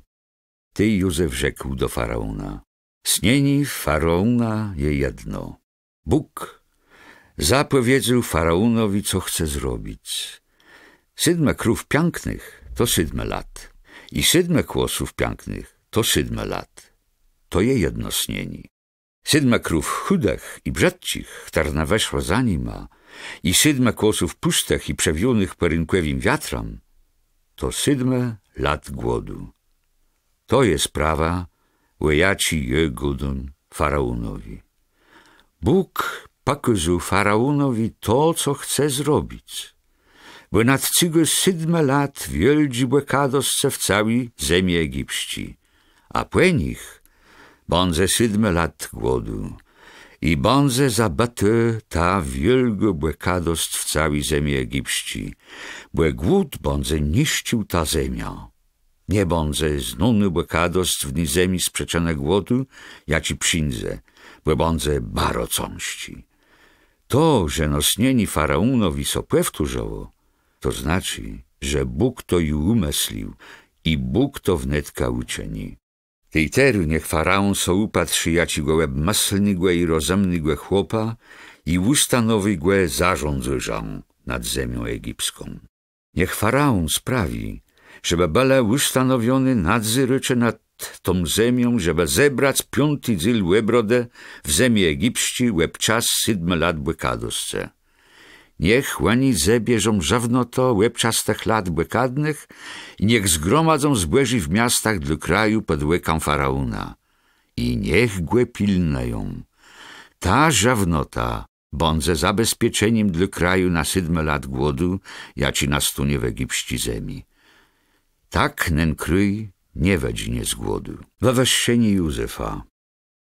Ne słowa widziała so Faraonowi i wszedcim jego słagom. Ty Faraon rzekł do swoich słagów: czy ma nale zemetaciłe człowieka jak nen, w którym był błeży dach? I rzekł Faraon do Józefa: żele Bóg dołce poznać to wszadkłe i nie ma żadnego tak rozumnego jak ta, to ta będziesz panował nad moim dodomą, a cały mój lud będzie cesłachu. Je łatce będę wasile nad troną. I dali Faraon godził do Józefa: uwórze, jece dewom panowizno nad całą ziemią egipską. Potem Faraon zdjął swój piastrzyń z polca i włożył go na pulc Józefa i kozał go łeblic w ruch na zelnu i zawiesił jemu na szyi złoty lincuch. I kozał go włazec swoim dradzim łezą i łełele przed nim abrek. Tak Faraon dał jemu panowizną nad całą ziemią Egiptu i rzekł do niego: jojem Faraon, ale bez twojego zarządzaniu nikt nie podniesie ręki ani nogi w całej ziemi egipści. I dał Józefowi imiono Safnat Paneach. I dał mu też białko Asenat, córko kapłana z Uen, którego imiono było Potifera. I tak Józef stał so panownika Egiptu. A Józef miał 30 lat, czyli stanął przed Faraona, królem Egiptu. I wasiedł Józef od Faraona i łebieździł całą ziemię egipską. Przez 7 lat błekadosce ziemia rodzała wieldzie żniwłe. I całą żawnoto z 7 lat, która była w egipści ziemi, składał w miastach. W każdym miejscu składał on żawnoto z łokelnych płelów. Tak Józef naskładał tali zbłeży, ile je młodścigłe piechu, tak wiele, że przestał rechływać, bo to było nie do zrechływania. Synowie Józefa. A nigle przeszłe lata głodu, Józefowi urodzele so 2 synowie. Urodzała je jemu Asenat, córka kapłana z Uen, którego imiono było Potifera. Józef dał swojemu synowi imiono Manases, bo godał: Bóg dał mnie zabec we całym moim nieszczęściem i całym do domu mojego ojca. A dradzi mu dał imiono Efraim, bo godał: Bóg uczynił mnie brzadnym w ziemi mojego nieszczęścia. Czej minęło 7 lat błekadosce w ziemi egipści, zaczęło so 7 lat głodu, jak Józef zapowiedział. We wszystkich ziemiach nastał głód, le w całej ziemi egipści bała żawnota. Czej równak i w całej egipści ziemi zaczął odczuwać głód, lud łeł do Faraonały chleb. Ty Faraon godał do wszystkich Egipcjanów: biejta do Józefa, a on wam opowie, co robić. Głód był na całej ziemi. A Józef łatmikał wszedci spikrze i przedewał zbłeży Egipcjanom, czyj głód w ziemi egipści był coraz większy. Z całej ziemi przechodzili do Egiptu, żeby kupić zbłeży od Józefa, bo głód po całej ziemi so zwiększył. Pierwszy dzień Józefa z bracoma. Czy Jakub so dowiedział, że w Egipcie jest zbłeży, rzekł do swoich synów: czemu wa tak wzyry tajle nadraziłe? I dodał: je czuł, że w Egipcie jest zbłeży, Wiejta tam i kupta dla nas zbłeży, żeby ma przeżele i nie poumierele. Ty zesąd braci Józefa udało się do Egiptu, żeby tam kupić zbłeży. Ale Beniamina, brata Józefa, Jakub nie wysłał razem z synoma, bo sobie pomyślał: iż so jemu przeda, że ja ci nieścieści. Synowie Izraela przeszle, żeby kupić zbłeży razem z innymi, wtedy tam też przeszle, bo był głód w Kanaanie. Józef przedewał zbłeże ladowi całego kraju. Braci Józefa też przeszle do niego i złożyli jemu płekłon aż do ziemi. Józef uzdrzył swoich braci i ich rozpłyznął, ale łebe szedł so z nima jak z Cezima i rzekł do nich sero: skąd kawa przeszła? Oni odrzekle: z ziemi kananejści, żeby kupić zbłeży. Józef płyznął swoich braci, ale oni go nie poznali. I przewrócił so Józef snieniu nich i rzekł: wa jest ta szpionoma. Wa przeszła przezyrać, są słabim mylom w tym kraju. A oni odrzekle: nie, panie, twojej sładze przeszle, żeby kupić zbłeży na żewnoto. My jesteśmy synoma jednego męża, my jesteśmy łudcawi. Twojej sładze nie są szpionoma. Ale oni ma odrzekł: nie, wa przeszła wazyrać słabi myle w tym kraju. Tej oni rzekle: my, twojej sładze, jesteśmy 12 bracoma, synoma negoistnego męża z ziemi Kanaan. Najmłodszy je teru przynajmniej ojcu, a jednego ju nie ma. Ale Józef im odrzekł: je tak, jak Jewoma rzekł, wa jest ta szpiona ma. I oddał ich pod starżą na 3 dni. Was lata jednego z waju pewasiłego brata, a wa łestu nie ta w sudze, żeby była wa próbowany waje słowa, czy to, co wa rzekła, je prawdą, ale źle nie, na rzeci faraona wa jest ta szpiona ma. I oddał ich pod starżą na 3 dni. A 3 dnia Józef rzekł do nich: zrób ta to, a bądź ta żoła, bo jojem błębójny, że lewa jest ta łudcawi, to niech jeden z waj braci łestunie w waj sydze, a wa, biejta, zawiesta zbłeży dla głodnych w wajich do domach. Płetemu przeprowadzta do mnie najmłodszego wajego brata, żeby so potwierdzała waje słowa, tej nie umrzeta. I tak zrobile. I go dole jeden dodradziłe: istno, ma zawiniele procem na jemu bratu, czyli ma widzele boleni jego dasia, czyli wan naj łusce głowy latos mogła nie wysłuchale. Przez to przeszło na nas to nieszczęście. Tej Ruben tak rzekł do nich: cześ Jewoma łetim nie godał? Nie rób tanego grzychu procemnemu knypu, ale wamie nie usłuchała, a chyba teraz są żądy odpowiedzialno te za jego krew. Oni nie wiedzą, że Józef to rozumiał, bo między nima był tłumacz. On se od nich oddalił i so rozpłakał. Potem wrócił do nich, godał z nima i odparłącił od nich Symeona i na ich łeczach kazał go związać. Przyjędzeni nazyd braci Józefa do Kanaanu. Józef dał pelit, żeby napełnić zbłeżą ich miechę i żeby ima oddać pieniądze, kłeźli mu do jego miecha i żeby ima dać żewno to na drogą. Oni włożyli swoje zbłeży na łysłę i odeśle tam stądka.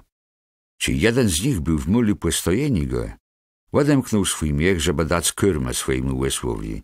Uzdrzył swoje pieniądze, które były w jego miechu na wierzchu i rzekł do swoich braci: nie, wystawał oddolny nazyd pieniądze, hałe są w moim miechu. Ty, ani zdrewniele i dargłecącym głosem go dole jeden dodradziłe: coś to no ma Bóg uczynił. Czyli przeszle nazyd do ziemi Kanaan, do swojego ojca Jakuba, wypowiedzieli jemu wszystko, co ich spotkało. Nen człowiek, panownik nego kraju, przemówił do nas sarowłe i wziął nas za szpionów. Ma jemu godele, że jesteśmy łudcewi, nigdy ma nie byle szpiona ma, że było ona i 12 braci, synów jednego ojca, że jednego nie ma, a najmłodszy je teru znają ojcom w ziemi Kanaan. Ty, nen człowiek, panownik tego kraju, rzekł do nas: je płetim poznają, że wa jest ta łudcewi. Jednego wajgłe brata łesta witały mnie, weznie ta zbłeży dla ich rodze znów i biejta. Ale przeprowadz tam je wajgłe młodszego brata i ty jo poznają, że wa nie jest ta szpionoma, ale że wa jest ta ladzełudcewi. Jewo ma ładdą wajgłe brata, a wa bądze tam mogła welno chłedzec płyny ziemi. A ci wani waluzowele miechę, kłeźli naluzł w swoim miechu torbo z pieniądzoma. Tej wani i ich łyjc wastraszele są, jak uzdrzele torbę z pieniądzoma. Ty ich ojciec Jakub rzekł do nich: wam je pozbawiła dzeci, Józefa nima, Simeuna nima, a wa chce tam je tyż wząc Beniamina, to wszystko bije we mnie. Tej Ruben rzekł do swojego ojca: żele jocegłe nie sprowadza nazyd, ta możesz zabić moich dwóch synów. Dojmie go pod mój dozyr, a jego ładną nazyd. Ale Jakub odrzekł: nie pójdzie mój syn z woma. Jego bratiu nie żyje i on łestył sum. Żele jemu so przedarzy w drodze, w jaką was wabiryta, jacis nieszczęści, sprawi ta, że we wielkim żelu zędze moja sowa głowa do Szełelu. Synowie Jakuba razem z Beniaminą w drodze do Egiptu. I nastał w kraju cąści głód. A czyjże skończyła rezerwy zbożu, jaci przeniosła z Egiptu, rzekł do nich ojciec: biejtaj szły skupić dla najpażna żawnota.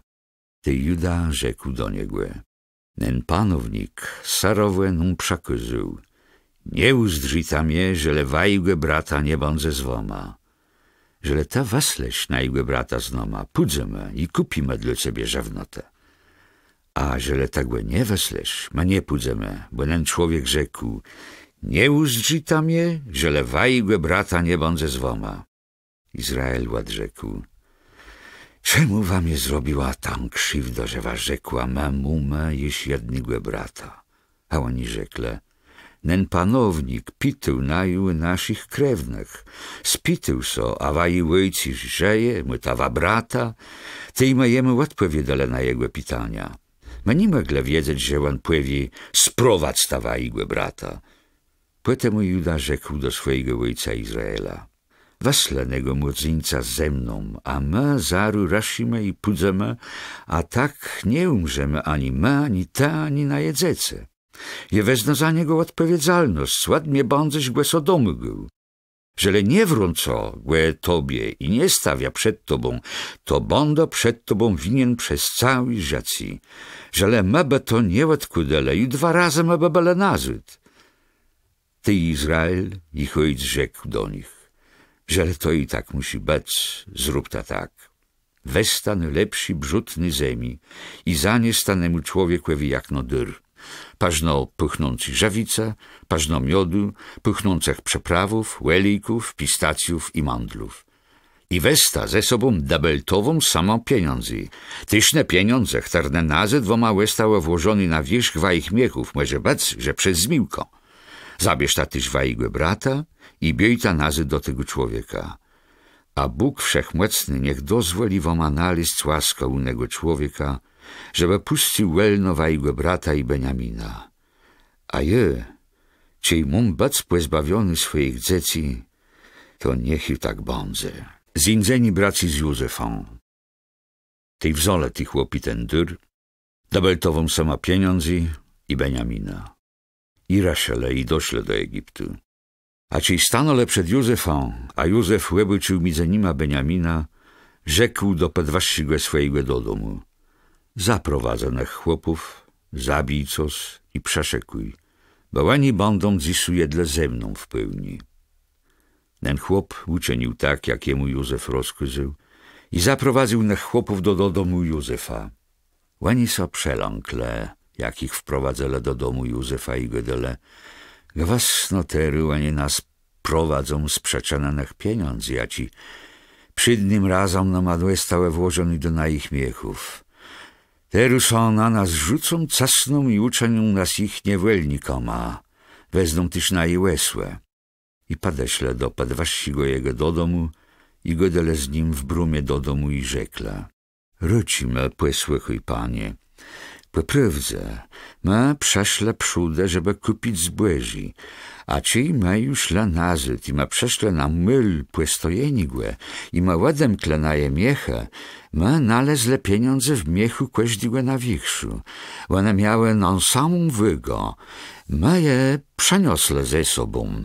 Ma przeniosle też insi pieniądze, żeby kupić żewnotę. Ma nie wiem, a kto no ma włożył ne pieniądze do na ich miechów.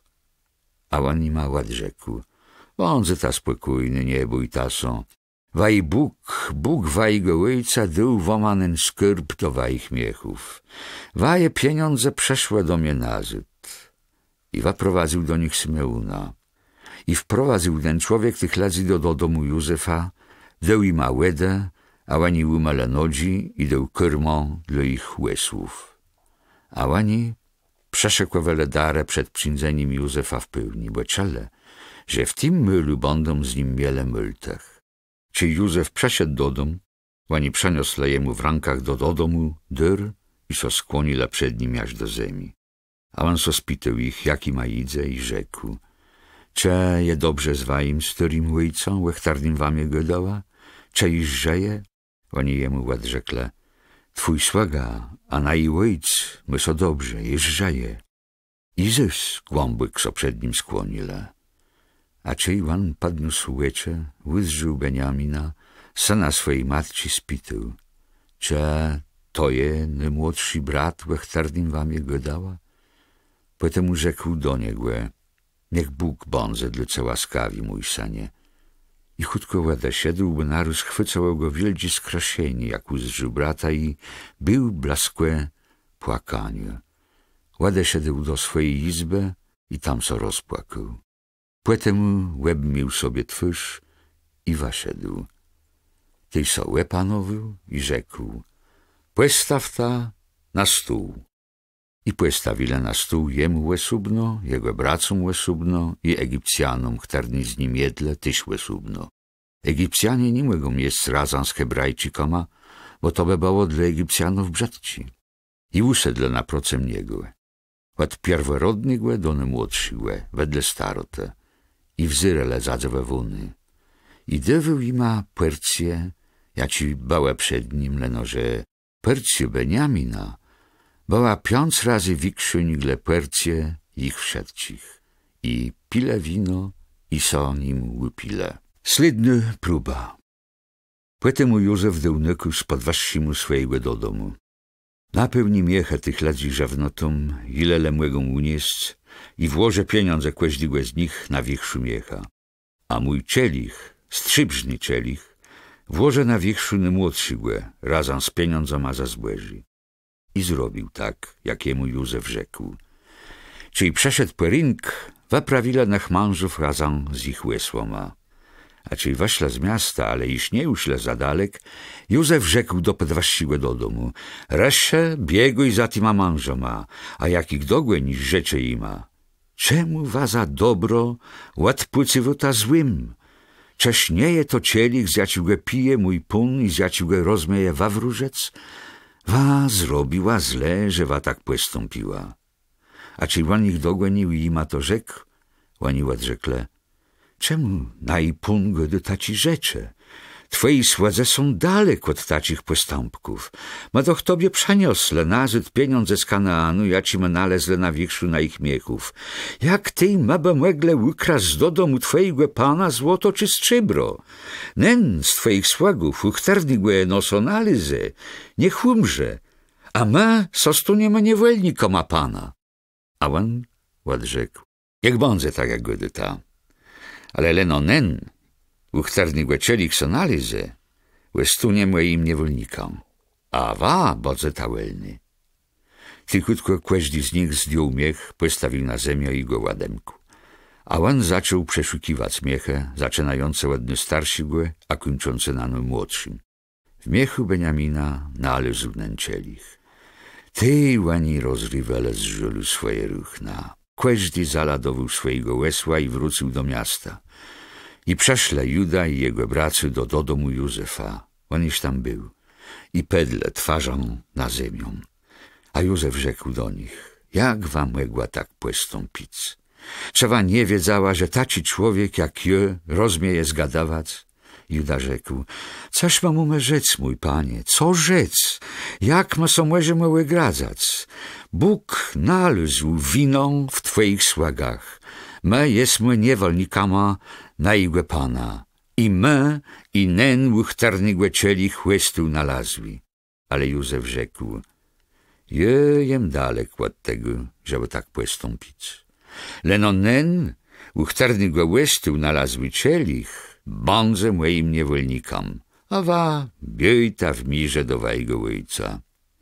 Juda podeszedł do niego i rzekł: Panie, pozwolę, żeby twój sługa rzekł doce słowo, a nie unies sok głeżą na twojego sługa. Bo to doch jest jak faraon. Mój pun pitał swoje słodzi. Mytawa ojca albo brata, ma odrzekla mojemu panu, ma starego ojca i najmłodszego brata zrodzonego w starostce. Brat nego najmłodszego nie żyje. Ty wan jele są z ty sami matci i dlete ojc go tak kłychu. Ta rzekł do swoich sługów: Sprowadź ta jego domie, żeby jego uzdrzył. Ma rzekle do najgłe pana: Knyp nie może łestawić ojca, bo ciej by go łestawił, to ojc by umarł. Ty też rzekł do swoich sługów: Żele nie przyjdzie z wama wajny młodszy brat, to waju wici mnie nie uzdrzyta. Ciej ma tyda przeszla nazyd do twojego słodzi na jego ojca, ma powtórzele jemu słowa na jego pana. Potem ojc rzekł do naju: Biej ta nazyd, żeby kupić pażna żewnotę. A ma jemu odrzekle: Pójdziemy, żele pójdzie znoma na inny młodszy brat, bo ma nie możemy uzdrzec twarzy nego męża, żele nie będzie znoma na jego młodszego brata. Ty rzekł noma twój sługa na i ojc: Wawita, że moja białka urodziła mnie dwóch synów. Jeden odeszedł od mnie i myślał, że jest tu rozszarpany, początka jego nie widział. Żele innego dradził, a weźmie ta i jemu so trafi jacis nieszczęści, moja sawy głowa zestąpi w smutku do szełelu. Czej jeba teru wrócę nazyd do twojego sładzia mojego ojca, iba nie było znoma knypa chterniego dasza je tak sparłączony z jego daszą, to jak on uzdrzy, że knypa nie ma, umrze. My, twoi słodze, bądzemy przeczyną, że jego sawizna zestąpi ze zgrazota do szełelu. A je, twój sługa wziął odpowiedzialność przed moim ojcem za nego knypa, czyli już rzekł, żele je jego nie przeprowadzą do nazyd, będą przed tobą winien przez cały życie. Ryczo, niech łestu nie twój sługa miast knypa niewolnika mojego pana, a on niech jedzie ze swoima bratoma. Bo jak jeba mógł wrócić nazyd do mojego ojca, czy knypa by nie było ze mną? Żeby je nie widział bólu mojego ojca, ja cię go spadkał. Józef dywy poznać swoim bracom. A Józef nie mógł opanować swojego skreśeniu i na łyczach wszystkich, co stojele przed nim, zawył: Wyprowadź ta stądka wszystkich! Ni żydni go nie było, czy Józef dył poznać swoim bracom. Ty głośno zapłakał, że aż jego uczele Egipcjanie i do dom faraona. Potem rzekł do swoich braci: Jem Józef. Czy mój ojc jest żyje? Ale braci nie byli w młece mu odpowiedzieć, bo tak byli przelękli. I rzekł Józef do swoich braci: Padź ta blazi do mnie. A czy oni podeśle blazi, rzekł Jezus: Jem Józef, waj brat. Nen chtarniłe was sprzedała do Egiptu. Ale teru już o nie iście ta i nie obwiniuj ta, że wam je sprzedała. Bo dla retani wajgłe rzecigłe Bóg wysłał mnie tu przed wama. Hełe ju 2 lata je głód w tym kraju, a iż 5 lat nie bądzeły ranie ani żniwa. Ale Bóg mnie wysłał przed wama, żeby wama zagwesnic przetrwani w tym kraju i uretać waj rzeci przez wielgi wabawieni. Ty nie wamie tu wysłała, le Bóg. On uczynił mnie dorydcą faraona, pana całego jego do domu i panu żon całego Egiptu. Biej ta chutko do mojego ojca i powiedz ta jemu. Tak godu twój syn Józef. Bóg mnie ustanowił panu żon całego Egiptu. Przyńdze chutkę, nie odwlekuj. Ta zamieszkasz w ziemi głeszyn i będziesz blaskiem je, te i twoi synowie, sanecznice z twoima strzodoma i wszystkim, co mysz. Je będę coś żawił, bo iż przez 5 lat wodzę głód, żeby te nie popydził w biedę, ani twoja rodzezna i to, co mysz. Chałe łecze waje i łecze mojego brata Beniamina widzą, że jedowa i godą. Łepowiedz ta mojemu ojcu mojej wieldziej chwale w Egipcie i we wszystkim, co wa widziała. I pośpiewaj ta są i sprowadź statu chutkę mojego ojca. Potem rzucił so swojemu bratu Beniaminowi na szejo i zapłakał. Beniamin też płakał w jego ramionach i łukuszku wszystkich swoich braci płakał w ich ramionach. Dopierze tej bracy zaczęła z nim gadać. I rozeszła so wiedzy w pałacu faraona i godole. Bracy Józefa przeszle. To ucieszyło faraona i jego sładzi. I rzekł faraon do Józefa: Rzeczę twoim bracom, żeby zrobile tak. Zaladaj tawaje łesłe i biej ta chutkę nazyd do Kanaanu. Weź ta wajgłe ojca i waj rodzezne i przejedz ta domie. A je dom woma, co najlepszy w całej ziemi egipści i będzie ta so żawiła najlepszym żniwamnego kraju. A ta nakurze ima. Zrób ta tak. Weź ta z Egiptu łezę dla wajich dzeci i białków. Weź ta wajgłe ojca i waje rodzezne i przejedz ta domie. Niech woma nie będzie żyl wajich rzeczy, bo to, co najlepszy w całej egipści ziemi, bądze waji. I tak zrobile synowie Izraela. Józef dał im łezę, jak nakazał faraon. Każdy mu z braci dał ruchna na zmiano, a Beniaminowi dał 300 sztaków strzybra i 5 ruchnów na zmiano. A swojemu ojcu posłał 10 łesłów łebladowunych tym, co najlepszy w Egipcie, i 10 łesleców łebladowunych z błeżą, chlebą i żewnotą dla swojego ojca na drogę. Potem wysłał swoich braci w drogę, a czy i łatchydele rzekł do nich: Le w drodze nie wadze ta są. Oni weszli z Egiptu i przeszli do Kanaanu do swojego ojca Jakuba. I rzekli jemu: Józef żyje. On je pan rząd całej ziemi egipskiej. Ale jego serce pełestało łezabły, bo on ima nie wierzył. A oni jemu powtórzyli wszystkie słowa Józefa, jaci on do nich ścierował, i czej uzdrzył łezę, jaci przesłał Józef, że mogły wzrząc. Dach Jakuba ich ojca so łeżewił. Ty załył: Sygnie, że jeżdżeje mój syn Józef. Pudo i uzdrogłe, nim umrzo. Jakub z rodzezną w Egipcie. Izrael wareszył ze wszystkim, co miał. A czy i przeszedł do Beer-szebe, złożył ofiarę odległego swojego ojca Izaaka. A Bóg tak w widzeniem rzekł do Izraela: Jakubie, Jakubie! A on odrzekł: Chałe jojem. I rzekł Bóg do niego: Jojem Bóg, Bóg twojego ojca. Nie bój so, idź do Egiptu, bo uczeniace tam wieldzimny rodą. Je pójdą z tobą do Egiptu i jece tam stąd kawa prowadzą, a Józef zamknie całycze. Potem Jakub wareszył z Beer-szebe. Synowie Izraela wiozle swojego ojca Jakuba, swoje dzece i białci na łezach, jaci faraon przesłał, żeby ich przewieźć. Oni wzole swoje strzody i swój dobytek, jaci nabele w ziemi Kanaan.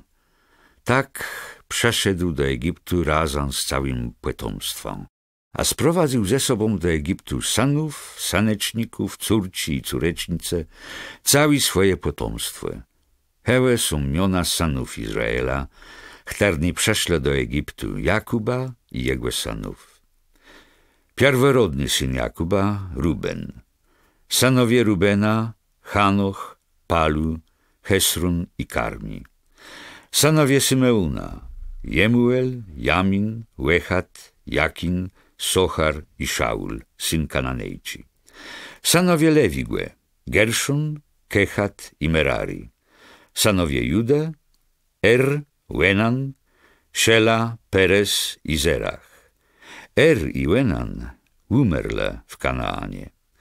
Synoma Peresa Bala, Hesron i Hamul. Synowie Issachara, Tola, Puwwa, Job i Szimrun. Synowie Zabulona, Seret, Elun i Achleel. Hełe są synowie Lei, chtarnechłana urodzała Jakubowi, wpadł do Aram razem z Diną. Wszystkich jego synów i córków było 13. Synowie Gada, Syfion, Haggi, Szuni, Ezbun, Eri, Arodi i Areli. Synowie Asera, Jimna, Jiszwa, Jiszwi, Beria i ich siostra Serach. A synowie Berii to Heber i Malkel. Hełe potomkowie Zilpe, jaką Laban dał swej córce Lei, a chtarna urodzała Jakubowi 16 łesobów. Synowie Racheli, białci Jakuba, Józef i Beniamin.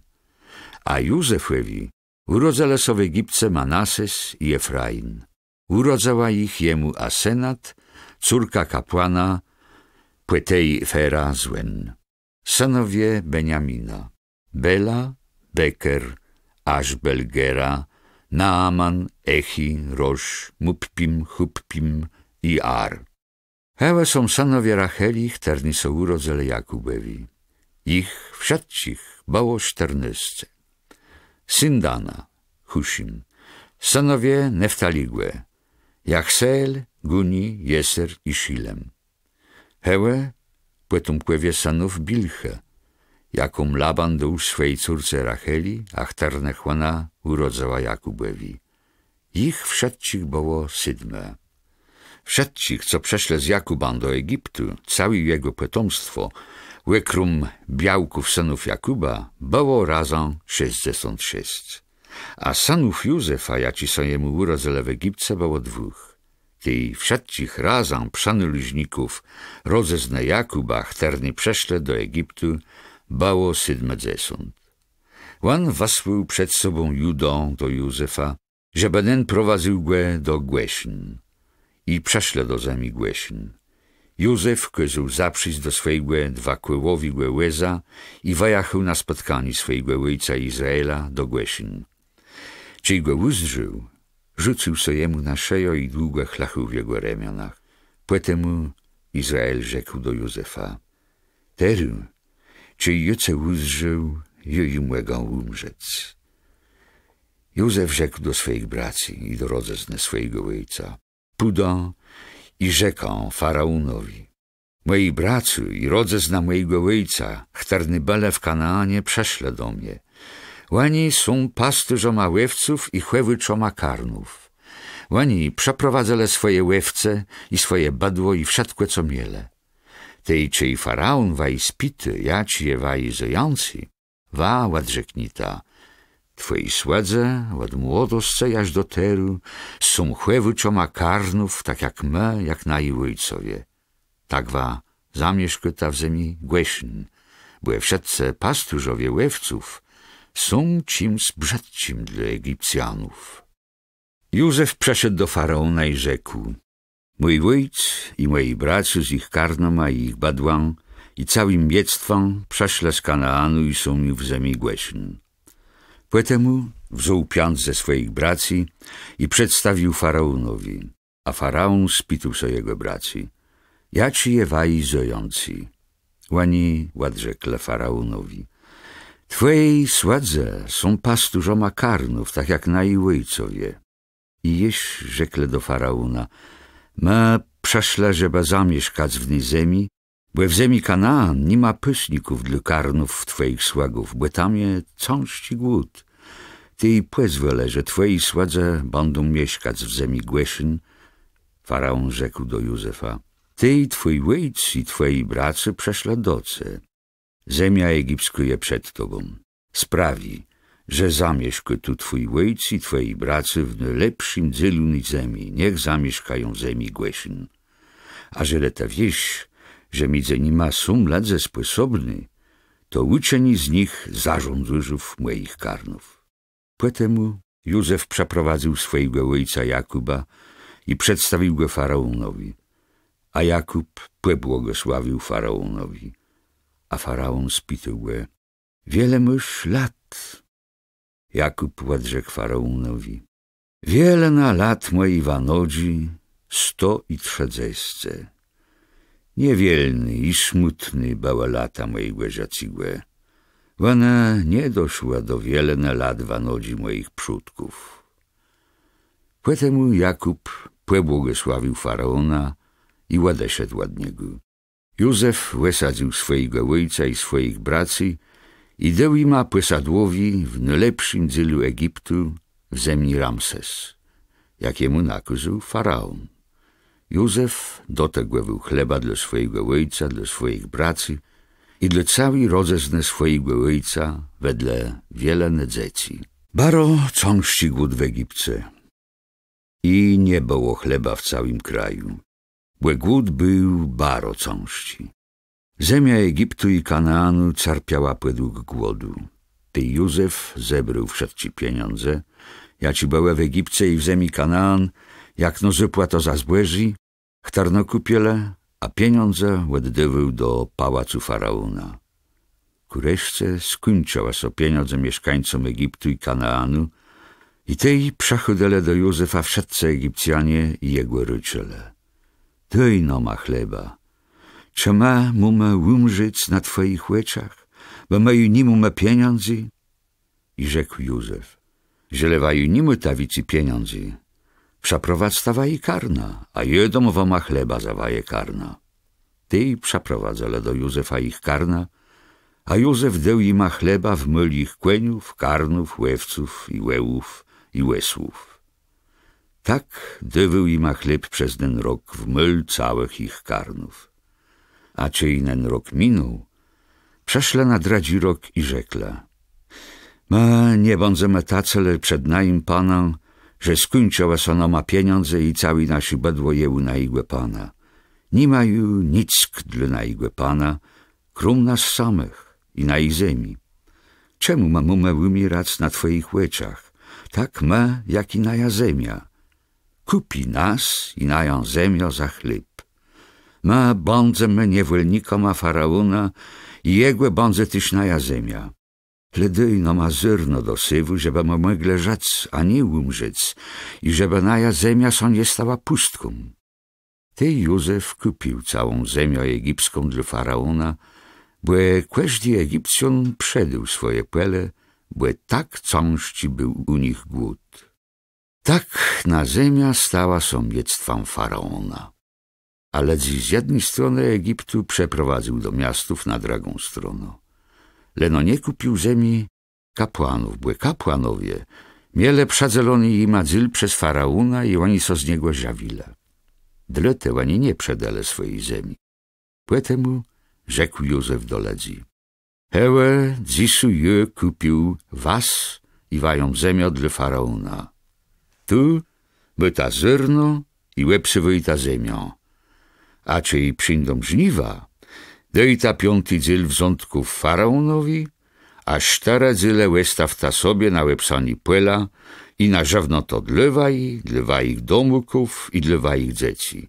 Łani odrzekła: ta no ma urę tu rzeci, żeby lete był no ma rzeczlawina i panie, a my będziemy niewolnikoma Faraona.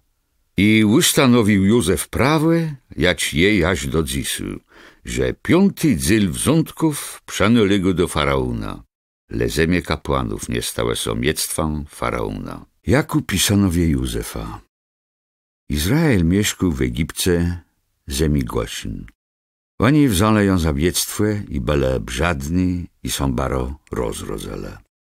Jakub żył w ziemi egipści 17 lat, a wszystkich lat życia Jakuba było 147. A czy i nadchodził czas śmierci Izraela, zawołał swojego syna Józefa i rzekł do niego: żele junalysł, że czlawe to w twoich łeczach, położę rękę pod moje biodro i łykaże mnie, że czlawe to i wierno to, że mnie nie płechewiesz w Egipcie, ale ci łusno z moima przódkoma, wezniesz mnie z Egiptu i płechewiesz w ich grobie. Ład rzekł, zrobią tak, jak te rzekł. Ty, Izrael, rzekł, przesygnij mnie, a ci przesigł. Izrael skłonił głowę, strono głowę łóżka. Czej płytek w wydarzeniach rzekle Józefowi, twój ojciec zachwyżył. On wziął ze sobą dwóch swoich synów, Manassesa i Efraima. Czej rzekle Jakubowi, twój syn Józef przeszedł do ciebie, Izrael zebrał młece i siódł na łóżku. I rzekł Jakub do Józefa, Bóg wszechmocny mnie se ukazał w luz, w ziemi Kanaan i mnie błogosławił. I rzekł do mnie, jece uczenia obrzadnym i rozmodzoce i uczenioce wielkim narodom. I dom tą ziemię twojemu potomstwu po tobie, jak no miectwo na wieci. Ty i ti dwaj twoi synowie, chtarny so tobie urodzele w ziemi egipści, nigle je przeszedł do Egiptu, są moima. Efraim i Manasses będą mnie jak Ruben i Symeon, ale ta dziece, chtarna so tobie urodzą płenich, będą twoima. I będą płezywione mionama ich braci w ich spytkowiznie. Czy je szedł z Padan Aram, w drodze umarła mnie Rachela w ziemi Kanaan, niedalek Efrata. I je ją płechował tam przy drodze do Efrata, to je Betlejem. Czej Izrael dozdrzył synów Józefa, spytał, kto to je? I rzekł Józef, to są prawie moi synowie, chtarnak Bóg mnie dał. Ty, Izrael, rzekł, przeprowadzę ich ryczą do mnie, a je ich płebłogosławią. A łycze Izraela stałe so słabi ze starostce, że nie mógł ich widzieć. Czyli tedy przeprowadził ich do Izraela, on ich kusznął i łebimnął. Potem Izrael rzekł do Józefa, ja nie myślę, że je iż uzdrzą twoje skarnią, a tu Bóg dał tyś uzdrzec twoje potomstwo. Ty Józef ładsenął ich ład jego kwelanów i ładdał jemu płekłun aż do ziemi. Potem Józef wziął ich dwóch, Efraima z prawi starne, to jest z lewi starne Izraela, i Manassesa z lewi starne, to jest prawi starne Izraela, i przeblaził ich do ojca. A Izrael wacygnął swoją prawą rękę i położył ją na głowie Efraima, który równak był młodszy, a swoją lewą ręką na głowie Manassesa. On skrzyżował ręce umaslno, bo Manasses był doch pierworodnym. I pobłogosławił Józefa i rzekł, Bóg przed chtarnym chłedzelem mojej ojcowie, Abraham i Izaak, Bóg, któren był moim pasturzem, odkąd każejo aż do dzisu, anioł, któren mnie wabawił od wszelkiego złego, niech błogosławi tym knypom. Niech moje miono i miono moich ojców Abrahama i Izaaka, niech będzie w nich i niech są baro rozmłodzą na ziemi. A czy Józef uzdrzył, że jego ojciec położył swoją prawą ręką na głowie Efraima, to so jemu wadywało nieprzynależno.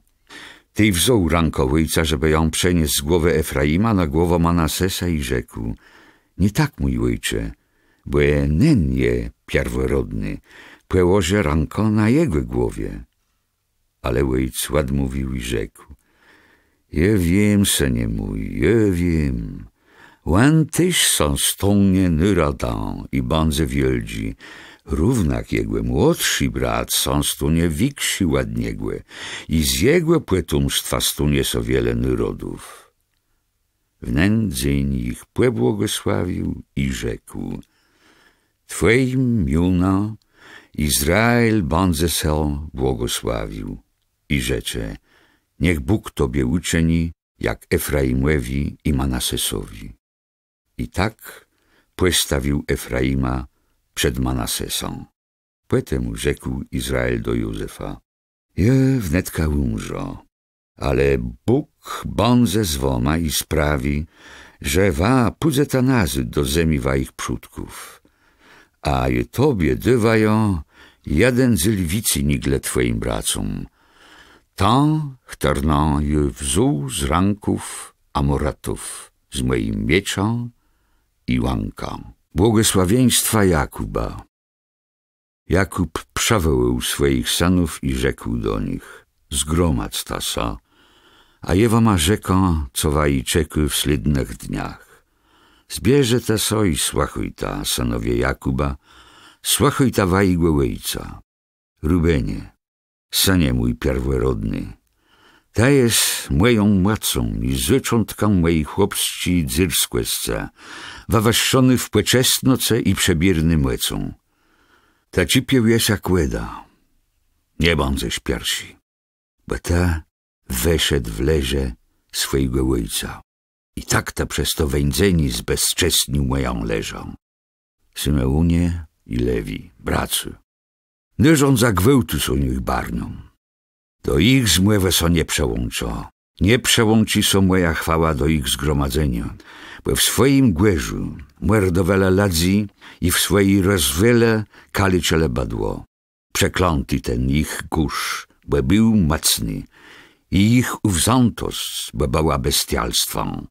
Ty jo ich płedzelo w Jakubie i roznakom w Izraelu.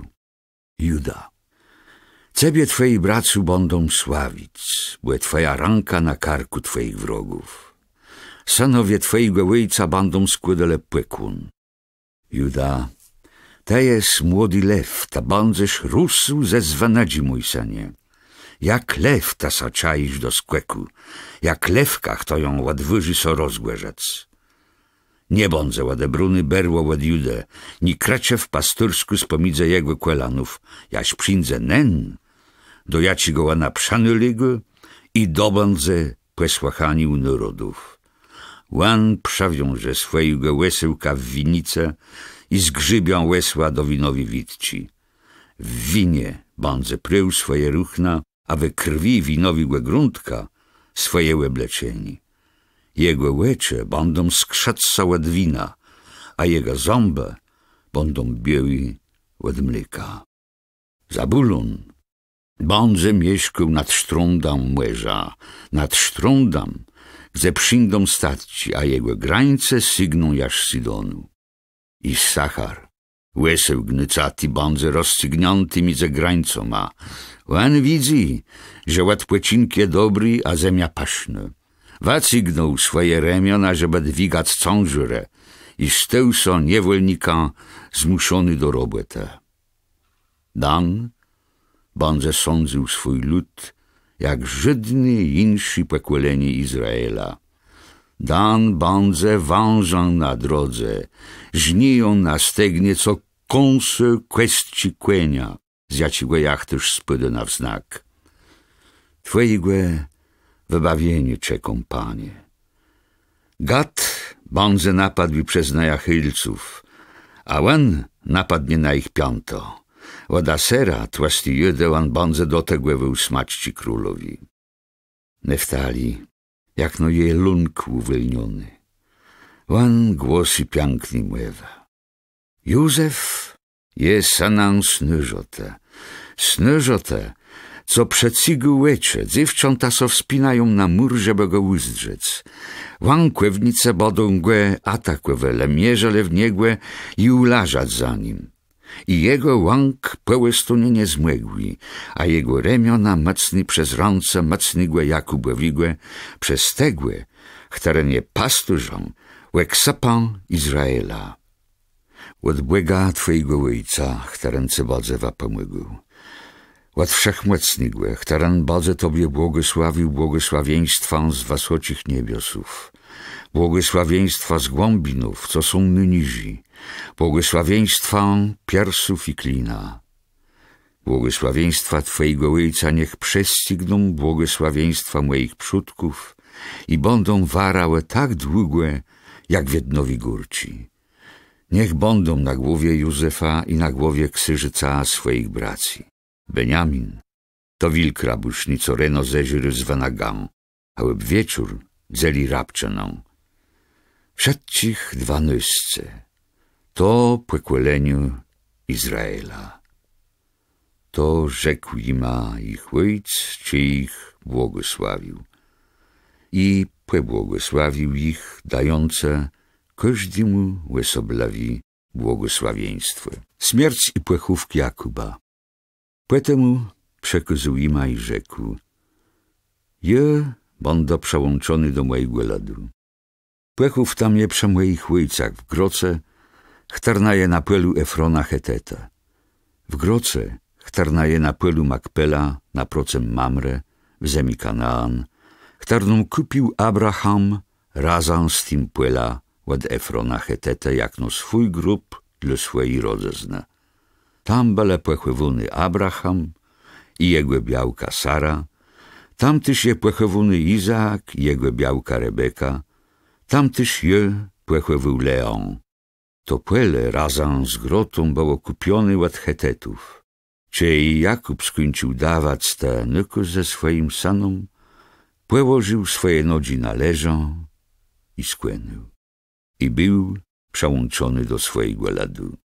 Józef przalnął do skarni swojego ojca, płakał nad nimi kuszkugłe, a potem rozkazał doktorom, żeby zabalsamować swojego ojca. I doktorze zabalsamowali Izraela. I minęło 40 dni, bo tali warało balsamowani. Mieszkańcy Egiptu łepłakiwali Jakuba przez 70 dni. A czy minęły dnie żałobę, Józef rzekł do domków faraona: Żele je nalósł łaska w ich oczach, to rzecz ta faraonowi: mój ojc tak mnie zaprzesigł, cej rzekł: hełe je wnetka umrza, a te myś mnie płechować w grobie, któren jeso przeszekłewał w zemi Kanaan. Pozwolę ta, że juteru pójdę tam płechować mojego ojca, a potem przyjń do nazyd. A faraon odrzekł: biej i płechłewi twojego ojca, jak to jemu przesigł. Ty, Józef, wareszył w drogą, żeby płechować swojego ojca.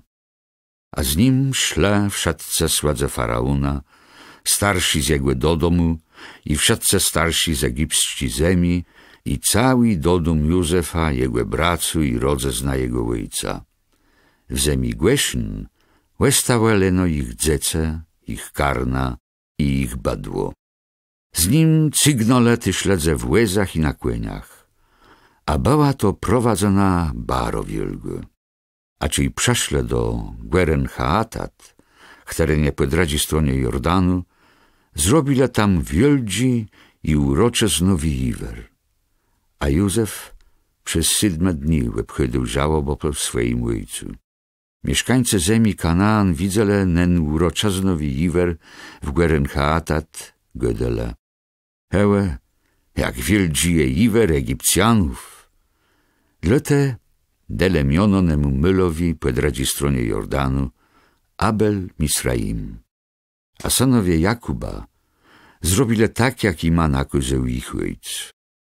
Przeniosle go do zemi Kanaan i pechłewele w groce na pelu Makpela. To pele kupił Abraham od Efrona Heteta, jak no myl na grób. Ono było niedalek Mamre. Od śmierci Jakuba do śmierci Józefa. Po pogrzebie swojego ojca Józef przeszedł nazad do Egiptu razem z bracoma i wszedcima, chtarni szle, żeby płechować jego ojca.